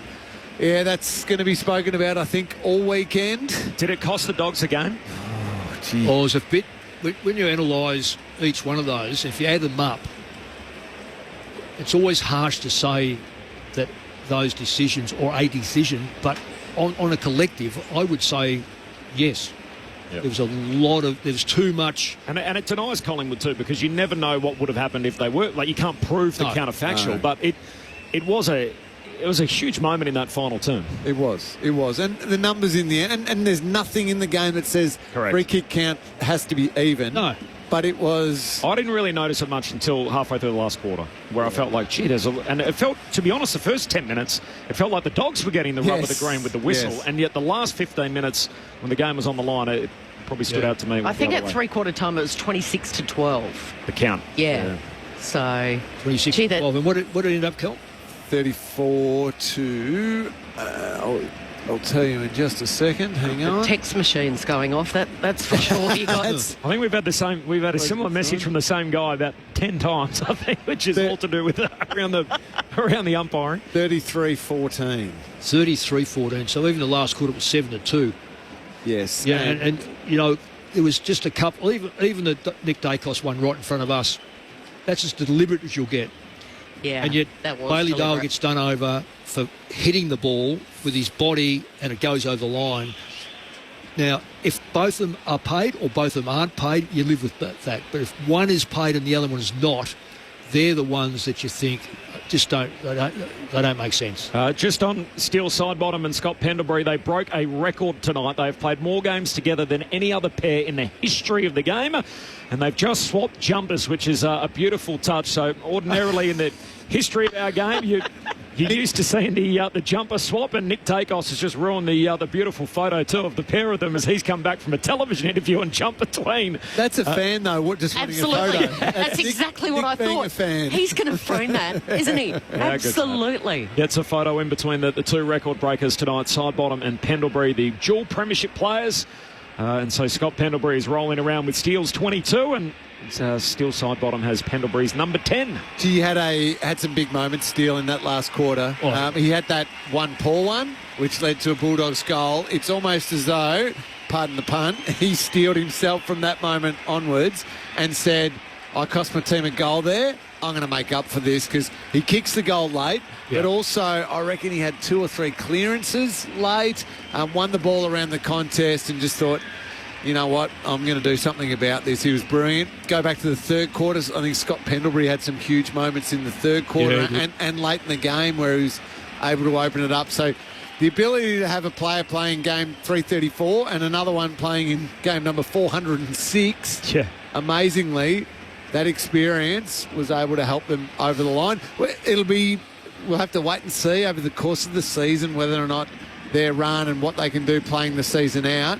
They'll manage them as best they can. But in games like that and moments like that early on, it's nice having that sort of experience. On-field coaches being out there. Full-time Collingwood by 6 points, 10-16 over Footscray 10-10 as the Pies lap it up. The Dogs have already disappeared off the ground. All your post-match interviews, analysis, and all the breakdowns still to come as we're on air for another 40 minutes. I'm going to say, if I was a Dog fan, got a touch of Dog fan in me, let me say, that when you analyse that game, there's a couple of things, coaching side of things, that you would just maybe tweak a little bit. I just thought that when English went off the ball and Darcy went on, the Dogs lost nothing. When Norton went on, I just thought that Collingwood had a bit more say where the ball went. I can understand why Norton went on, and he's got to be one of the most disappointing players out there for a Dogs' point of view. Didn't score. Probably got robbed of a mark at 50 metres, took a mark 45 metres, elected not to have a shot. He's got to see where he sits in the side and take that responsibility. Sam Darcy, as a younger player, did. He sat back and kicked the goals from those. And when we dissect the Dogs, we've got to give Rory Lobb a lot of love, because he's been a much maligned player of the year, but I thought he was he's really in the men's good. department now. Yeah. He's in the back line. But he was right very solid tonight. Fantastic. We will talk about that, but at the moment it's still Sidebottom and Scott Pendlebury leading the Pies down the race, and they'll turn into the room. So they've swapped jumpers, and still Sidebottom's got a little bit of room in his, and Pendles is just... Every muscle is rippling in this. I don't think he can breathe in that jumper, can he, Lingy? It's painted on, isn't it, Cal? He's sucking it in, isn't it? It's very tight. Let's go into the winners' rooms. Tim Hodges is downstairs. Collingwood by 6. Hodgie. Well, as you can imagine, it's pretty jovial in here. No worrying about the umpires. We're a bit dirty in the first quarter, all the Magpie fans. Pretty happy with the last few minutes. Scott Pendlebury and Braden Maynard leading the Pies in. We'll talk to Nick Dacos on ABC Sport after they sing the song, which is pretty cool. Talk about that moment that he shared with Steele Sidebottom and Scott Pendlebury jumping into the photo. So Jack Crisp and Mason Cox, who has an unbelievable shiner underneath that left eye, is the last to join the song.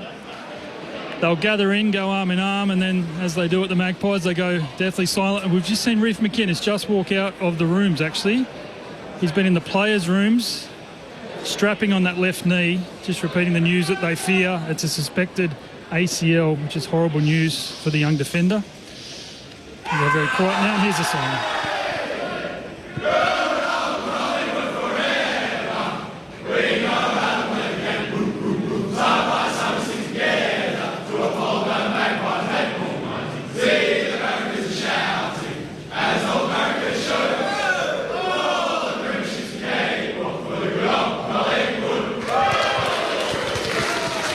It was a pretty subdued singing of the song at the end, wasn't it?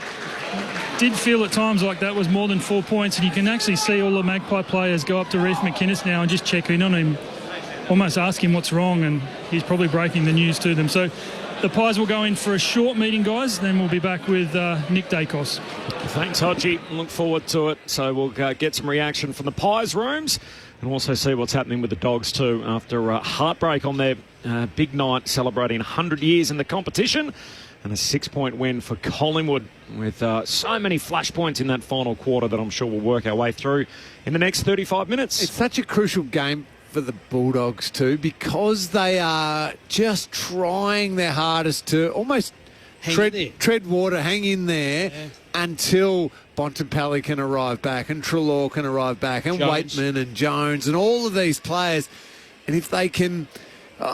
you're focusing more on the skipper because he's the best player in the game, but if Bontempelli's, let's say he's going to miss 6 games, if somehow they could be 3-3, 4-2 when Bontempelli arrives, they got a massive launching pad for the season. And they pick up a game tonight to go on the back of last week's win and go 2-0. That's a huge, huge thing. But now back at 1-1, and do they drop 1 or 2 still because of those players missing? And then it becomes really hard for Bontempelli to come back in. I don't believe they should, but there'll be another one out this week through tribunal. Yeah.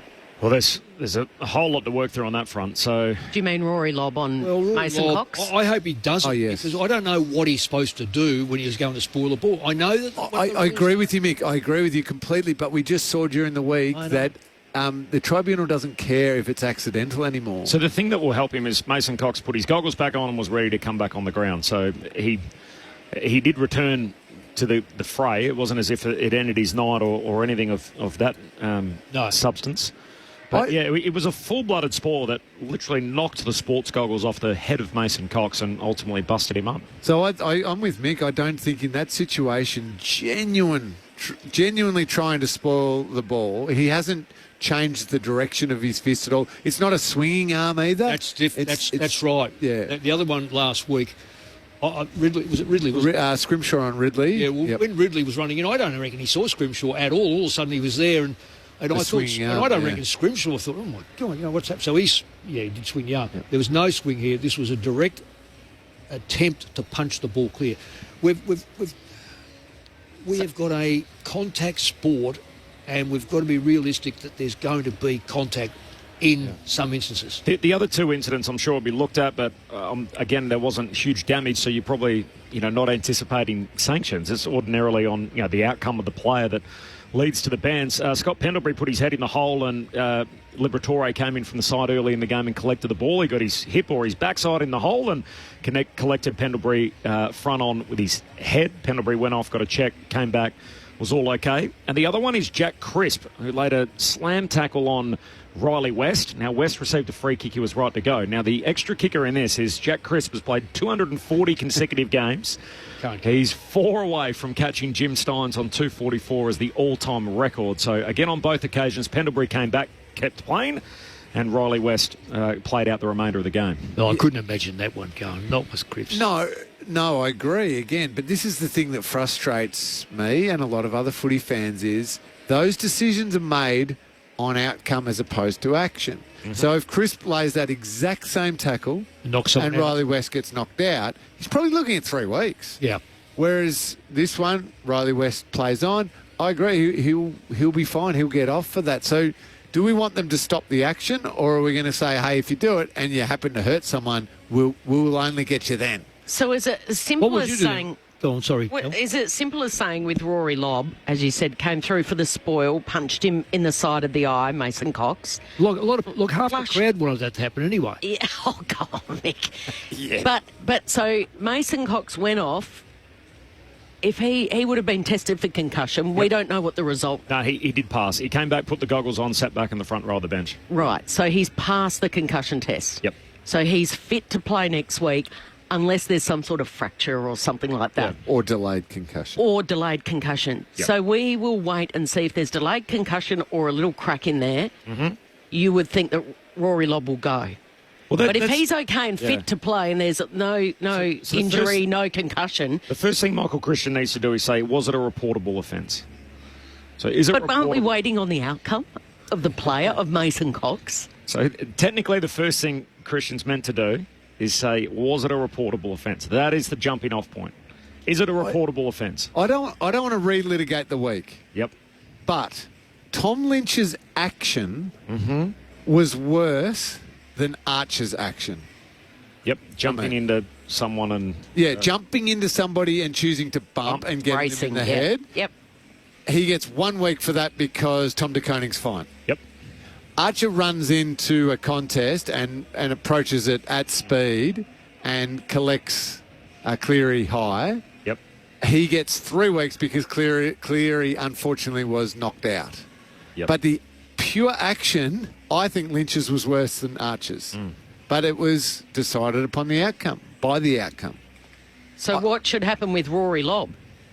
I think Rory Lobb should be fine because the action that he did was purely a spoil, no swinging arm, straight arm, and it was an accident.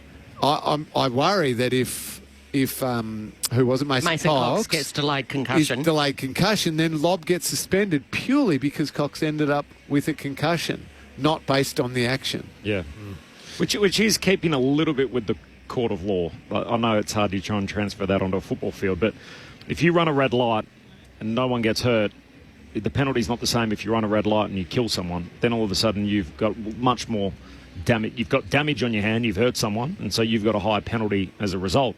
Same way, that's... How long does he wait for, though? That's exactly right. What if Cox says, I've got a headache by Wednesday? Yeah. So how long do you wait for? So they get a medical report, so they'll ask for a medical report, and the match review officer findings will be in tomorrow. But this is again a classic, man. Kel, you raise a really good question because this is how it feels like we look at it. We go, right, was anyone concussed? Right, what incidents were they concussed in? And we all think that kind of works back to front. Backwards, yeah. The way it should really work, and what they tell us that this is how the guidelines look, is Michael Christian's first tick box, of the graph that he goes through in the order of merit. Was it a reportable offence? And do we think that that's a reportable offence? If you're looking to try and spoil and hit him in the head? No, not a chance in hell. Well, then it shouldn't get to any of the other factors. Shouldn't matter whether he's concussed or not. It's not a reportable offence. Okay, just take out the concussion. Did you think that Archer's was a reportable offence? No. I thought he made a terrible case at the tribunal. I think they completely butchered that. Yep. So I would have gone to the tribunal and said I was trying to contest the footy.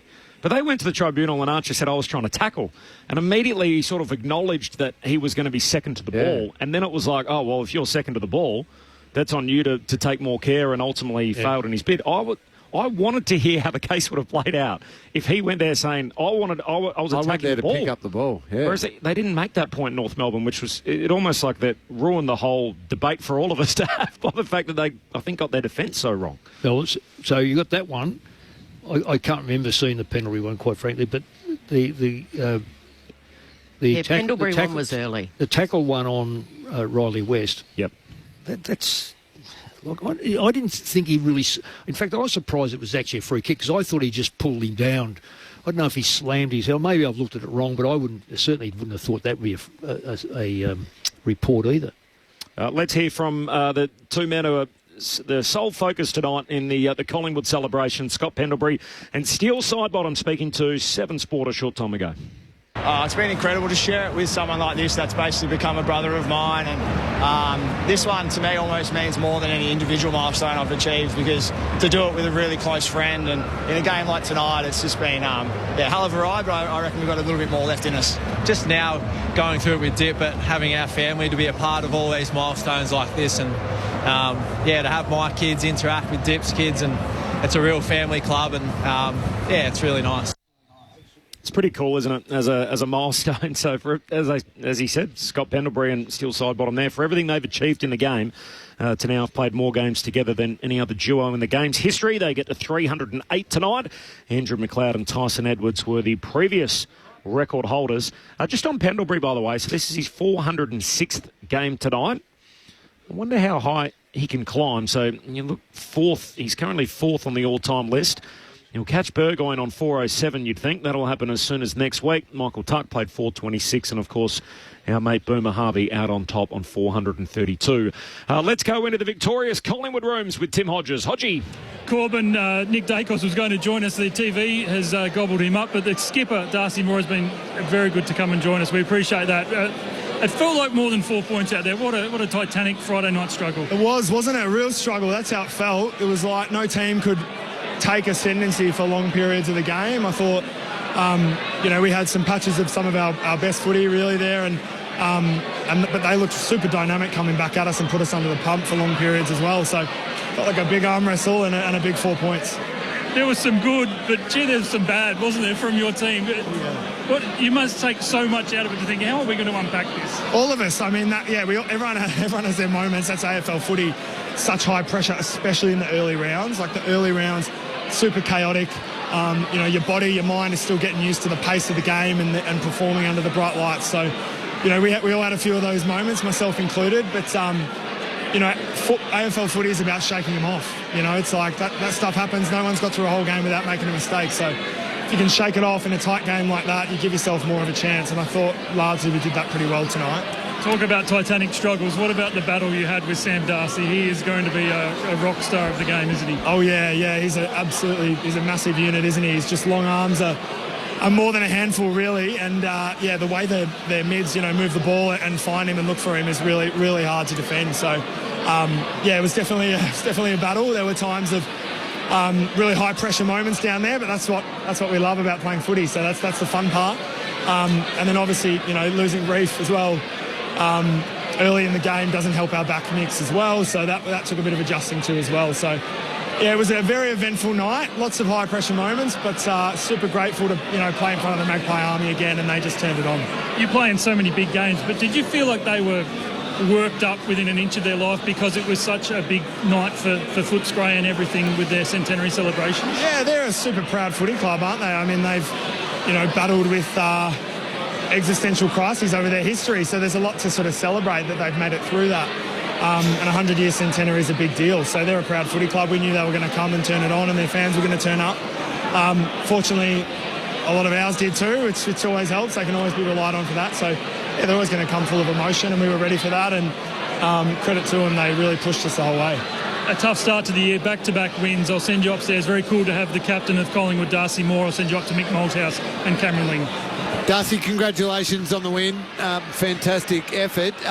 Can you take us into the last quarter and maybe during the last quarter, because it felt like from up here that you kind of had the game and you had those few shots at goal to completely seal it, but uncharacteristically for some of them, just missed those chances, and then the Dogs were coming at you.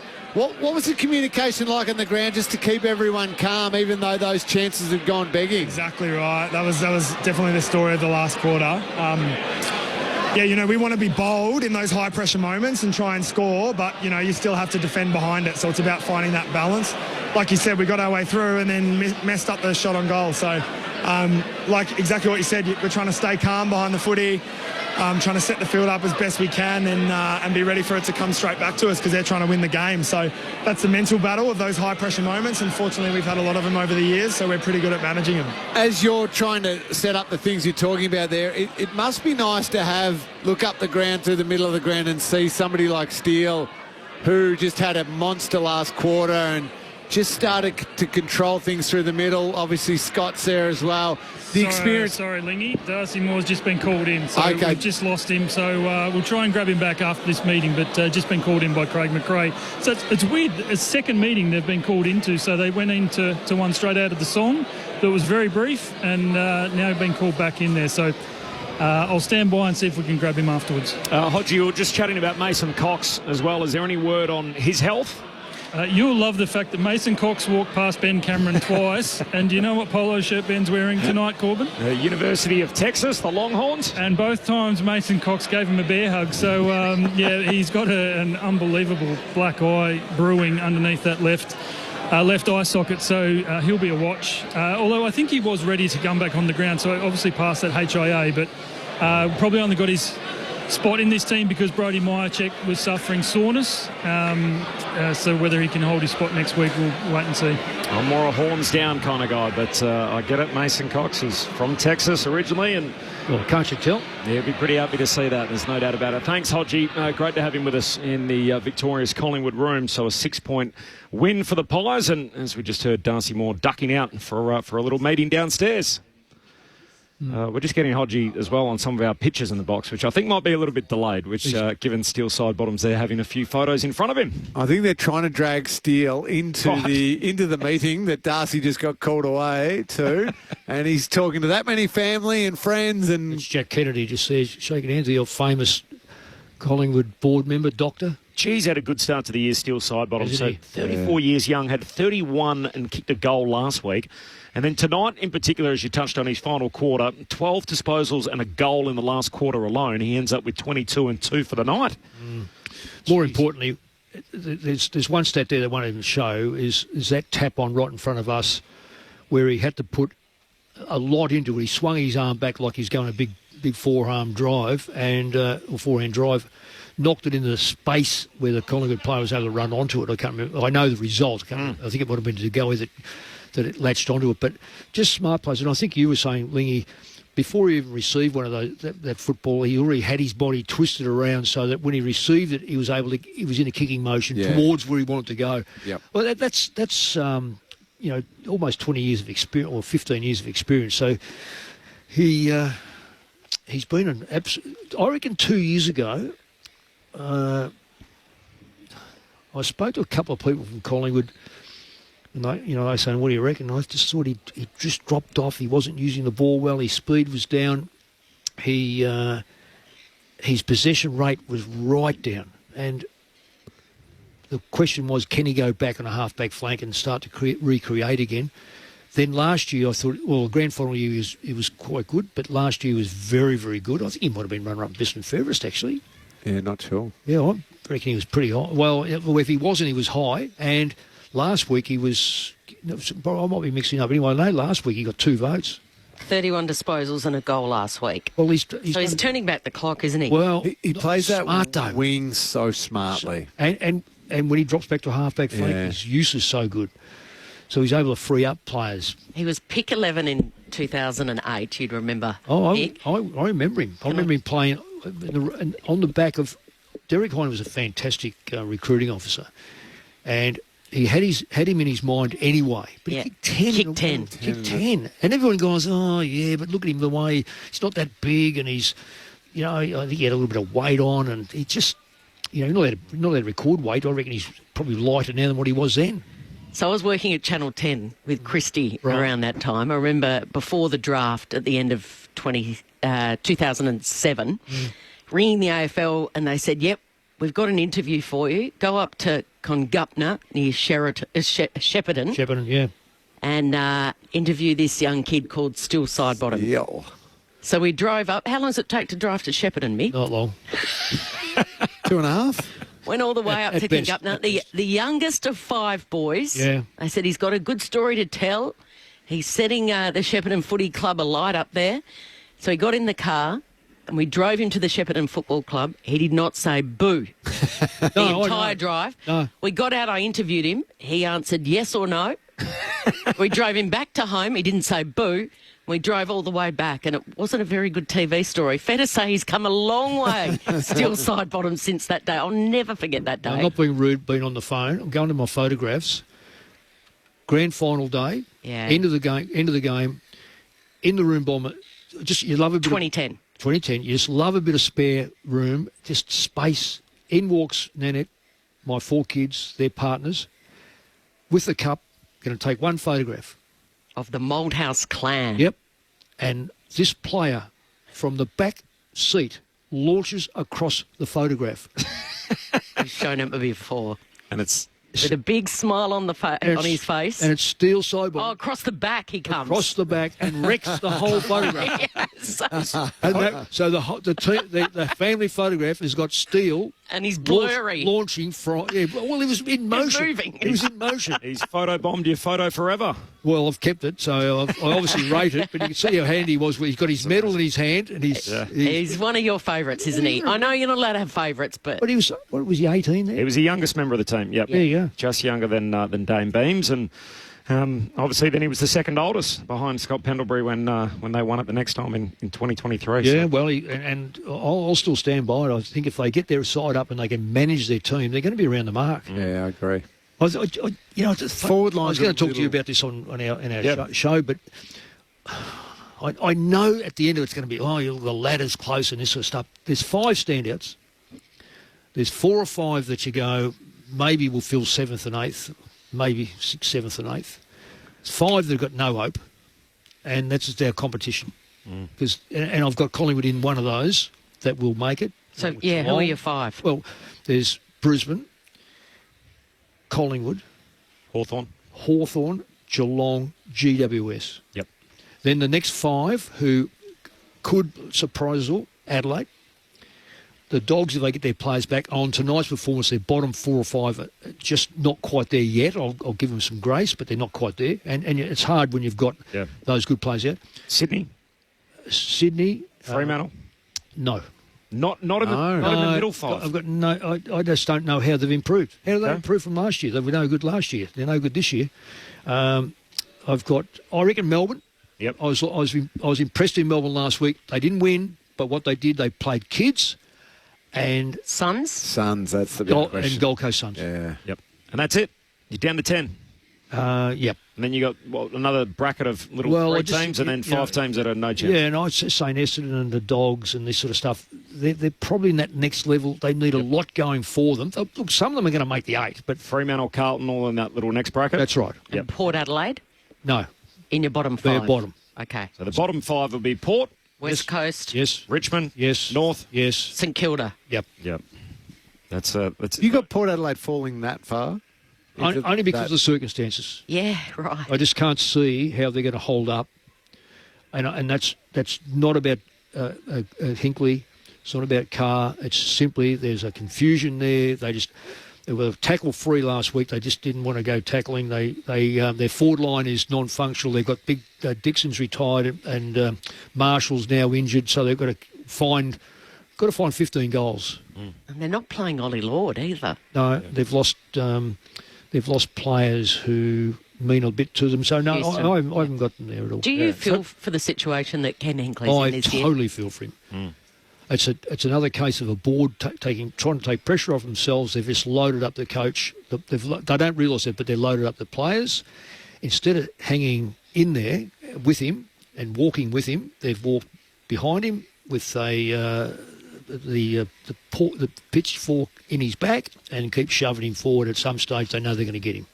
Do you see Ken Hinkley seeing out the year? I don't know what this board is capable of doing because that's going to be the crunch. I personally think they should, but they should support him all the way. They should be out there marching down there like a German band. They should be out the front, giving him every bit of support.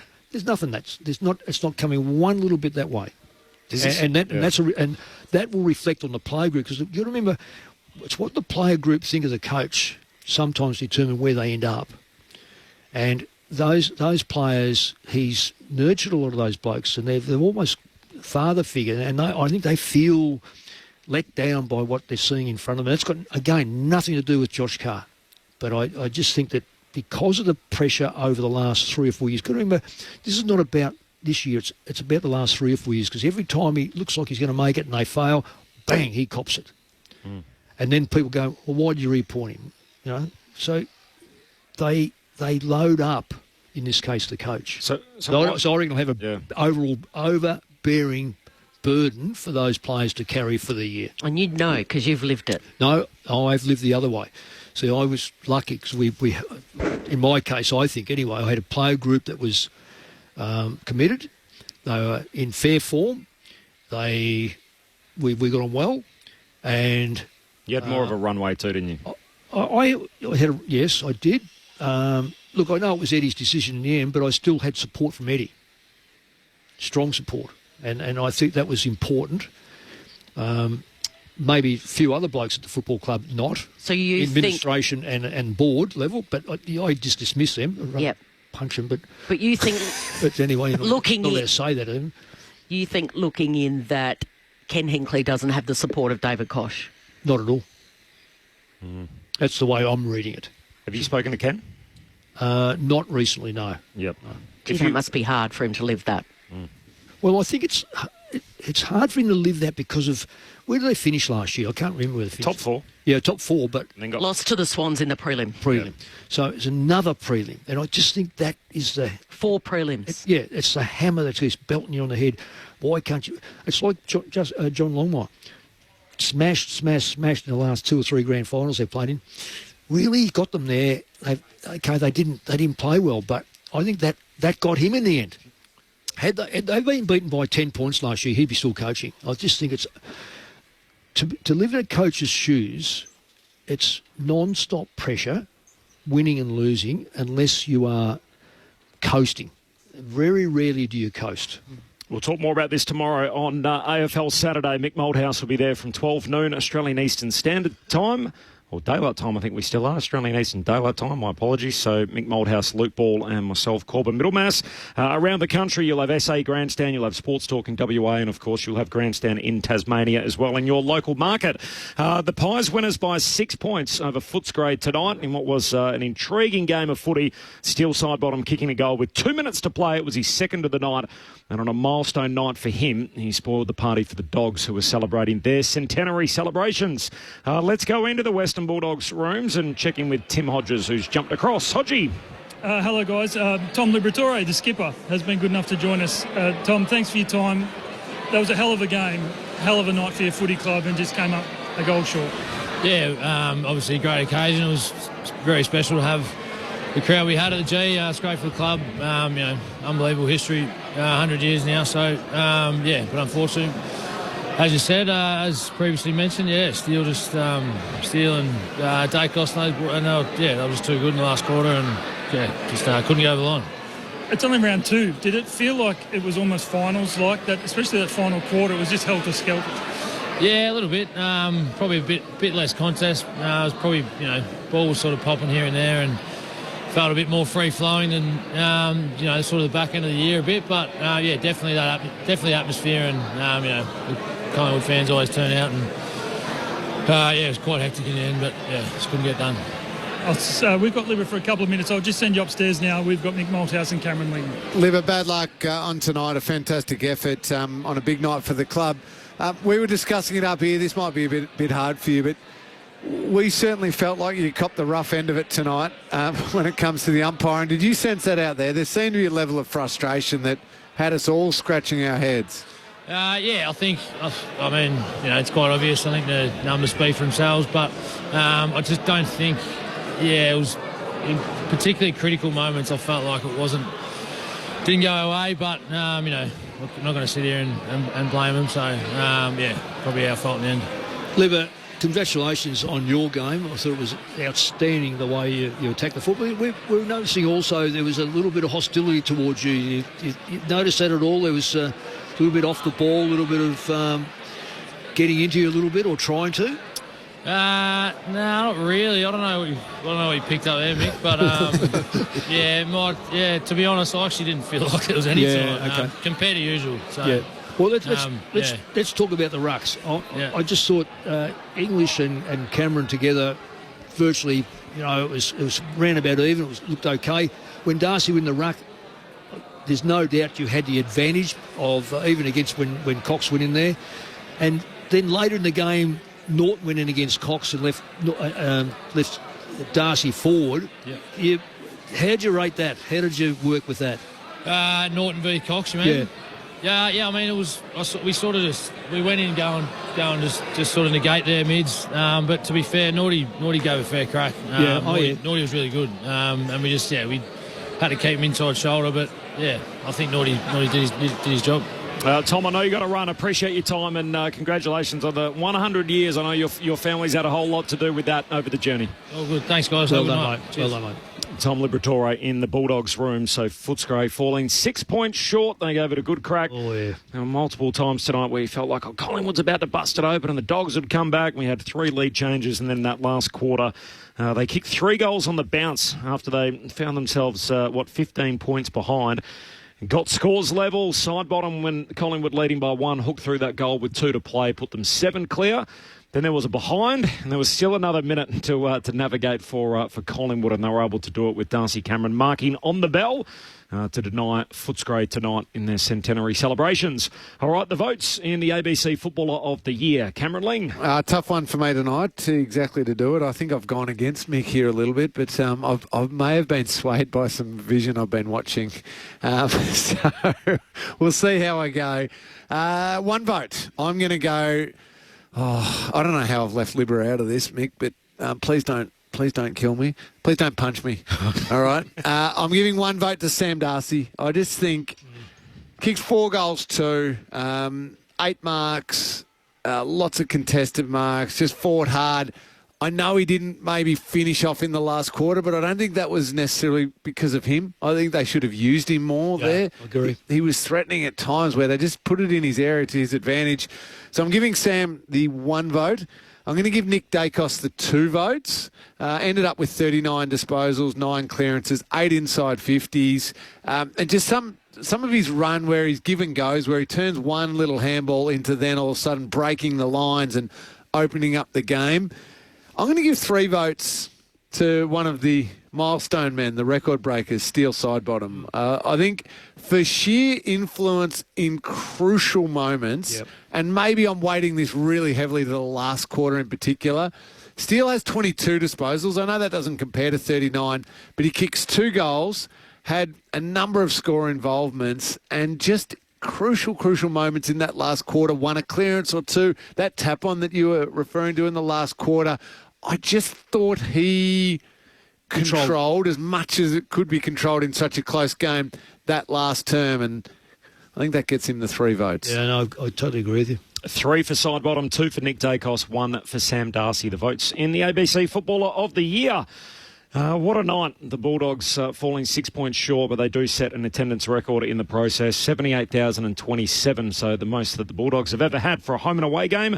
And for Collingwood, they get themselves to 2-1 on the season. Like this, just off the social media from Stephen May. Is he still injured? The Melbourne defender? He is, isn't he? Fractured larynx. He put this on social media. Feeling for the key defenders who will have to play on Sam Darcy for the next 10 years. Hashtag freak. Yes, he might be happy with where he's at in his career compared to Sam Darcy's. Next week, so for Footscray, we'll have them on the bright lights again. Friday night footy up against Carlton, which is an interesting game at Dockland, so we'll be there this time next week. Meanwhile, for Collingwood, they get the chance to put their feet up.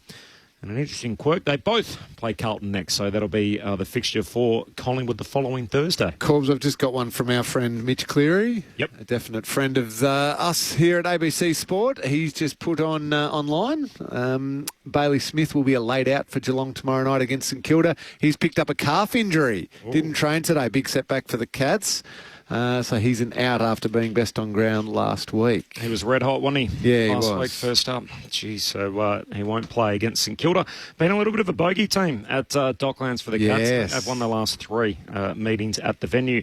That's on tomorrow. Obviously, our show from midday, Mick. We'll see you then 12 noon tomorrow, Australian Eastern Daylight Time for AFL Saturday. Is your voice going to hold up? I hope so. I've got 2 more games to call. Go and get the, what do you got, lemon or pineapple juice? Pineapple juice. I knew it, Mick. It's the pineapple juice. You love the pineapple juice. Oh, well, my doctor told me about the pineapple juice. I'll recharge and see if we can go a little bit better and stronger tomorrow and into Sunday. Thanks for your company, Kel. My pleasure. Just getting that. I'm just loving your voice. Well done, Corbs. Thanks, Lingy. Thanks, Mick. Thanks to Tim Hodges downstairs, to Ben Cameron for all his work, and to Stu Hollywood-Baker, to Mitch Turner back in the studio. We are done. Collingwood by 6 points. So is your voice. Friday night footy in round 2. Catch you tomorrow on ABC Sport.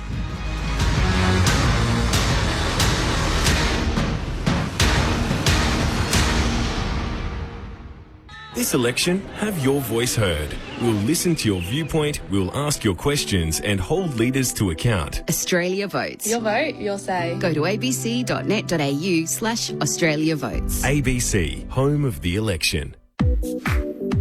ABC Sport Digital Radio. Your home of BBC Stumped.